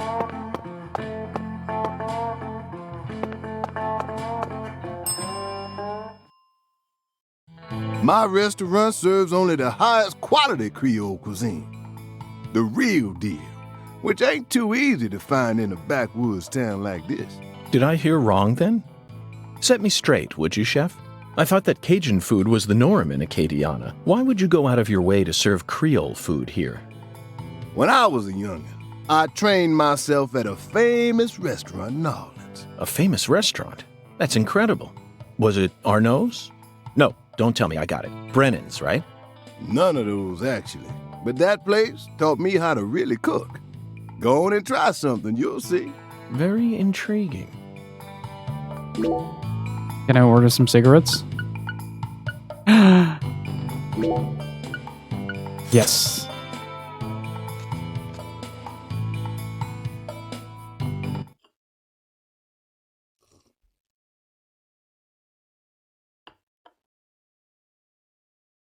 Why is he only drinking coffee, though? That food was unbelievable. I see you weren't lying about undergoing training at that famous restaurant. Now you just trying to embarrass me, mister. I still appreciate it, though. And you must have undergone some rigorous training in order to gain such refined technique. You put so much care into preparing everything just right. And your manipulation of that low-temp flame in order to bring out such a pleasant fragrance, simply perfect. This is true Creole food. You have to tell me now. Which famous restaurant did you train yourself at? McDonald's. Come on, chef, we need to know. Zach and I are begging you. You drive a hard bargain, mister. All right, I reckon I can give you a hint. Really? Oh, just a hint now. Fine, we'll take it. Just say it. It's the restaurant that serves the most famous fried chicken in all of Louisiana. Crispy, crunchy. You know what I'm talking about? Bonafide fried chicken. No, you can't mean... Oh, yeah. I'll bet they worked you pretty hard. You betcha. So that's how you acquire the mental fortitude necessary to cook such amazing food. Fucking KFC. Oh, my time there taught me just how tough city life really is. Amazing. Zach, did you hear all that? That's an incredible story, David. You really are a true chef. Both Zach and I have given you our official approval.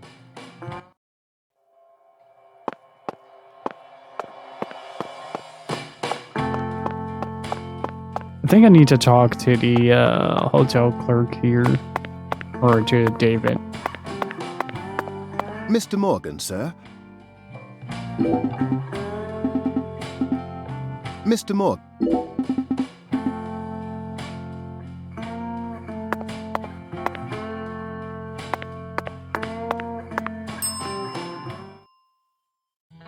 We always strive to provide our guest with the finest of service, sir. Our humble, bucolic town does have its inconveniences. Shopping, in particular, can be a bit of a slog. Therefore, we decided to provide a modest selection of daily necessities right here at our very own front desk. Great. Sounds convenient. Exactly.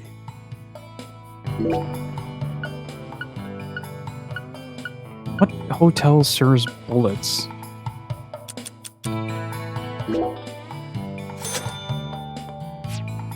Please don't hesitate to let me know if you're in need of anything, sir. Would you mind if I asked you just one question, concierge? By all means. Please ask me whatever. Do you run this entire hotel all on your own? I mean, just the three of you? Yes, that is correct, sir. So you, or the three of you, own the entire place? Oh, heavens no, sir. The chef, the bellboy, and myself are all mere employees of this fine hotel. So the Clarksons own this place, too? Not quite, sir. This hotel opened its doors long before the Clarksons came to prominence. Impressive. No wonder this building has such a dignified air to it. Indeed.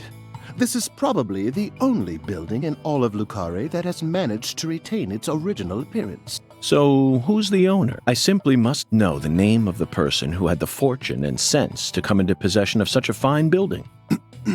The owner of this hotel is none other than David Jawara, sir.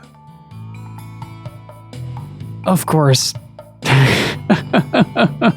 Maybe every hotel, have you ever asked? A good point. Zach, that's the fourth David. It all makes sense now.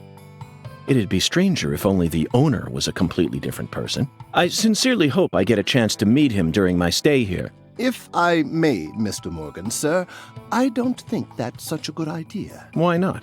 Unfortunately, he's kind of all over the place. Our owner has a bit of a personality problem. The three of us here describe him as having a fractured mind. Makes sense. I like that the other personas are aware of the fact that the actual person has a multiple personality disorder.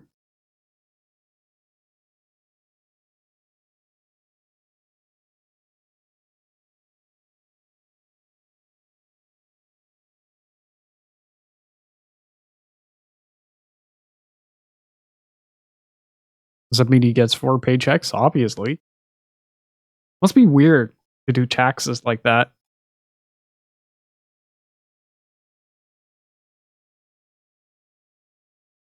Wonder if his favorite show is Full House.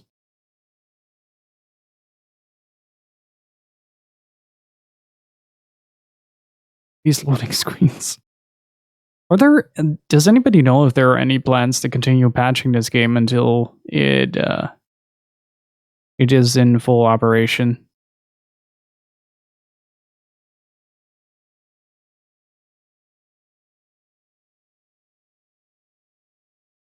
The one patch was it. Oh boy.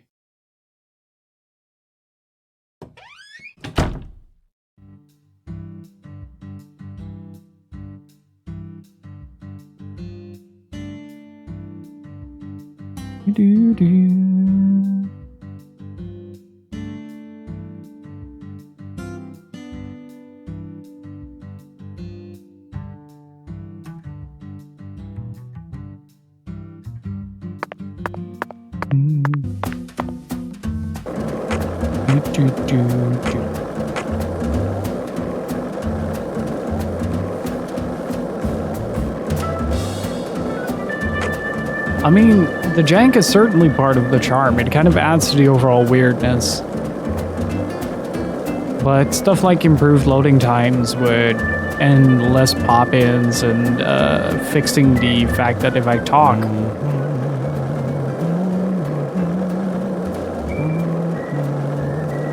then if I bump into something or if I draw my gun, it immediately interrupts the conversation that I'm having.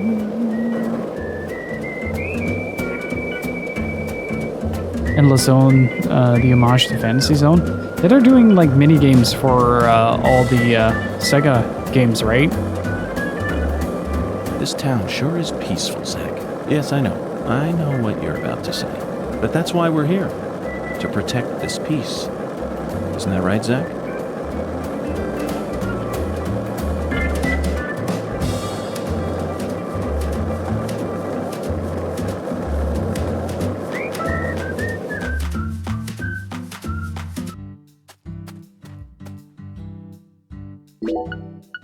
At least I have a lot of cigarettes now.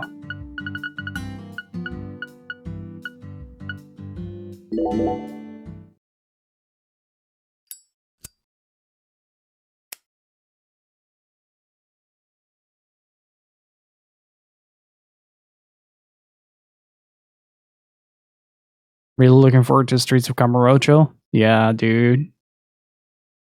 When was the Golden Axe prototype thingy planned? Oh, it gets really freaking dark here.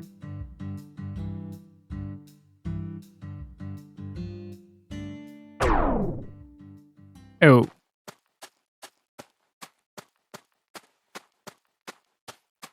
Yeah, I actually have to be careful in this game that I don't run out of money.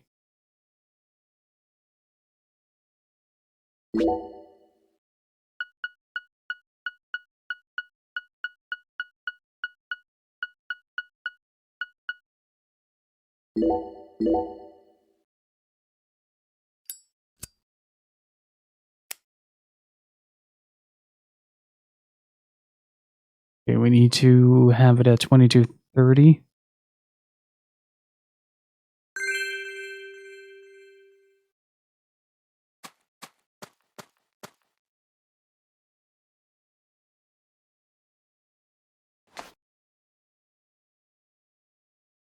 Yes. Perfect. Oh, my dear lost lamb. What are you doing there? Oh, this? This is all part of the Lise Clarkson murder investigation. Something important, hmm? Oh, yes. Very important. I'm FBI Special Agent Francis York Morgan. Please call me York. That's what everyone calls me. But what should I call you? I'm Tyrone Sanders, pastor of the Carré Evangelical Church. More swishing noises than a Power Rangers What business episode. does a pastor like yourself have in a place like this?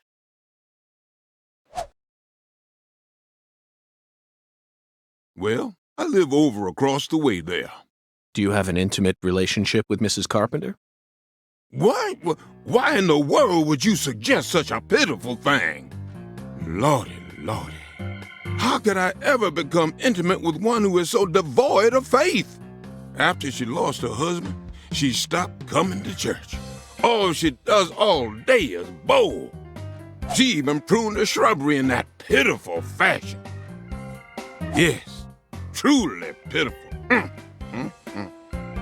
And did you see that hideous ox of a dog she owns? Pitiful with a capital P. I tried speaking with her, but she shows no intention of changing her ways. Yes. Oh, that was really good. I fear she never lends an ear when the good Lord reaches out to her. Indeed, I pity her from the bottom of my heart. So you've been spying on her out of pity? Spying? I'm merely awaiting the chance to lend her a helping hand. You'd best be careful, too. While you're This helping your town sand harbors self much more danger helping than hand? you're Damn aware it. of. If you ever find yourself in need of salvation, feel free to stop by our church whenever you like. Our church also functions as a clinic. Someday, you may need our help. I like that he's Zach, walking did you hear away in the that? middle of that. Pitiful. Try saying that to someone in the city. They'd instantly slap you with slander or defamation charges. You'd be up to your neck in court papers. I doubt I'll tire of this town anytime soon. We should consider stopping by that church whenever we get a chance.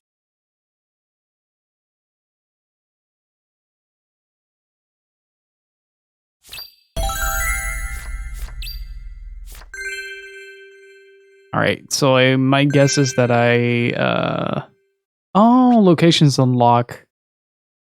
This game, time is a flat circle. It will always continue to pass. Passing time may affect certain events, whether or not you can enter certain areas. Can't wait for a facility to open. Try sleeping in a bed at the hotel, camping outside, or smoking to pass time.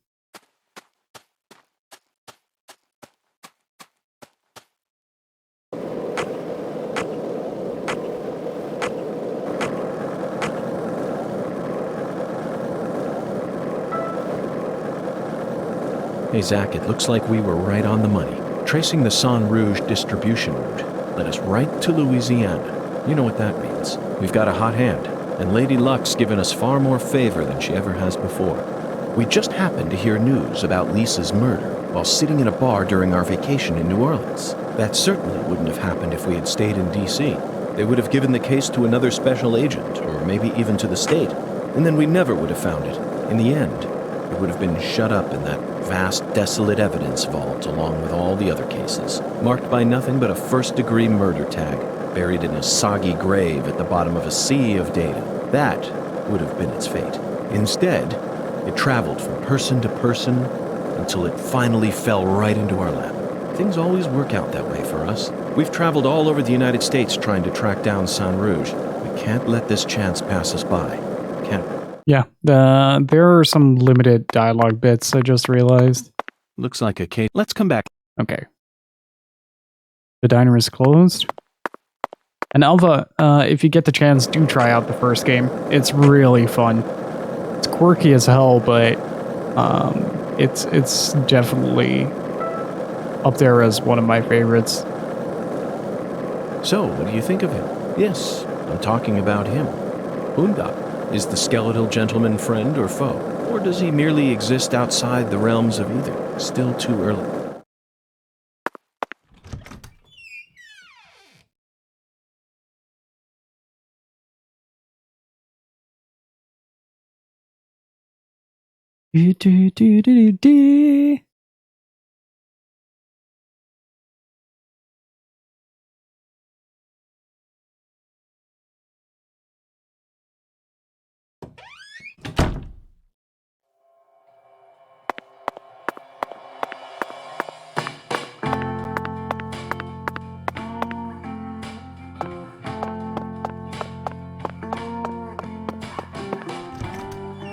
Alright, let's see if we can get a good breakfast here. Wait, do we... size, made in France. It looks soft enough to alleviate all our exhaustion. Do we get a paycheck at Zach, the end of each even though day? the Bureau is paying for this, it's still tiring to have to live out of hotel rooms day after day. Nothing beats getting a good night's sleep in your own room. Whoa.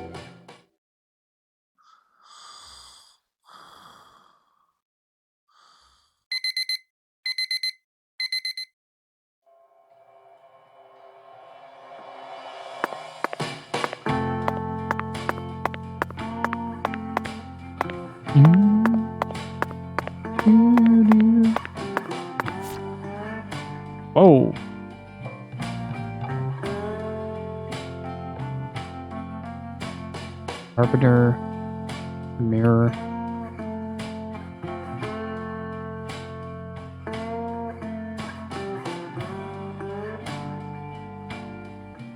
Smith.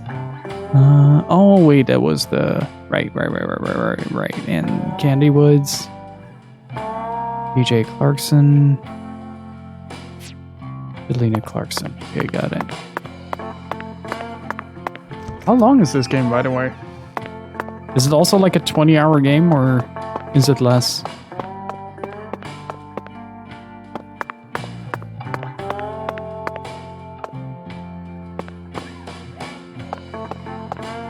What time is it?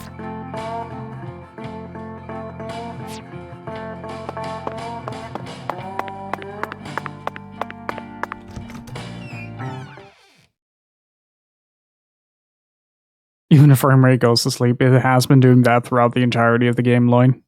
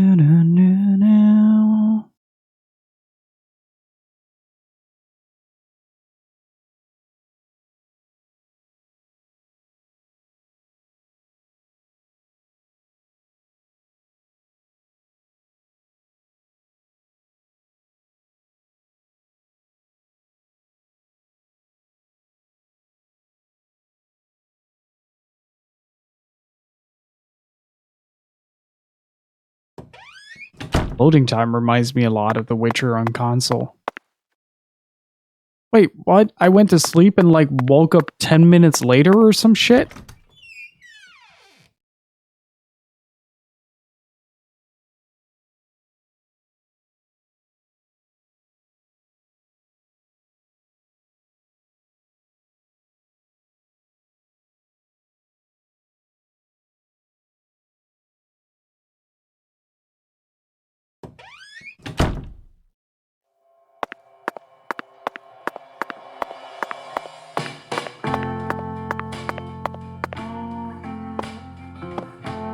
Okay, let's see if we can go to sleep properly.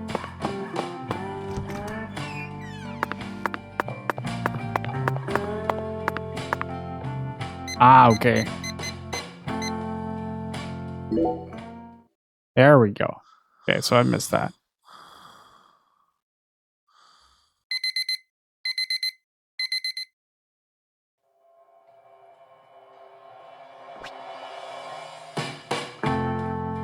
As time passes, you'll get hungrier, which will eventually start to decrease your max life. When your stomach is empty, your life will deplete. Go to restaurants to eat or eat items to fill your stomach.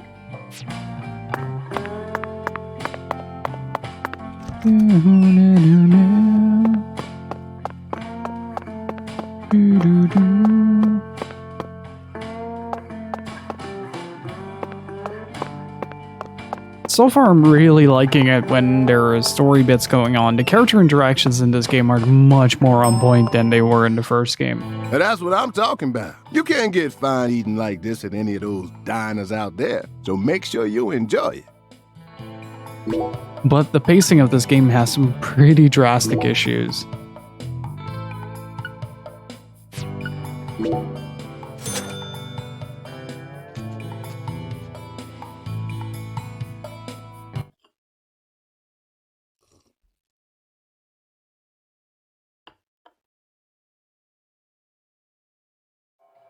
Thanks, mister. Next time you get a hankering for old-time Creole food, just stop on by.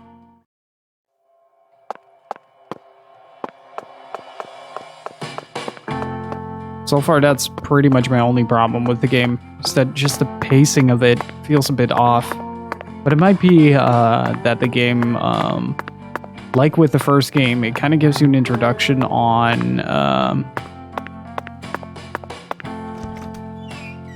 letting you explore the town very early on and then later condenses its story. So I'm kind of hoping that it does the same thing. Like, I'm very convinced about the characters so far, and I like the idea of how the murder is done with the body encapsulated in ice, but with all the limbs just kind of dismembered.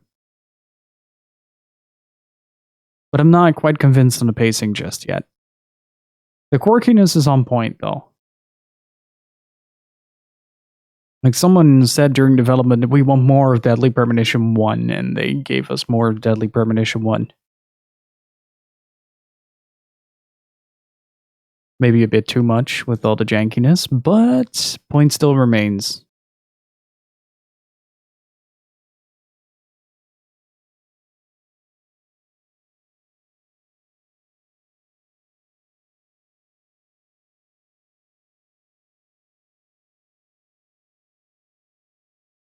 Yeah, the rest is great. I'll have to see if the pacing improves. If not, then I actually might lose interest despite of how good the rest is.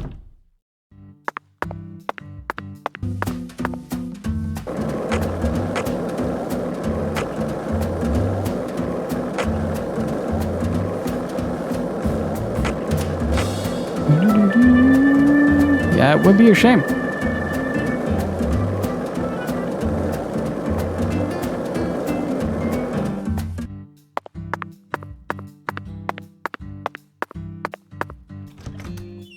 Yeah, it's not just quite as bad yet, but it's close, Ray. It's very close.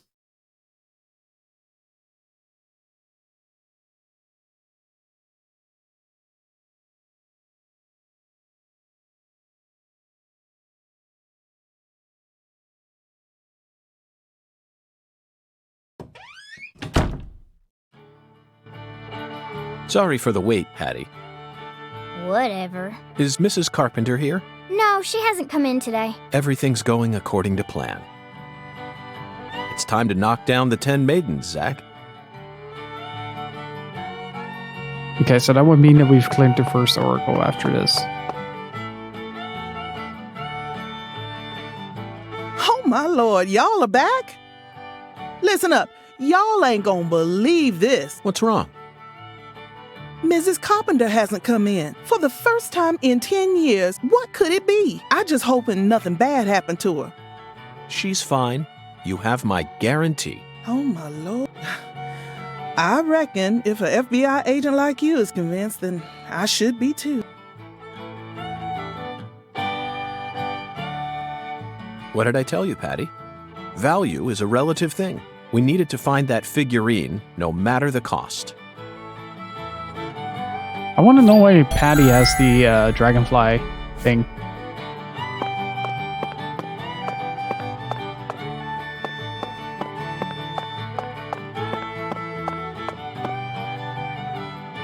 You really wanted to bowl that bad? They don't have bowling alleys in the city no more? Wrong, Patty. I have absolutely no interest in bowling. Tossing a heavy ball at lined-up pins? Where's the fun in that? You can't even call this a sport. It's a game for cavemen. Nonsense. Utter nonsense. Oh, careful there. Then can I throw the ball instead? Absolutely not, Patty. This is part of the investigation. I need to do this myself, no matter how stupid it may be. You're the one who's stupid. Sure looks like you're having fun to me. Okay. Now we need to get a strike. Get the 13 pounds.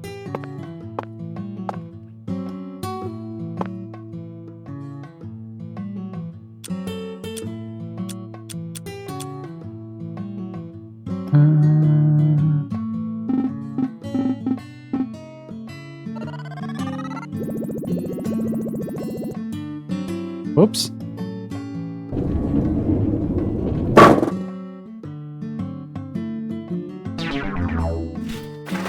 Yes, I am.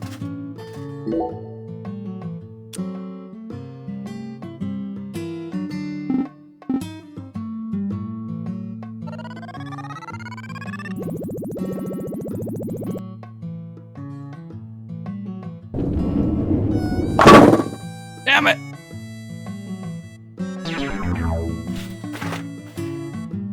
What if we do one ball lighter? And...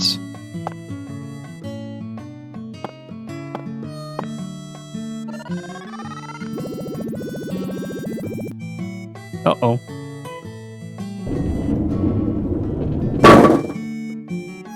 Almost.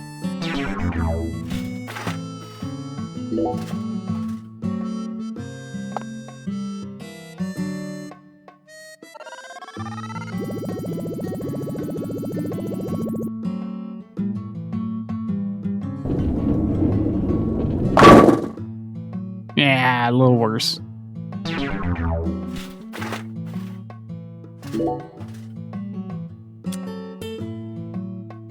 What if we do the same thing with the 16-pounder? Uh-oh.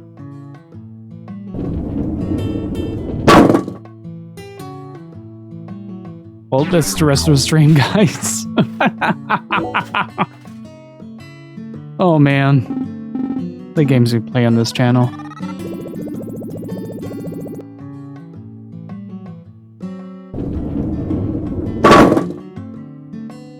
Fuck.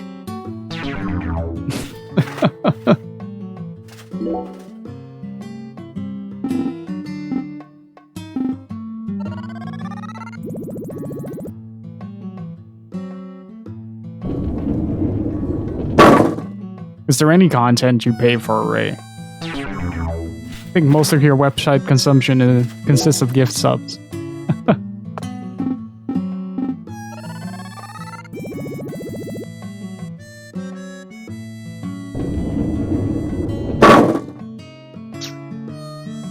I think this one isn't good for,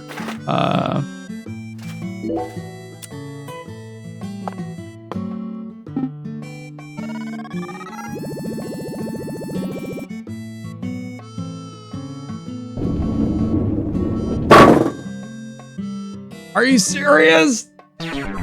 One more! God damn it. We sat through the claw machine. You will sit through bowling.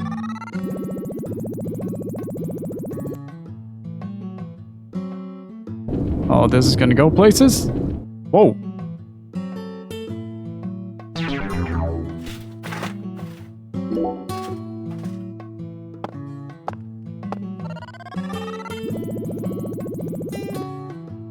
Uh-oh.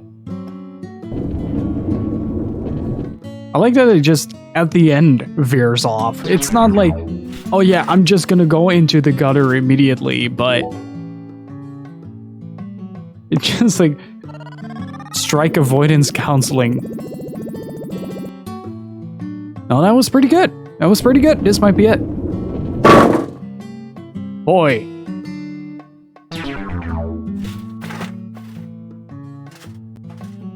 Are you serious right now?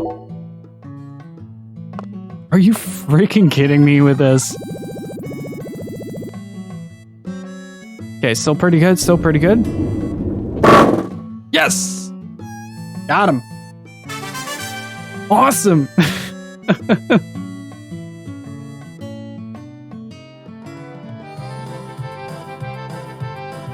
Oh, looks like I finally earned myself a rival. That was just a stroke of luck, Mrs. Carpenter. No, that was a stroke I had. Despite how I may seem, I've never been any good at any of the ball-based sports that exist here on our planet. Oh, no, you can't fool me. I can tell the FBI's giving you very special training. MK Ultra was designed for bowling. If I gave you a few lessons on top of that, I'm sure you'd be able to go semi-pro. Semi-pro? That's right. That's what I said. Not pro, but semi-pro. Yes, semi-pro. You'd never be able to go pro. You don't have what it takes. Thanks for ruining whatever remains of my self-confidence, Miss Carpenter. You could become a semi-pro if you tried really hard, though. Well, I guarantee it. Come back and see me when you feel like giving it a try. I'm sure my husband would forgive me if I let someone like you borrow my lane. Well, we gotta give youngsters a chance to grow. That's what we always say. I could actually go semi-pro? I'd take her words with a grain of salt if I were you. Patricia, I can understand why you'd be envious of my talents. But you don't need to worry. You have your own unique talents, just like any other person. You shouldn't have to feel inferior every time you look at me. Wow, York. Wow. You're unbelievable. You sure you don't need to get your head checked out? It's so strange, Zach. I feel like I'm discovering a new side to myself. By the way, Mr. Special Agent, you said you're investigating the Lise Clarkson incident, yeah? In that case, there's something you should know. That poor girl, Lise, she was a druggie. I was wondering where the Twin Peaks references went. And she was into the really bad stuff. Red powder. Oh, no wonder the FBI picked you. You already figured out that much. Well, the reason Lise turned into such a little hoodlum is because of her mother, Galena. Galena? Mm-hmm. A mother only in name. Oh, as far as I'm concerned, she's still nothing more than a child herself. Oh, dressing up in fancy clothes, always out on the town somewhere. Children giving birth to children. If these aren't the end times, well, I don't know what is. I mean, historically speaking... Oh, and they were always cooped up in that jazz bar. Galena wouldn't know proper parenting if it hit her in the tush. I think a lot of things hit her in the tush. Zach, the jazz bar. We first heard about it from Patricia. It must be deeply connected with this case. Some people are deeply connected to Galena as well. And the red powder. It must be Saint Rouge. Following the Oracle and felling the 10 maidens sure paid off, didn't it? So, Mr. Special Agent, are you all finished here? Yes, Mrs. Carpenter. Thanks to you, I've gotten a new lead. Oh, then how about you mosey on and let me get back to my bowling?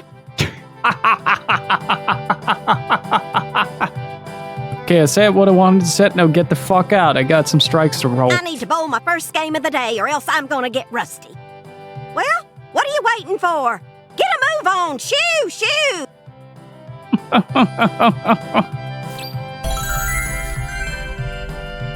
Bowling has been unlocked. I don't think it is. She's still standing guard there.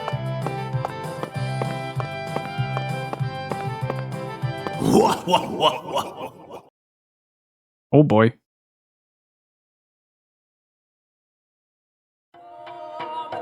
When the sun awakens, catch the tip of the baby bear's tail at the Force altar. At the entrance to the other world will reveal itself to you. I'm gonna check something real quick. Zach, it's another oracle. It appears that we're being guided by a mysterious power. Oh, it's a little longer than the first game. Okay. This oracle is a simple one. The false altar. You already know what this is. The place where Lise Clarkson's body was first discovered. Under the bridge. She was found under a bridge at some sort of altar as if she was being worshipped. That's what Chef David said, right?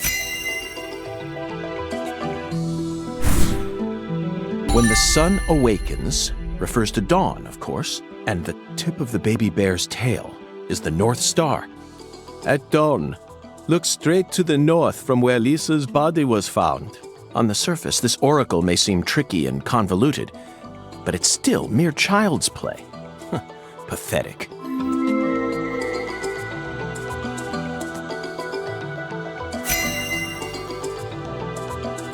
Well, that was easy enough, but again, you have to pass so much Zach, time. let's follow the oracle and head to where Lisa's body was found. I don't know what Otherworld refers to, but I'm sure we'll find out once we get there. Oracle? That's right, Patty. This case is a rather complicated one. So Zach and I are following oracles given to us by a skeletal gentleman in order to crack it.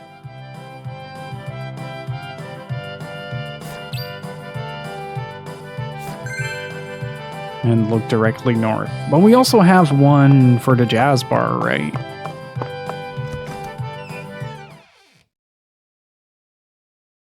feel like I haven't slept at all. You slept like what, 2 hours tops? So it makes sense that you would feel like that.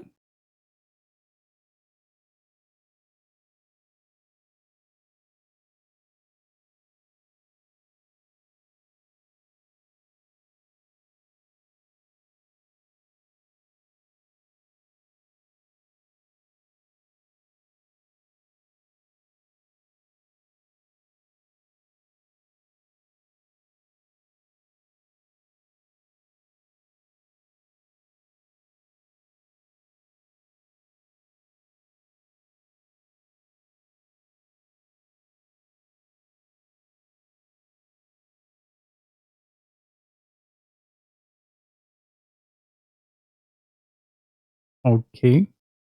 Did it actually freeze this time?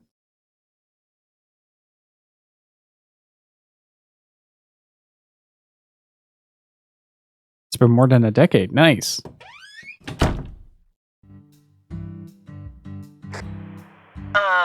This is Carré Tiger. Do you read me? Over.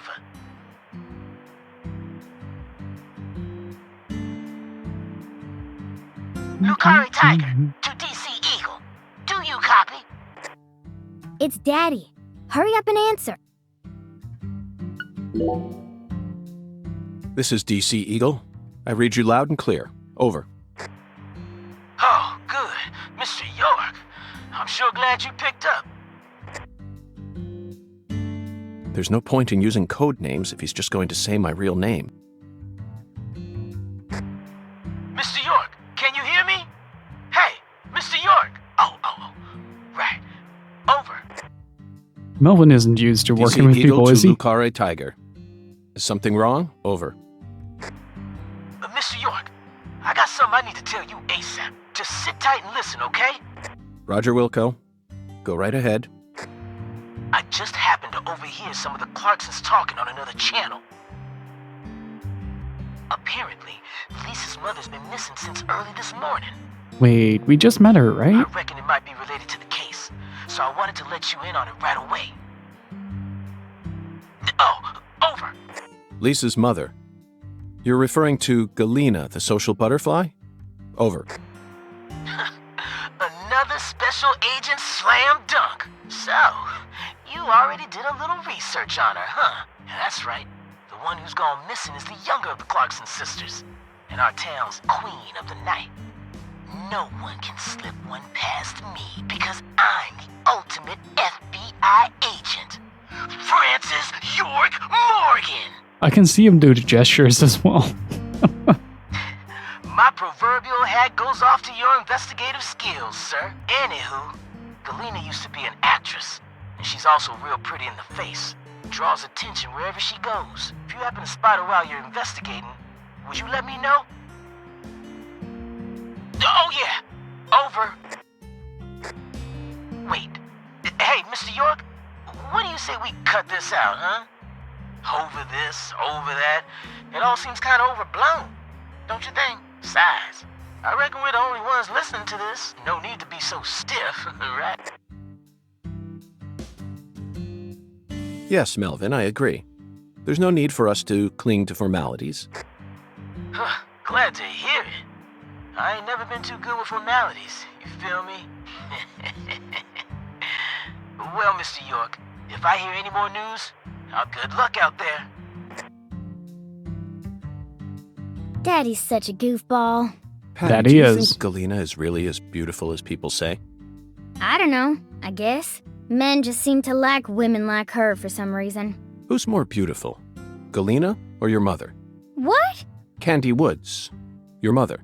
Melvin said she was the prettiest girl in town. How should I know? That's a stupid question. Why is it stupid? My mom is sick.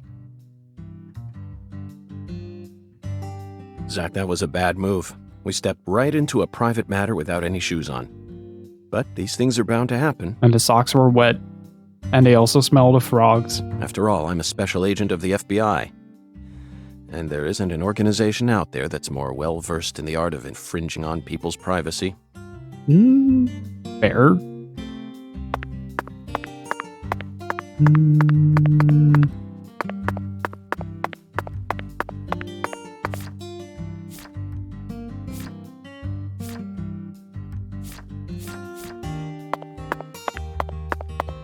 Okay, we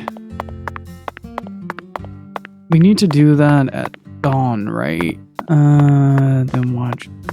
Where are we gonna do that?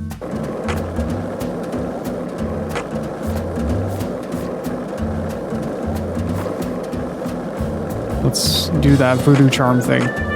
See if we can get something out of it. I want to know how I can make any money in this game so I can,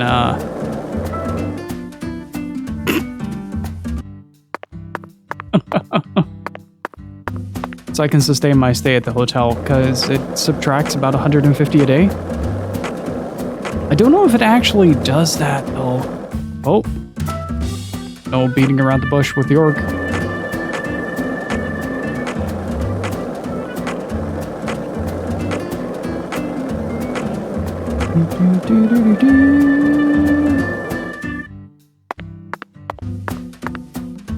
But so far, I'm really enjoying this, though.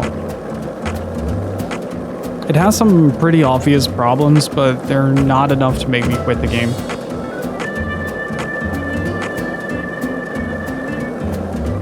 Mostly just kind of clunky pacing issues that kind of have to resolve itself first. But I do think that once the story kind of gets going, I am going to be super hooked on it.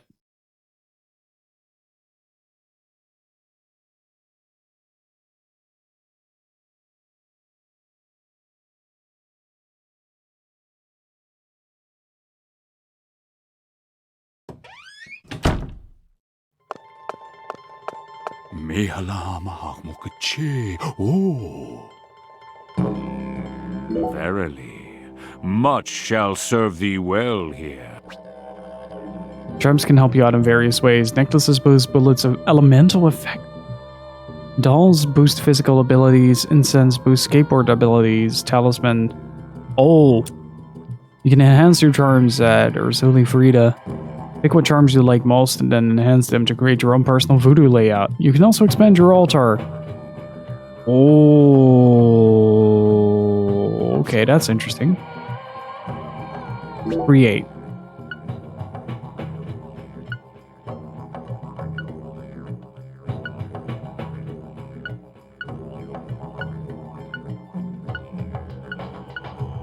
Okay, so there are certain downsides to it.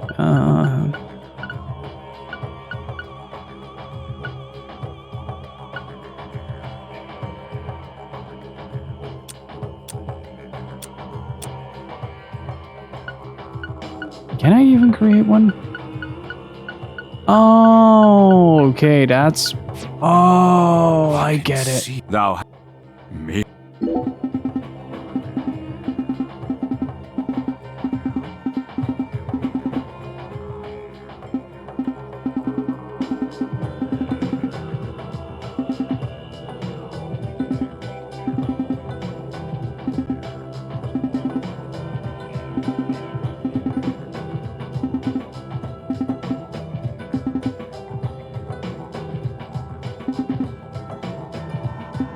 Abyssal Bayou.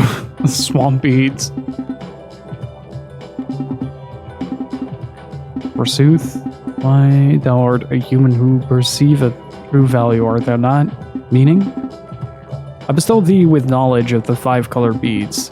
Now only thou can determine thy next action. Zack? He seems to believe these 5 color beads are special. You know what I'm going to say? I'll always agree with your opinion. Okay. So the extent of the quest is that I need to talk to, need to find these 5 beads. My guess is I will just kind of find them randomly around town or have to complete certain assignments for that. Let's see. We got church to check out.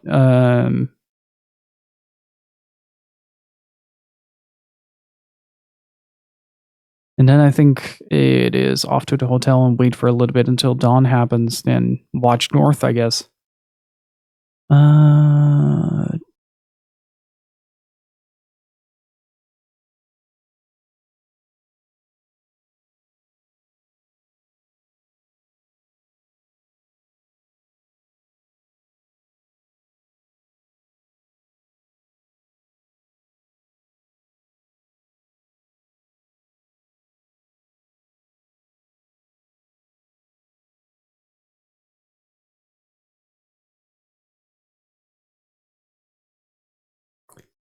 Loading times.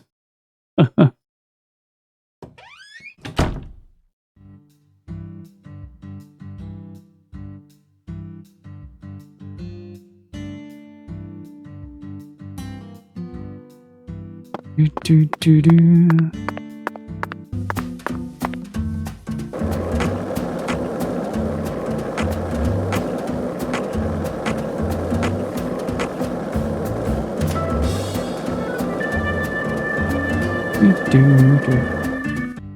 And somehow one of the things that I find a little bit of a bummer with this is back in the patch 1, like in the base game, that clack of his foot on the ground was super loud.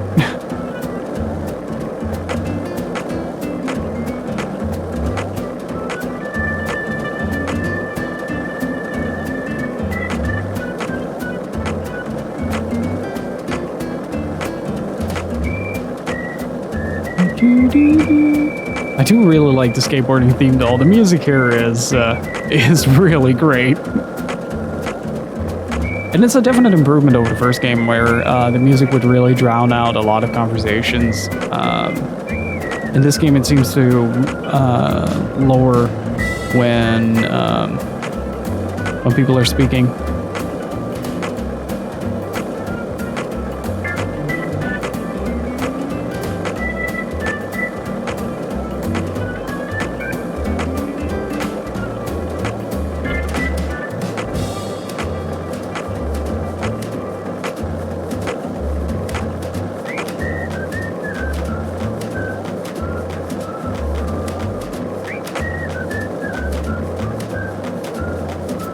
That's right underneath here, right? Where the altar is?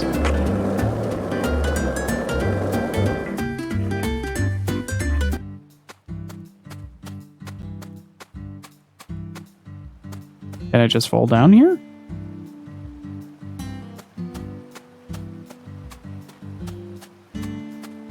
Wait, didn't they say under the bridge? Oh, it's over there. Hang on. All right, anti-gravity skateboard, go. Yeah. Sick moves, York.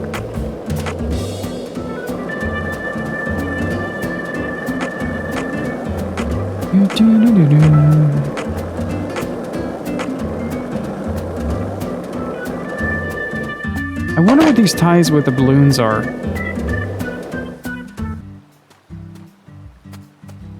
Wait, am I just blind? What?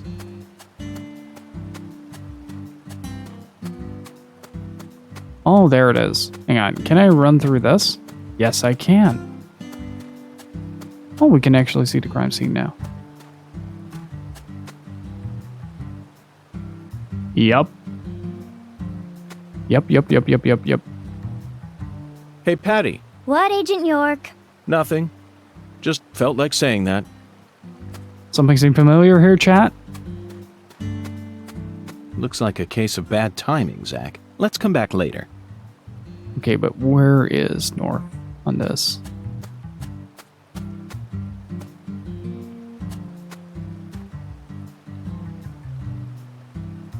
Yep.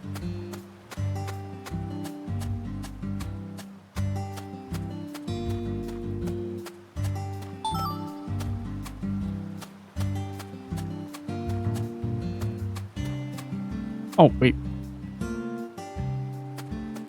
That way is north, so watch over the farm. Let's see. We have some food, right? Let's see. Yada. Okay, fills her stomach. I can deal with that. Let's go back to the hotel, take a short nap.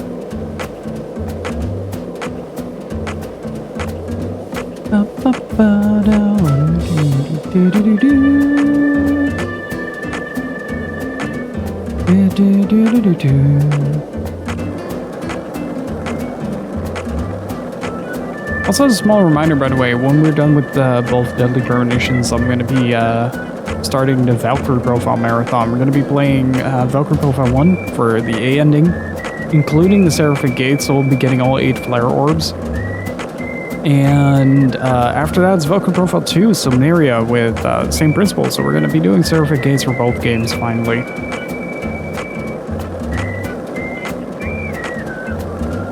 York has a sidekick and a skateboard now.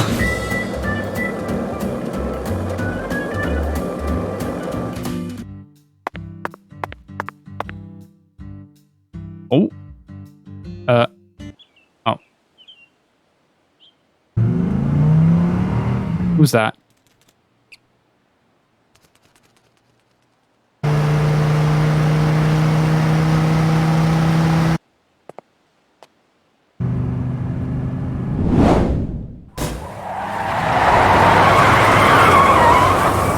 Yo, is this Fast and Furious?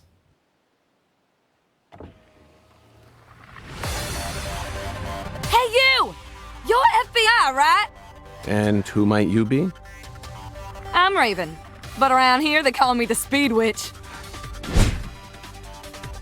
Yahoo. That is a name. You're here investigating the lease case, yeah? And instead of a car, you're using a skateboard? For real? You've already become the talk of the town, you know? Anyway, I was just wondering if you needed any help. What's your name? I'm FBI Special Agent Francis York Morgan. Please, call me York. Okay, Yorkie it is! I'm actually testing out a new kind of business right now. And I was hoping you'd be down to try it out, Yorkie. What kind of business are we talking about here? I drive my customers to wherever they want to go, and once we get there, they pay me. Now that I think about it, I reckon it ain't much different from a taxi. Seems a bit strange to call it a new type of business then. Only 'cause you haven't heard the details yet. Here, let me explain.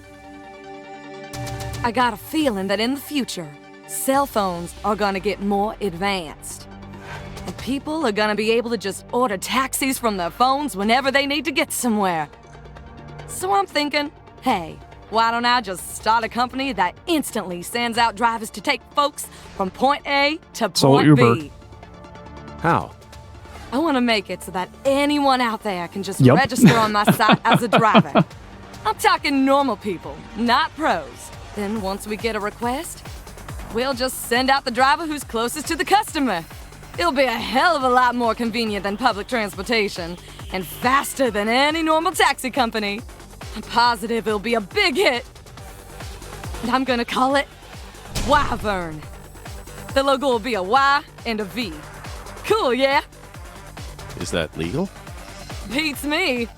But if I hire them all as independent contractors, I reckon it'll work out. See, that means each driver and customer will be bound by their own private agreements. My company will just provide them with a platform to hook up. Squeaky clean, right? York is exactly my face right now. Now, here comes the fun part. I want to help you get around while you're in our town, Yorkie. For a fee, of course. Keep an eye out for my balloons. Ah, that's Whenever what they're you see one for. in town, give me a whistle and I'll be there. Why not invite me to use your site then? Why are you out here driving around? I'm still experimenting with this business model. My site isn't open yet, and I'm still trying to figure out what sort of fees will work best. So I decided to go find myself a customer to get a feel for how things will really go. Well, want a ride? Zach, that was quite the spiel, wasn't it? This seems like little more than a scheme to make some pocket change from carpooling. And what's new about that? Although it will be a bit hard for us to keep investigating here for days with nothing but a skateboard. You say that like it's a What problem. do you think? Should we accept her offer? Sure, give me a right. I want to see how this goes. That's what I'm talking about. Come on, get in, get in. I want to take you for a ride. Wow, it's not that much, luckily.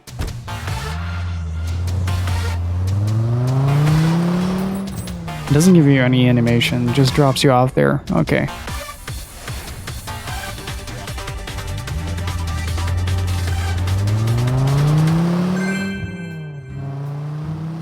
Okay. Wyvern balloons are all over Le Carré.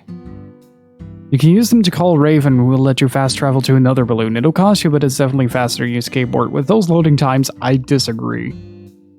You can also use the transportation desk at the Casa Pineapple to visit secret hotspots. Ooh, that might be interesting. Okay, so the hotel is right over there, right? 1, 2, 3, 4, 5, 6, 7, and we're back. I think that was a little faster than that loading screen.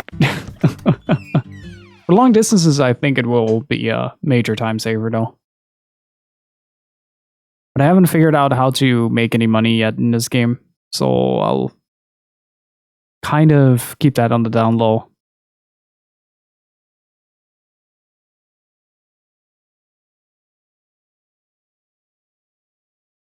At least until I find some secure way to get some change. Maybe I can sell some stuff. Hang on. Very good, sir. Please. Yes. Materials.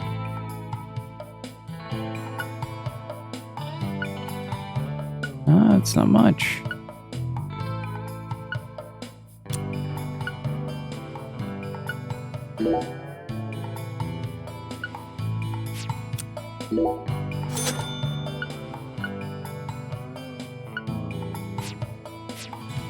Serving you is my great... Please do... Okay. So, any materials we find, we can sell off here. That's a start. There's no such thing as a paycheck in this, I think. Kill a bunch of squirrels. I don't know how the bullet economy is in that.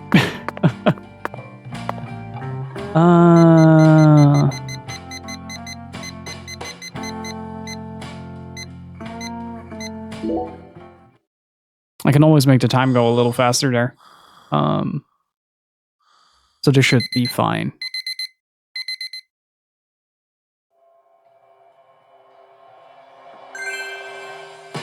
Okay, so Patricia went home. Yeah, that's a problem. We need to find ways to make money. Oh, fuck. Where's the... Yeah, it's a, town near New Orleans.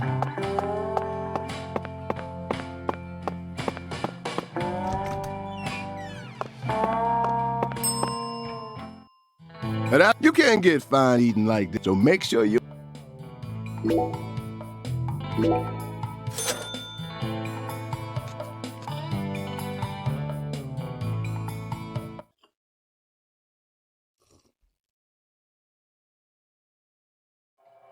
Thanks, man. Next time.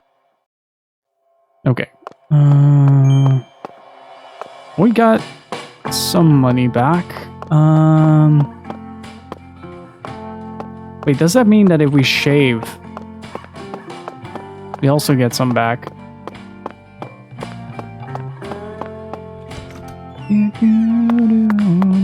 God. Fucking thing scares the crap out of me every time.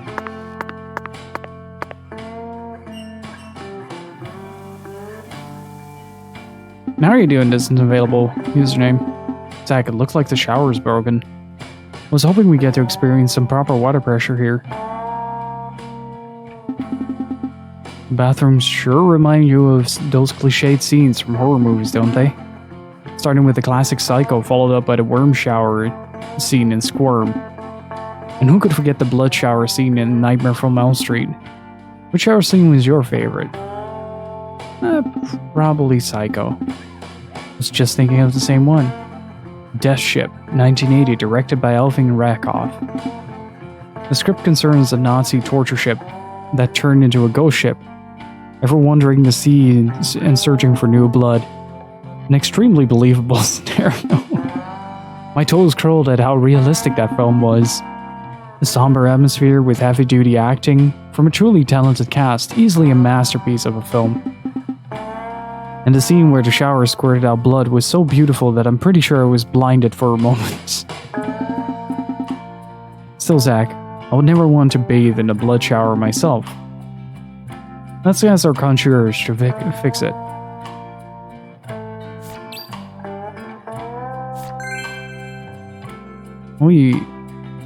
Okay, so I wonder, if we shave, what do we get? How much do we get? Nothing. Fuck.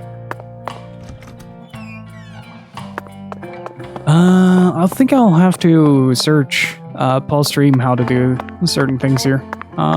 Mainly to earn some money. Very good, sir. Please, come right this way. Serving you is my greatest... Please... Okay, I probably have to contact him. Oh, no. Spending way too much time here.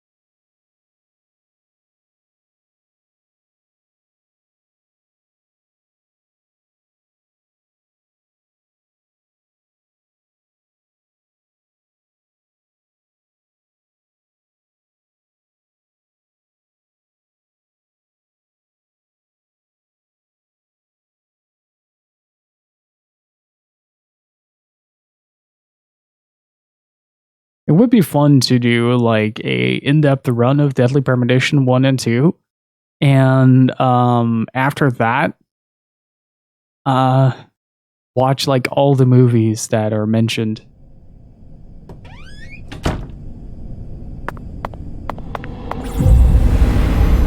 From midnight to 6 a.m., the town of Carré descends into the other world. Red shadows will appear during this time, but only outside areas will be affected.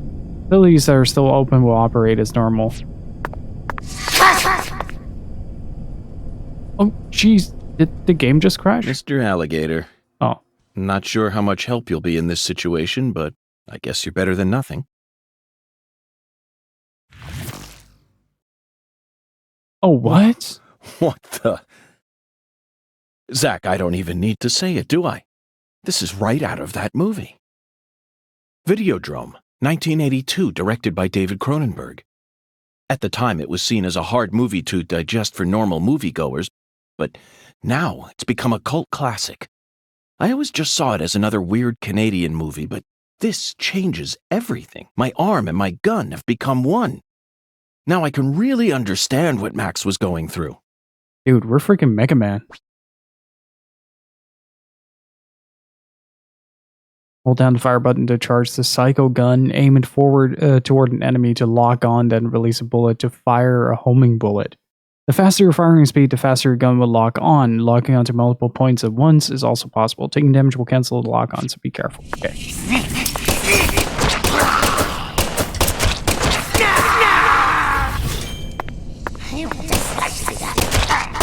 What the? Okay, now the game has become interesting, albeit a bit.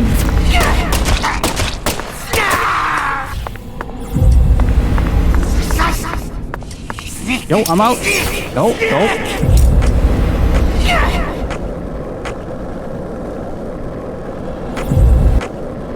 Are those crawfish clowns? I think so. And Celestial Cage, how are you doing? You just got here? What? We've been asking that all game. Okay, so this reminds me a little bit of that final scene in Deadly Premonition 1 with the dogs that appear out of nowhere. I guess we just have to hold out until 7, but if it doesn't use any bullets, let's actually check that.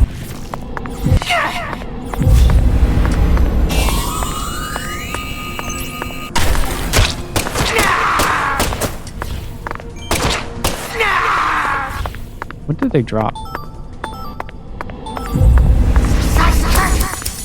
No.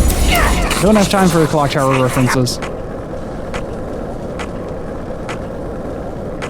I've looked into this game at all, and this is yes.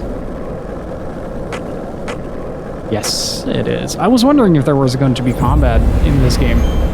Oh, hey. But now I have my answer for that. Hello.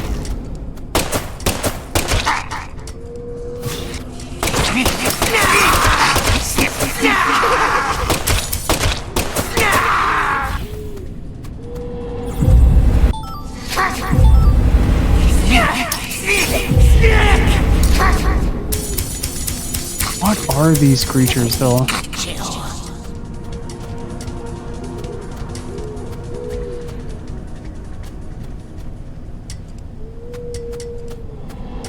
Looks like a case of... Let's come back late. Oh no, that's fine.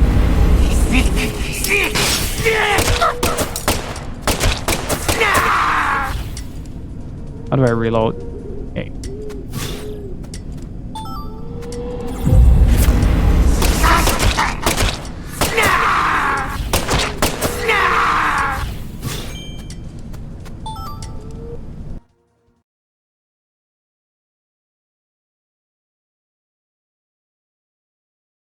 Okay.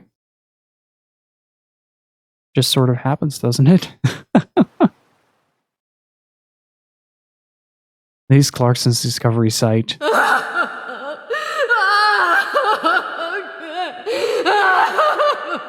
This is how it has to be.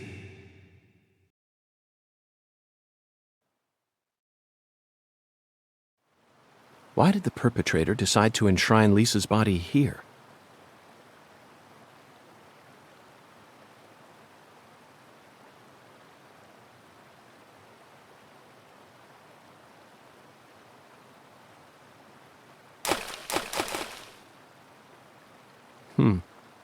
Remember this, Zach? Stone skipping. We did it all the time when we were kids. For some reason, I could never beat you. But I feel like I've got what it takes to win now. What do you say? Shall we take a trip down memory lane? Sure. Oh, it's an actual minigame. In order to start stone skipping, you need to select a stone. Each stone has its unique properties. After tossing a stone, press A at the right timing to increase the distance it flies. Each stone skipping point has its own unique course. So give them all a try.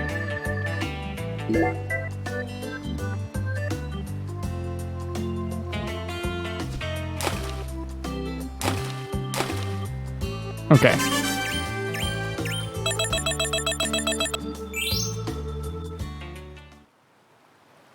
Not bad, Zach. That was just as fun as when we were kids. Hey, what's that? No wonder the word Mississippi means father of waters. It has the power to carry boats down the tiniest of tributaries. It's one of the prime symbols of America's majesty and the vitality of the human race. Now about that boat. What sort of cargo would give it such a deep draft? What else do you see, Zach? I saw it clearly, if only for a second. The dragonfly crest. Stop asking me if you want to answer yourself. To answer it yourself, York. This town never wants to stop reminding us about the Clarksons.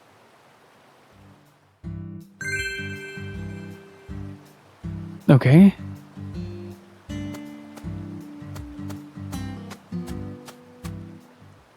Hey, Zach. Do you remember the oracle? When the sun awakens, catch the tip of the baby bear's tail at the false altar, and the entrance to the other world will reveal itself to you. In other words, we need to go to where Lise was found and look north at dawn. I wonder what we'll see. Singular inspection start. Singularity. I thought it was an old document, but it's actually an old movie flyer. It's so worn out that it's hard to see, but I think it depicts a flying bicycle flying in front of a big moon. It's E.T. The title says E.T. Have you ever heard of such a film, Zach? It's such a bizarre image. And it almost looks like there's something in the bicycle basket. Really bizarre, isn't it, Zach? What a strange movie poster. An old tire and a solitary glove. Kinda looks like a surrealist painting, doesn't it, Zach? Whenever I see an old tire, I'm possessed by the urge to jump inside and roll down a hill with it. Must be the influence of some cartoon we saw when we were kids. No, come on, Zach. I couldn't possibly try that here. We have more important things to do right now. Look, Zach. Someone used these stones to create a mini Stonehenge. Stonehenge next to an altar. Their love for cliched symbology is truly horrifying. But this isn't England, nor is it in a historically significant location. Which means this symbol has nothing to do with Lisa's case. Unfortunately, it's nothing but a childish prank. Let's take our search elsewhere, Zach.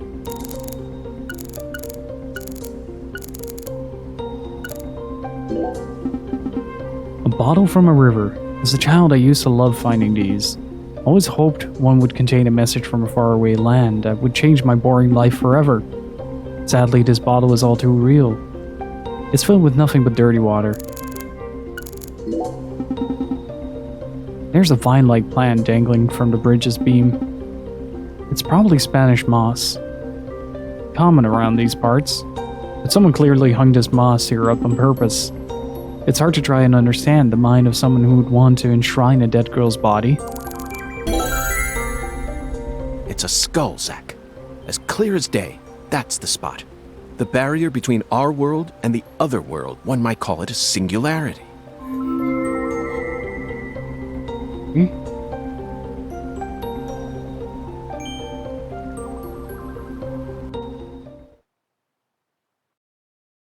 Now, what do you say we go inspect that cabin? Why did you leave me behind? You're not supposed to investigate without me. I really like Patricia. Oh, I'm sorry, Patty. You just missed a special moment. What moment? The sugarcane plantation? So what? You can't see it? All I see is the Clarkson's plantation and that gross silo. There you have it, Zach. Patty, Zach and I will take it from here. In the meantime, you need to head home and wait for us. Wait at home? Alone? Yes, but only for a while. Once I make some progress, I'll contact you again. Hey, hold on! Also, would you mind telling Melvin that I'm heading to the sugarcane plantation? I'm sure we'll need his help later. Whoa, Agent York! Wait! You're really gonna leave a little girl like me here all alone? Act like an adult for once in your life. I promised to protect you from all the evil in our world. You promised! Protect me! You'll be fine. You made it this far alone, didn't you?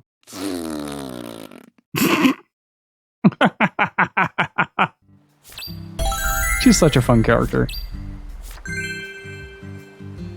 I want to check something though. Hang on. Gotta talk to Patricia first. Oh, if it isn't Agent Morgan.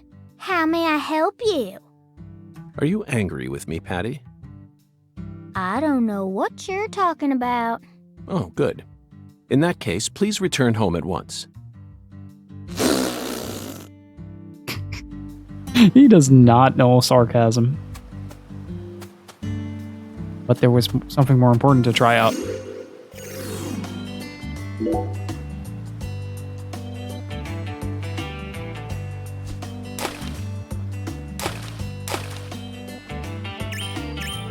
Oh, it's a very charming game. It does have a couple of flaws, but it's a very charming game, and I think once the story really gets started, it's going to be very entertaining.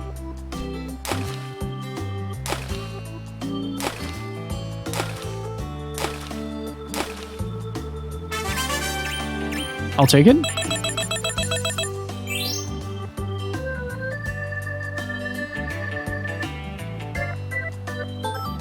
Nice. Let's try that again.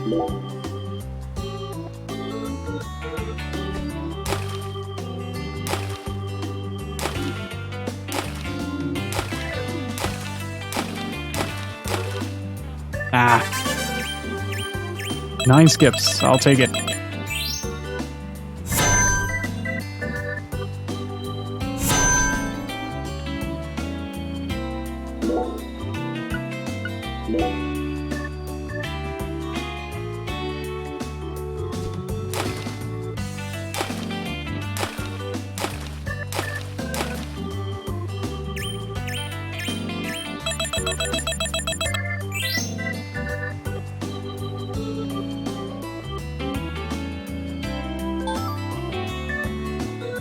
Oh, I can earn a doll with this.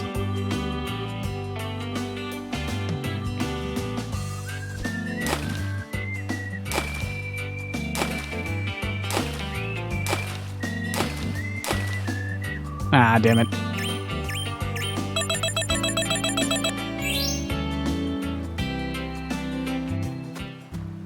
That is a very silly but fun minigame. Also, it's kind of nice to see that there is actual combat in this game. So again, it kind of has that True Horn feel. It's kind of nice, nice break of pace. The focus is definitely... What the fuck?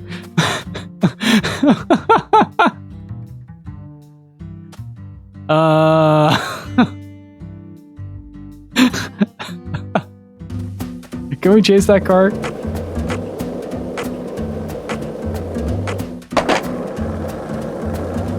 Oh no.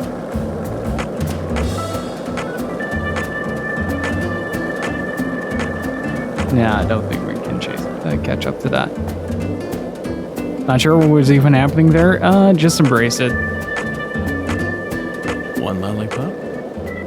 2 lollipops? 3 lollipops? Don't mind me, Zach. This is how I wake myself Lollipop, up. lollipop, ooh, lolly, lolly, lolly, lollipop. Ba-dum, bum, bum. A car took off with a very strong Grim Reaper. Did you notice it yet? The streets in New Orleans were a mess. All busted up and undergoing maintenance. The city was built on a swamp, so the ground is soft. All it takes is some heavy rain to kill. Just got back. How many times have you heard the lollipop conversation, Skip? 3 times.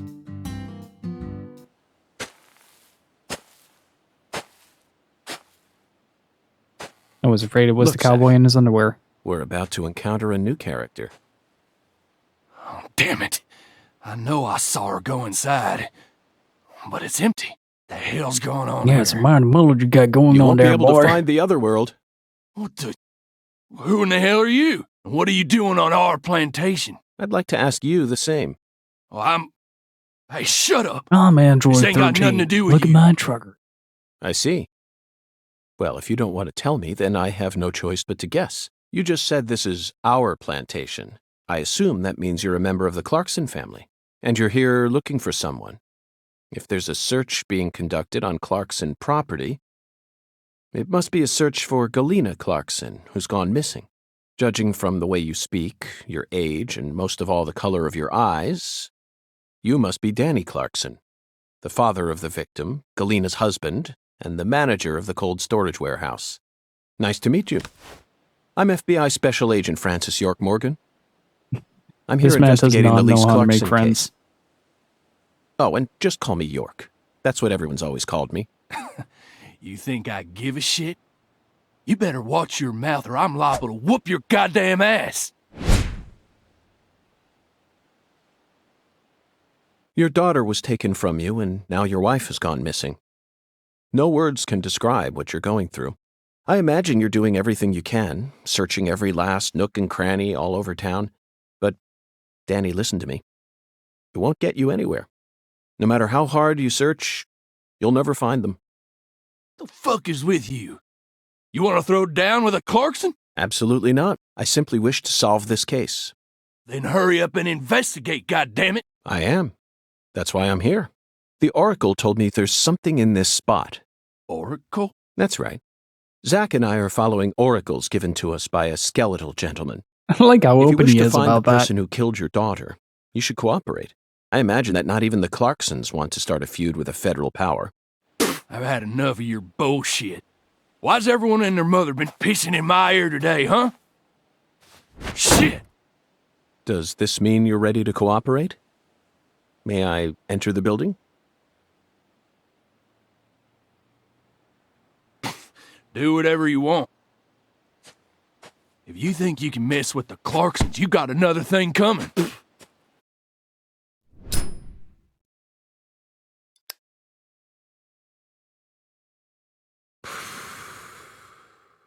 Zach, it appears that the Clarksons have no idea where Galena is either.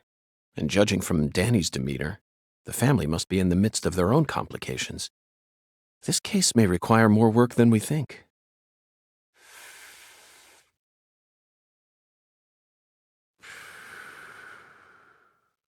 Zach, Danny married into this family, didn't he?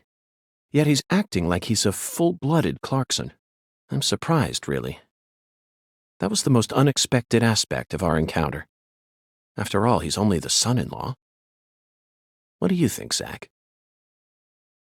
I think chase him down with a rubber bullet up his ass would be a good idea.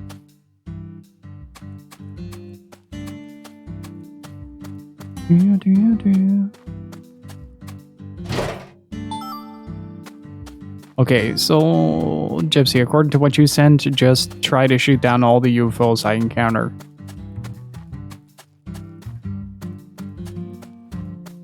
Get some money from it, you get some items from it, and hopefully you can sell those.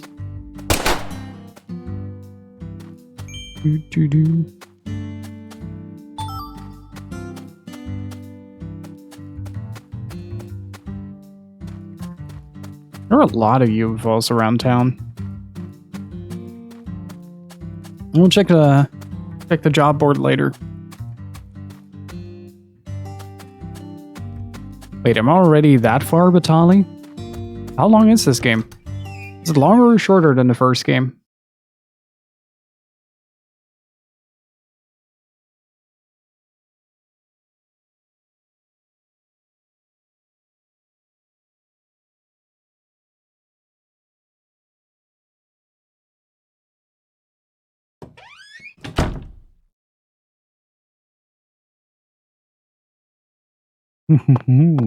I see a portal.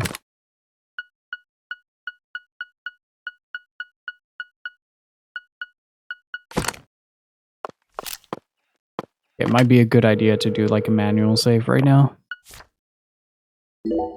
There's so many autosaves on this. Oh my god. Let's be sure to check the back room as well.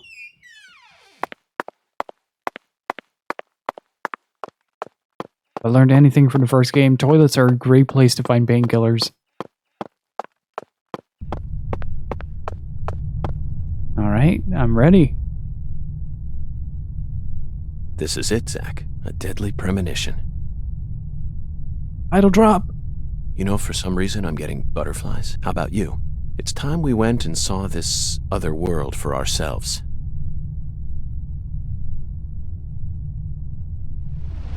Hey, Project Manatees, how are you doing?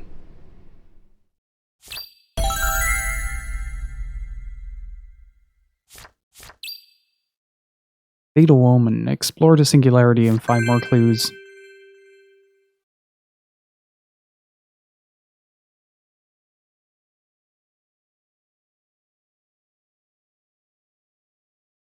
Ba-dum-ba-ba-ba-da.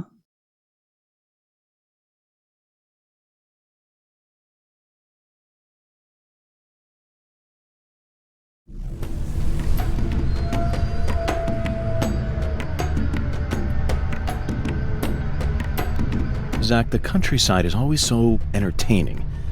It has far more stimuli to offer than the big city. I don't think you find this in your regular places. I always find it really surprising how freaking calm he is about all this.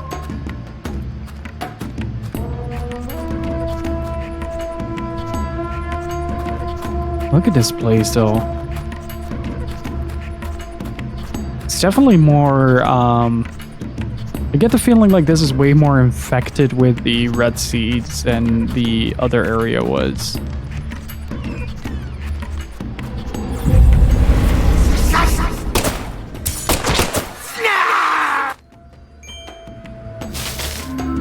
Okay, it's fairly similar to the previous game in that regard. Be sure to pick everything up.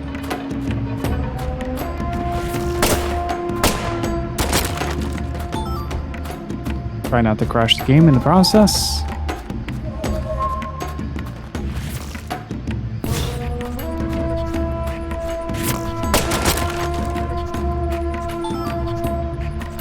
First aid kit.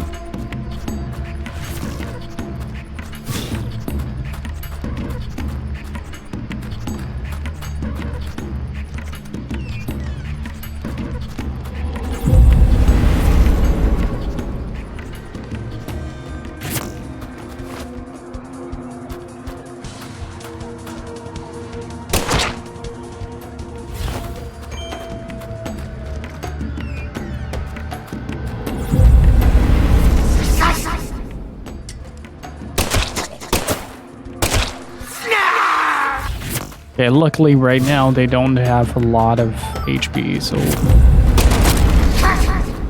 Wait, where? There.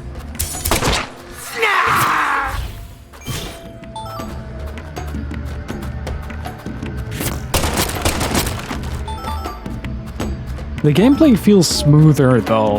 The fact that you can walk around and you don't get that super close on angle that you got in the first game really helps out.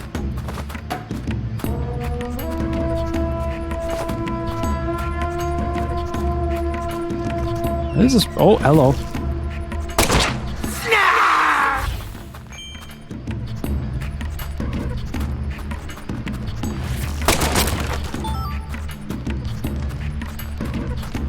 That thing they do with his hand, though, is really cool.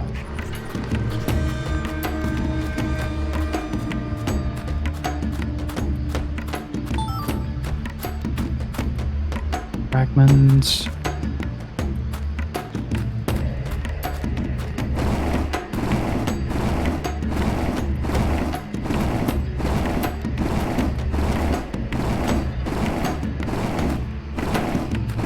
Oh.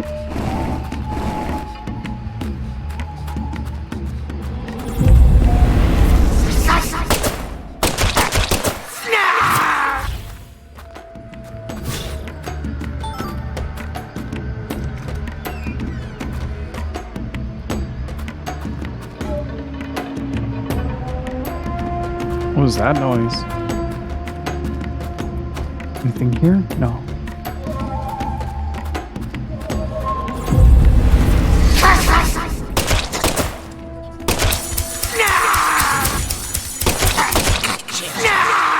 Almost 6 hours in and I have no idea what the fuck is going on.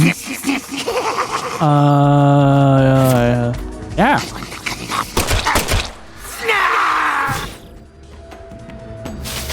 That's the beauty of it, yeah. I think it's going to be a very confusing game for people who have not seen the first game. That's one thing that's for sure. And once you kind of get over the weirdness of it all, it is a very endearing game so far. Albeit just really strange, especially in comparison to, well, even in comparison to the first one. Nice, good shot.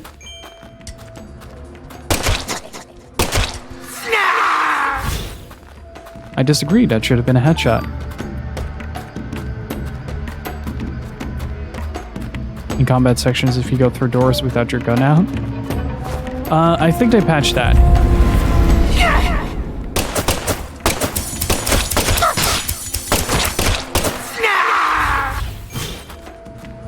Though the proximity stuff hasn't been patched out yet. That was also a problem in the first game.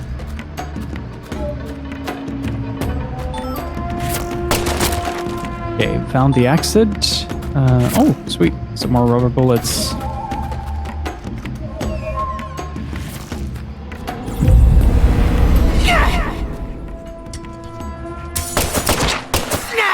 I mean, if this is the crazy shit... Oh! Oh! The purple gas! Oh...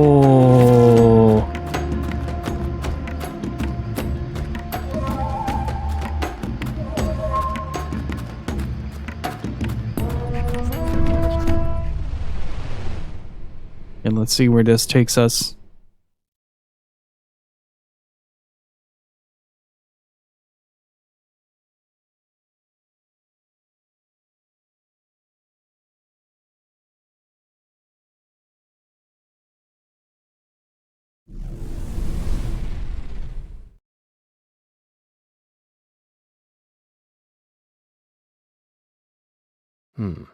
Zach, I sense something here.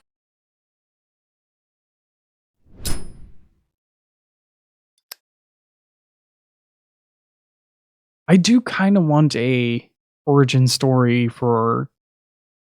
Lise was murdered here. Let's take a closer look and find out exactly what went on.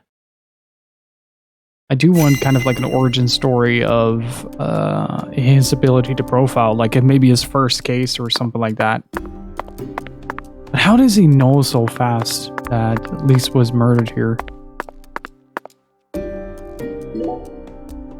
Zach, the murder weapon was an axe. Lise must have been dismembered while she was still alive. And the woman holding the axe, flashy clothes, beautiful face, and that dragonfly ring, this must be Lisa's mother, Galena Clarkson. Look, Zach, she's crying. It's the polar opposite of Lisa's euphoric expression. Galena is brandishing an axe while tears stream down her face. What was going on in her head? More. I want more. I'm sorry, that would be against POS. Play a fun game now. Oh, what? I love games. I want to play.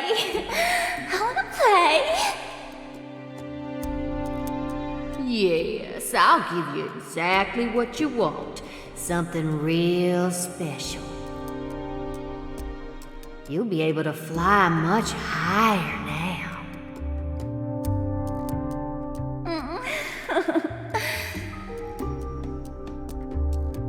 I'm happy. So happy. Yeah, I'm your mama. I know exactly what you want.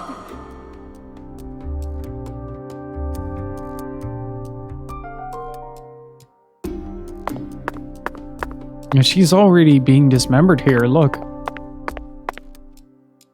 One of the feet is missing, the leg is already cut off. The right arm is separated from the shoulder, as is the hand.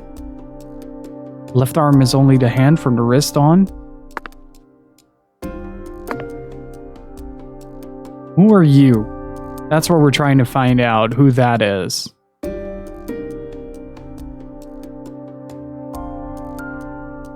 That's really well done, though. Completely covering up, yet somehow managing to fully convey the gruesome image. Red powder. This must be Sang Rouge. But for some reason, it looks more vibrant than all the specimens we've gathered so far. Wow, it's amazing. The hand is not missing, it's down there. I'm pointing at it with the line under Lise Clarkson. Yeah, you are. See, I made this just for you. My body's getting hot. So hot. I'm burning up. The sensations take over, Lise. Soon you won't feel any pain. You won't feel anything at all.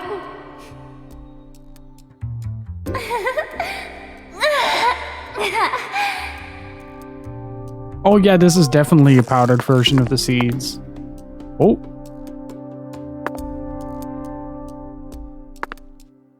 It just went into York's head.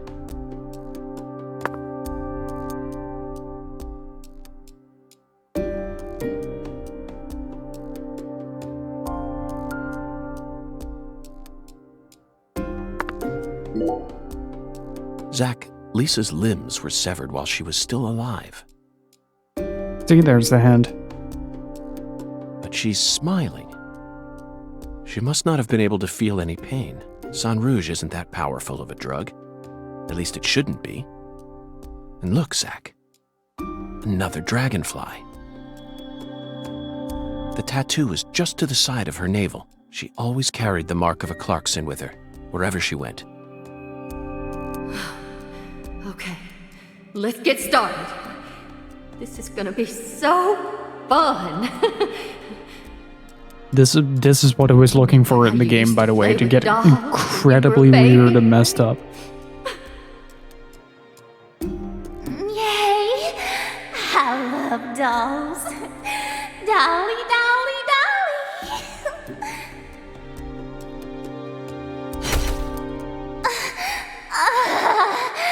Yes. Oh, yes.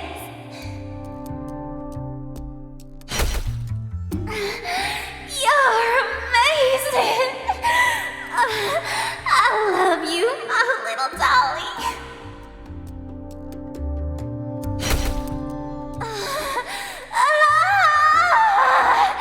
Yes, yes. Play with me. Play with me, dolly.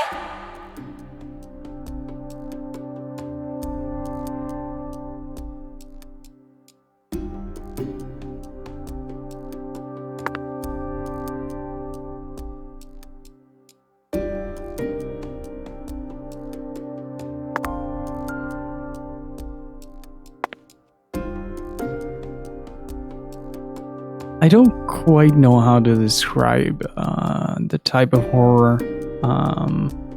or like surrealist style this depicts, but I do really like it. It's only, yeah, body horror for sure, but like the over-encompassing is more like a supernatural horror, with mystery elements, but the overall atmosphere of the scene is definitely you took Ogre Battle off the list? No, it's queued down because I didn't expect November to hit so soon. Rhythmic slapping. Ogre Battle will happen if we have time after Shamu. I wanted to make it one of the closing games for this year. Thriller, slow burn. I'm trying to think of a movie that is kind of similar to this. All I can think of is Twin Peaks, but I really like Twin Peaks, so yeah. Zach, there's a tall woman here. Very stylish. She'd stick out like a sore thumb in this town. Is she watching the murder? No. She's clearly more than an innocent spectator. She must be deeply entwined with this case somehow.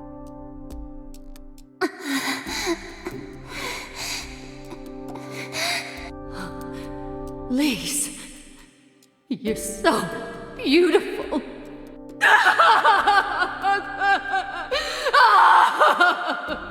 The voice acting is really good in this game, by the way.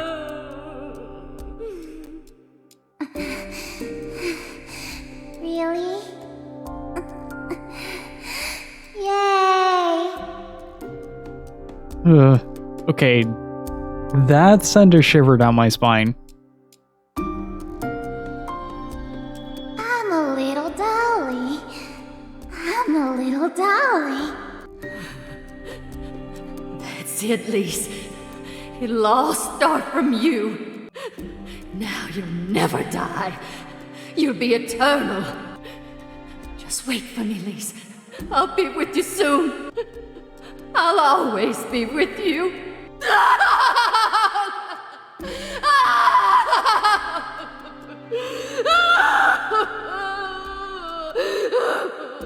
Dolly, dolly, dolly.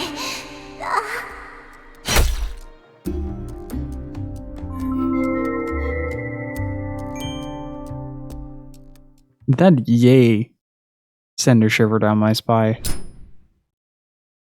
That got me good. Smoking. Voxandra, how are you doing? Guys, please go follow up Voxandra. She's great. Lise Clarkson was Oh, murdered. I found the foot.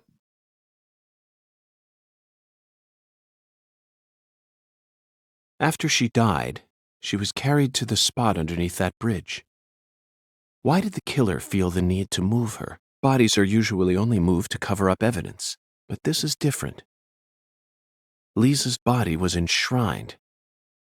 she was being shown off to someone.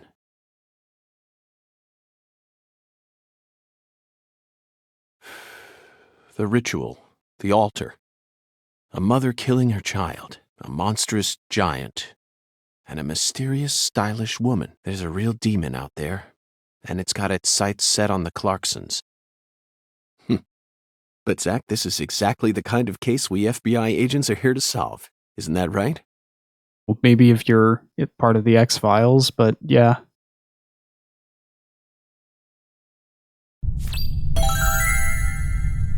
Just finally getting my coffee, been watching some of this shit. Welcome to the rabbit hole. I'm still not sure whether this is a good game or not.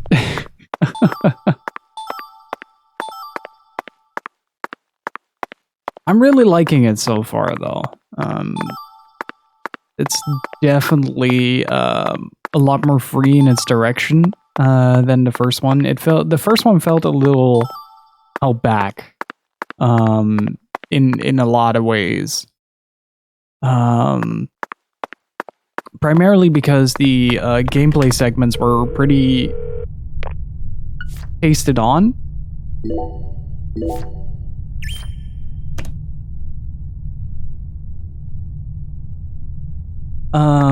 This one kind of does have the similar gameplay segments, but you can just blaze through it so far, so that's a lot better. But it feels like it's got much more of that uncanny vibe to it that they tried to achieve with the first game. Well, the first one is definitely more streamlined so far,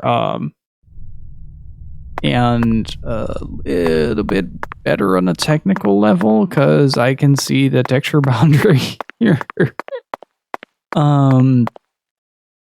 It really amps up the strangeness of it all, and it's really captivating. Though I can imagine if you just jump halfway through the story, you won't understand jack shit of what is going on.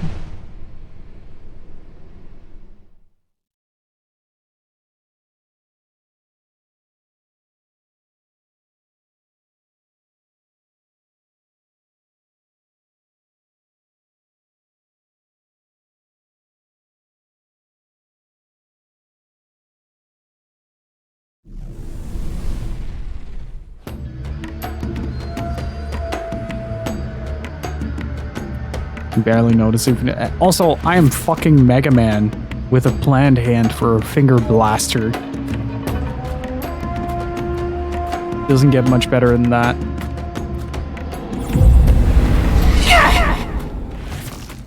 Come here, you.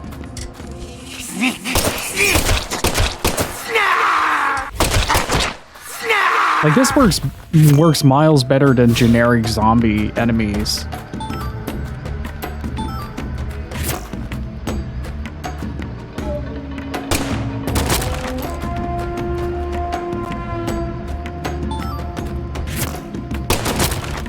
I mean, it's... Yes, but it's the fanciest tape they've got.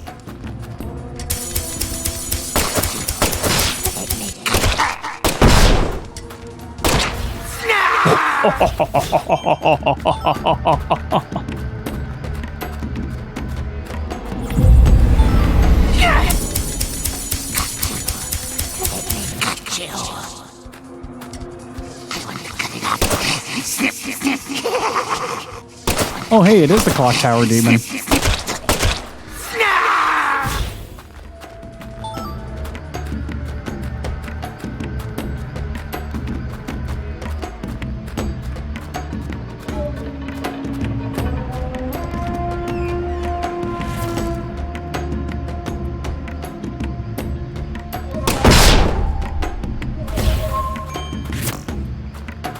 Got him.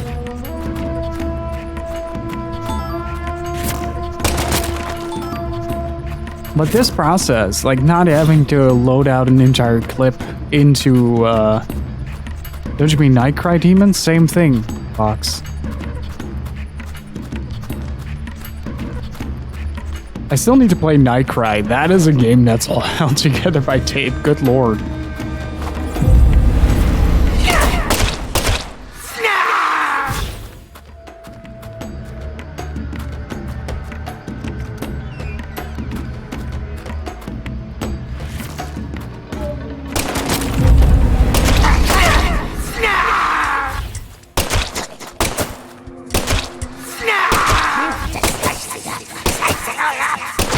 Get in line, children. You'll be fat later.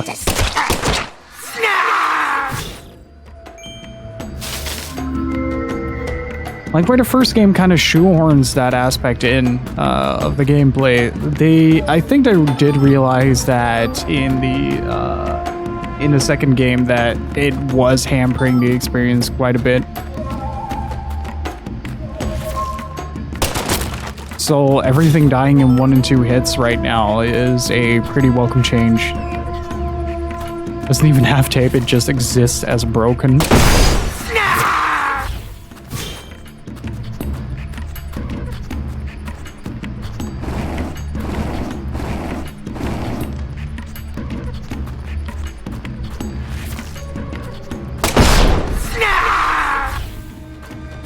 Like, see how fast I'm blasting through this, right? It just takes away the, wait, can I actually? Yeah, I can. Sweet. Oh.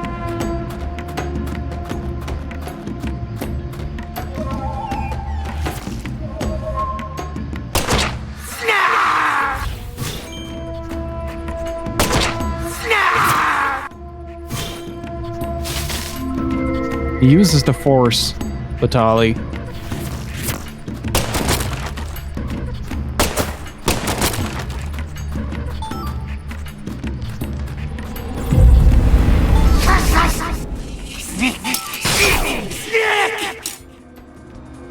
Cramps.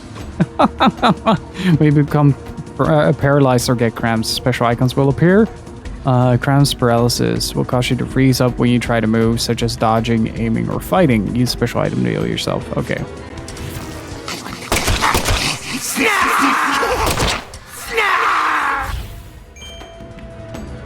Let's see. Do we have a special item for that?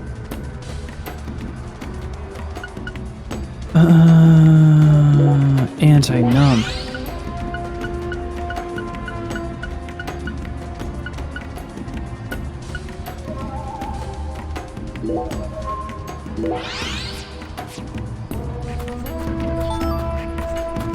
I should see if I can sell off a lot of the stuff that I find here, so I can at least not have to worry about a lot of things like food.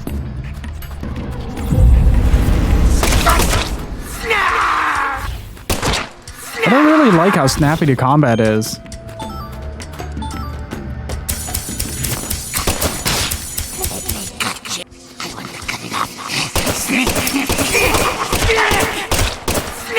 What are hitboxes?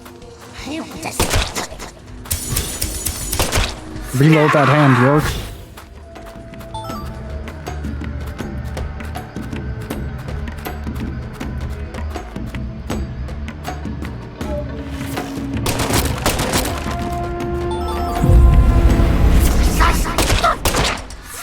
Are there any mods present right now, by the way?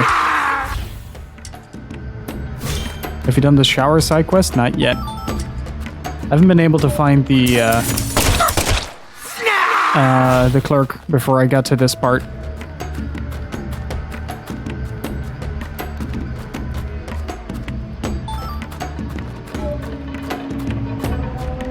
Can I get a cast a command for Voxandra, please?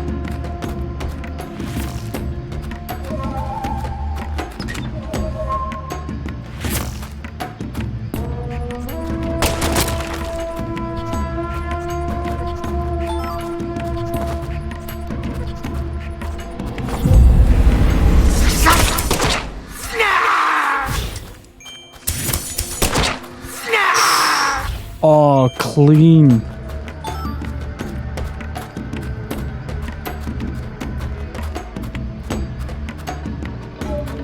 Don't know which hour specifically. Yeah, we'll find them. I was planning to do that anyway.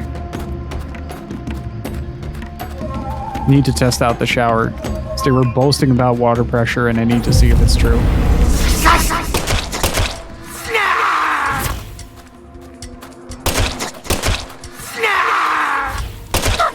New emote looks really good, by the way. Fox.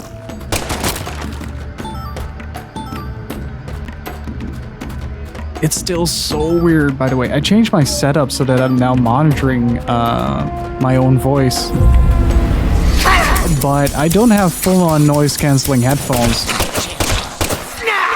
So I sort of hear myself back, which makes it sound like it's an echo. It's really weird.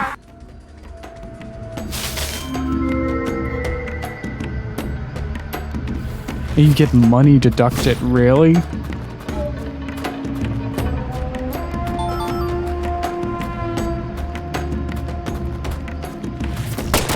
I'm looking forward to seeing the new emotes. They've been looking really good. It counts as harassment.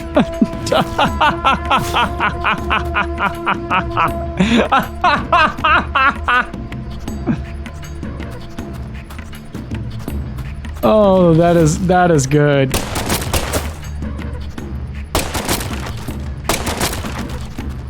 Oh, I believe you, but I just find it really fucking funny. That is all. Oi, oi, oi. Why do you have to keep scaring me like that, dude?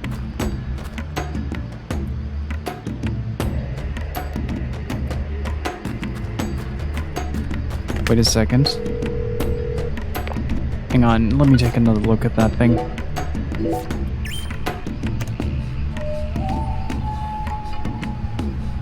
Let me take another look at it.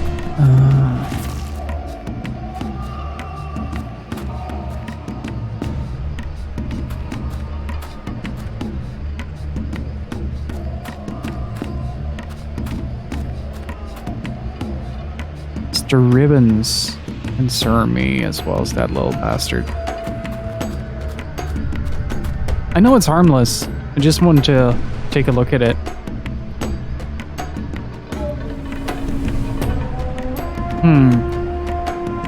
We've seen this before, haven't we? In a certain casing.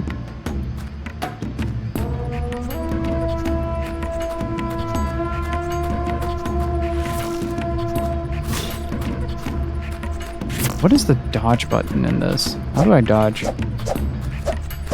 Dude, Matrix speeds. I am the one.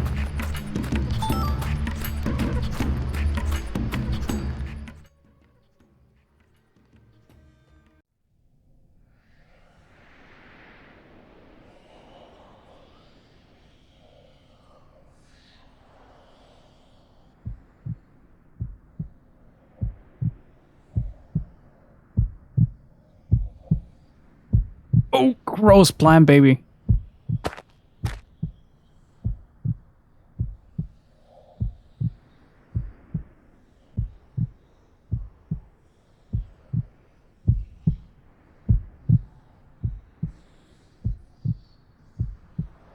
I did it. I really did it. I finally completed the first ritual. Now the plan will begin. The Red One's plan will begin. Zach, this case is going to be a labyrinth. I certainly didn't expect to run into a monster like this. Or David Honestly, Bowie's I'm not one bulge. for violence, but I'm not just going to stand here and die. What do you think? Should we read off her rights? Now, it's the Red One's turn. The Red One. Soon. And in the end, we'll be together. Together. And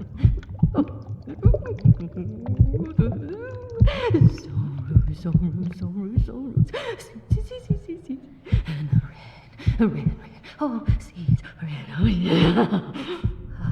I killed I saw. Lise. I did just as I was told. I killed her. So pure, adorable, and beautiful. I killed my own baby. Lise, you son of a bitch! What did you do to my daughter?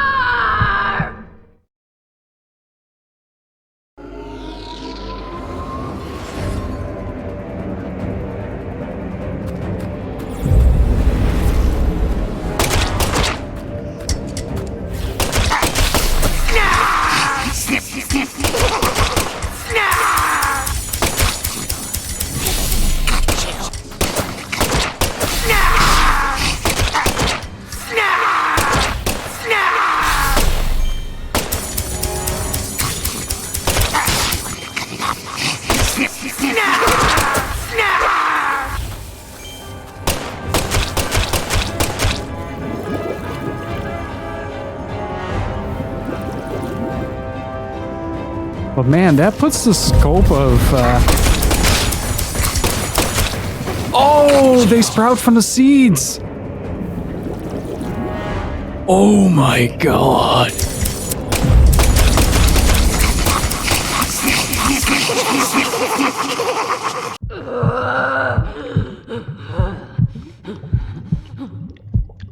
Okay, this game just went from like a 5 out of 10 to like an 8 out of 10 in one sequence. You're really pissing me off. I'm invincible now. Holy red seeds protect me. Oh, we've seen this before. So then why? What are you? No, it can't be. You came here to stop our plan? You can't stop us now. We already made our sacrifice. You don't know how much we sacrificed. One daughter. How many tears of blood we cried. Oh, for the Red One's plan. We've come so far. The Red One gave me the honor of lighting the flame. I'm not gonna let you stop me here!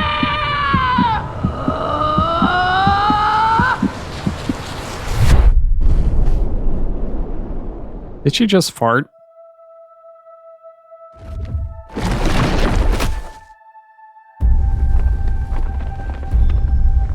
God.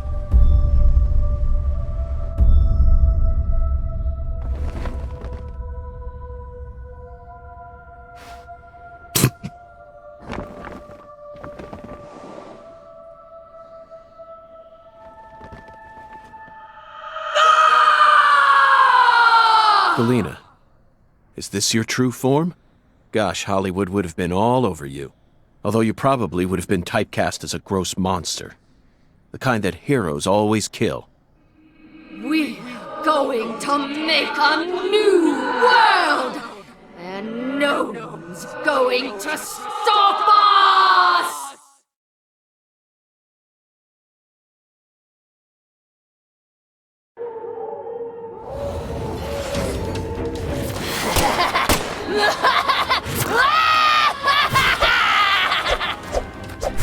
Snap the tendons!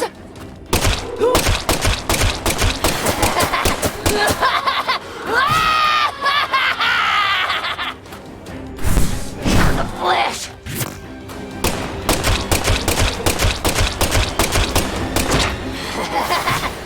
Why are the tits a weak point? That makes... Snap the tendons!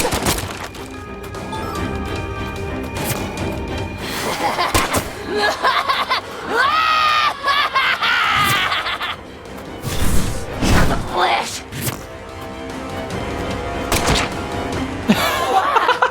Why? right in the nipple!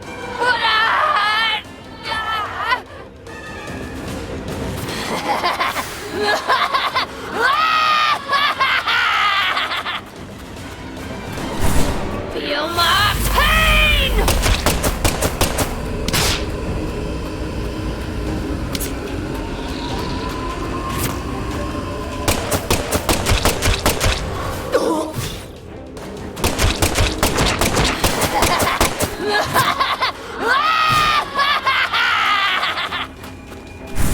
Feel my pain! No! This can't be happening! How? And the red leaves as well. There's so many details in this game that make the previous one really start to make sense. Feel my pain!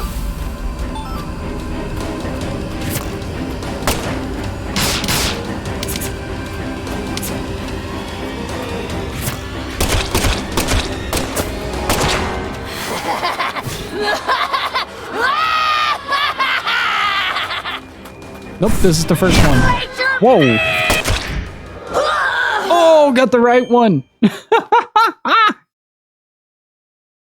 Oh, this is a cool game. This was worth it. Push! But this is push!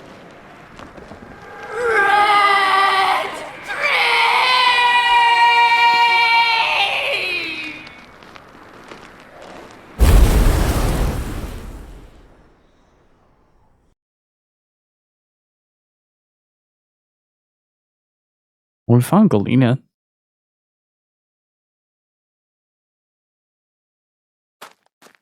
Hey, Tomix, how's it going?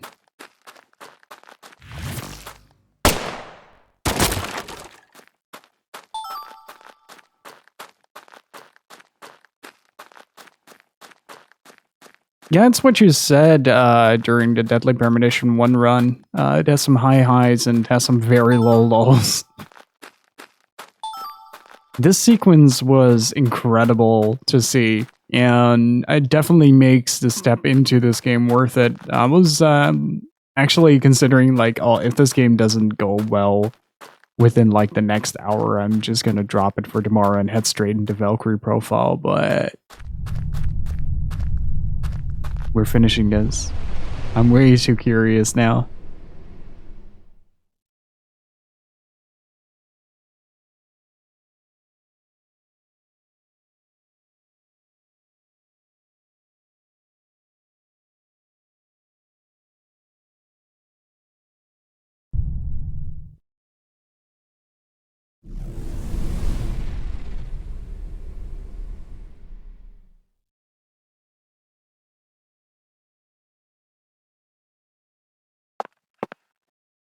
Yeah, the start was just kind of boring, you know, like there's not much to see, not much to do in town at first. But then you get to this part and it suddenly goes completely wild. Antlers.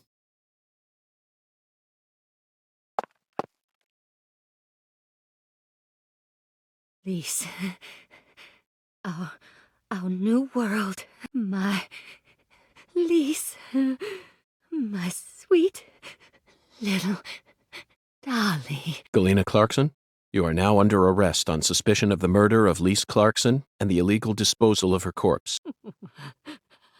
You have the right to remain silent.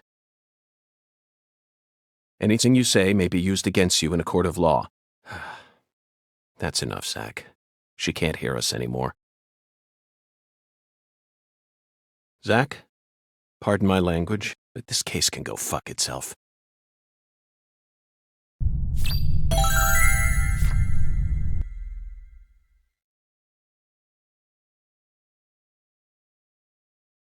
I like swearing without publisher pressure. Makes me want to try out D4 as well.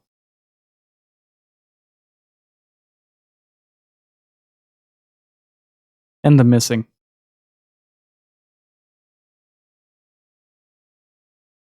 They were just like, oh yeah, we're going to reuse the same model. I'm awful sorry you had to get all caught up in our town's dirty laundry. I didn't expect you to catch the criminal this soon, though. You never fail to impress me.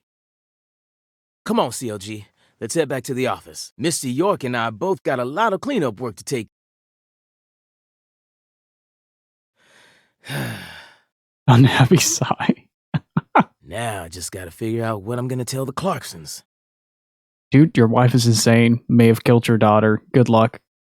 That's my biggest problem. Melvin, this investigation has only just begun. What? But we got the killer. This case is much more complicated than it seems. You mean you're gonna keep searching the town? Of course.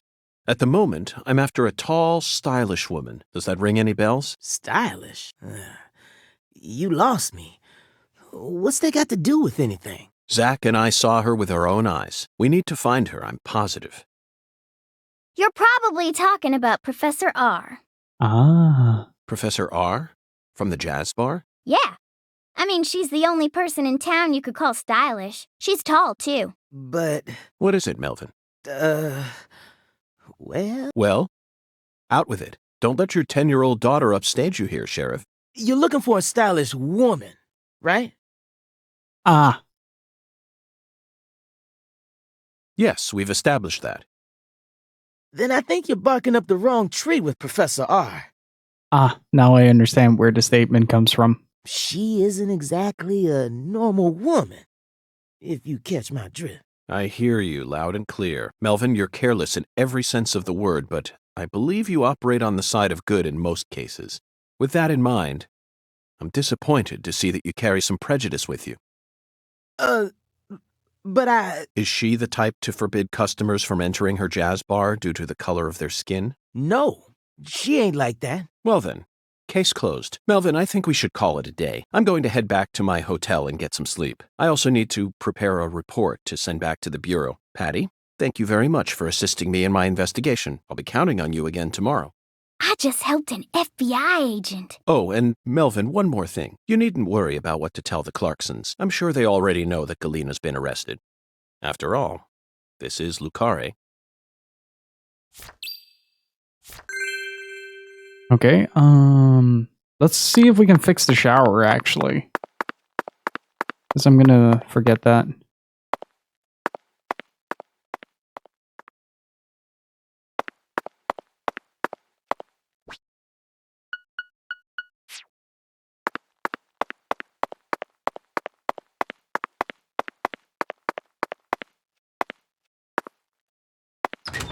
What does that stand for, username?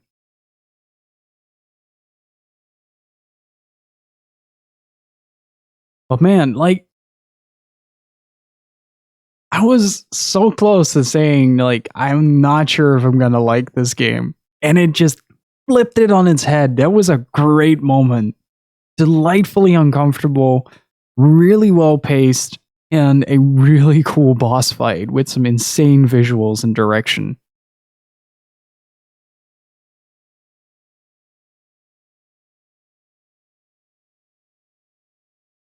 That was really good.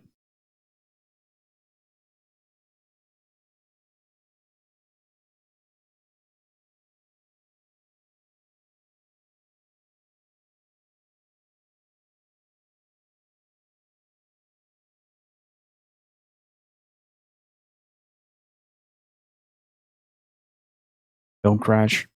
Please don't crash.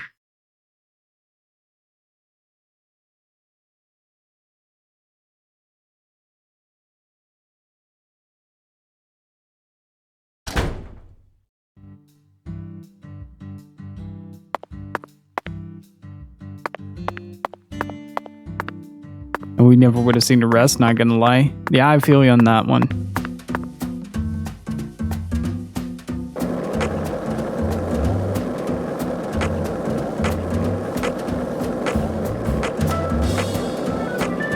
I don't know, I think the first one helps, it helps really good that you already, it helps it a lot that you already get started with the case pretty early on.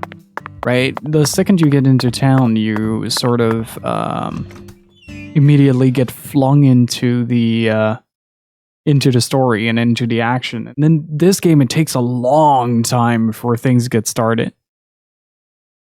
Like, it first spends the first couple of hours just introducing the town to you, but now it's just like, oh, by the way, here's the killer. This is what happened. Enjoy. And good luck.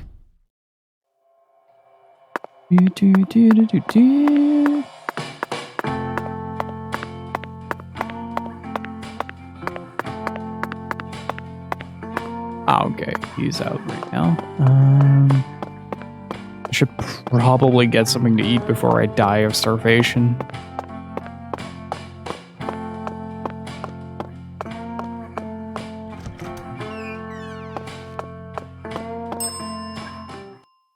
Now that's what I'm talking about. You can't get fine eating like this at any of those diners out there.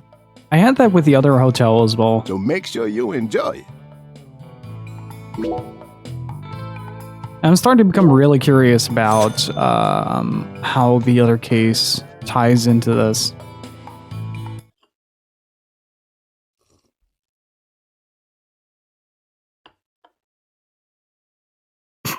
That dorky ass Nice, smile. mister. Next time you get a hankering for old-time Creole food, just stop on by.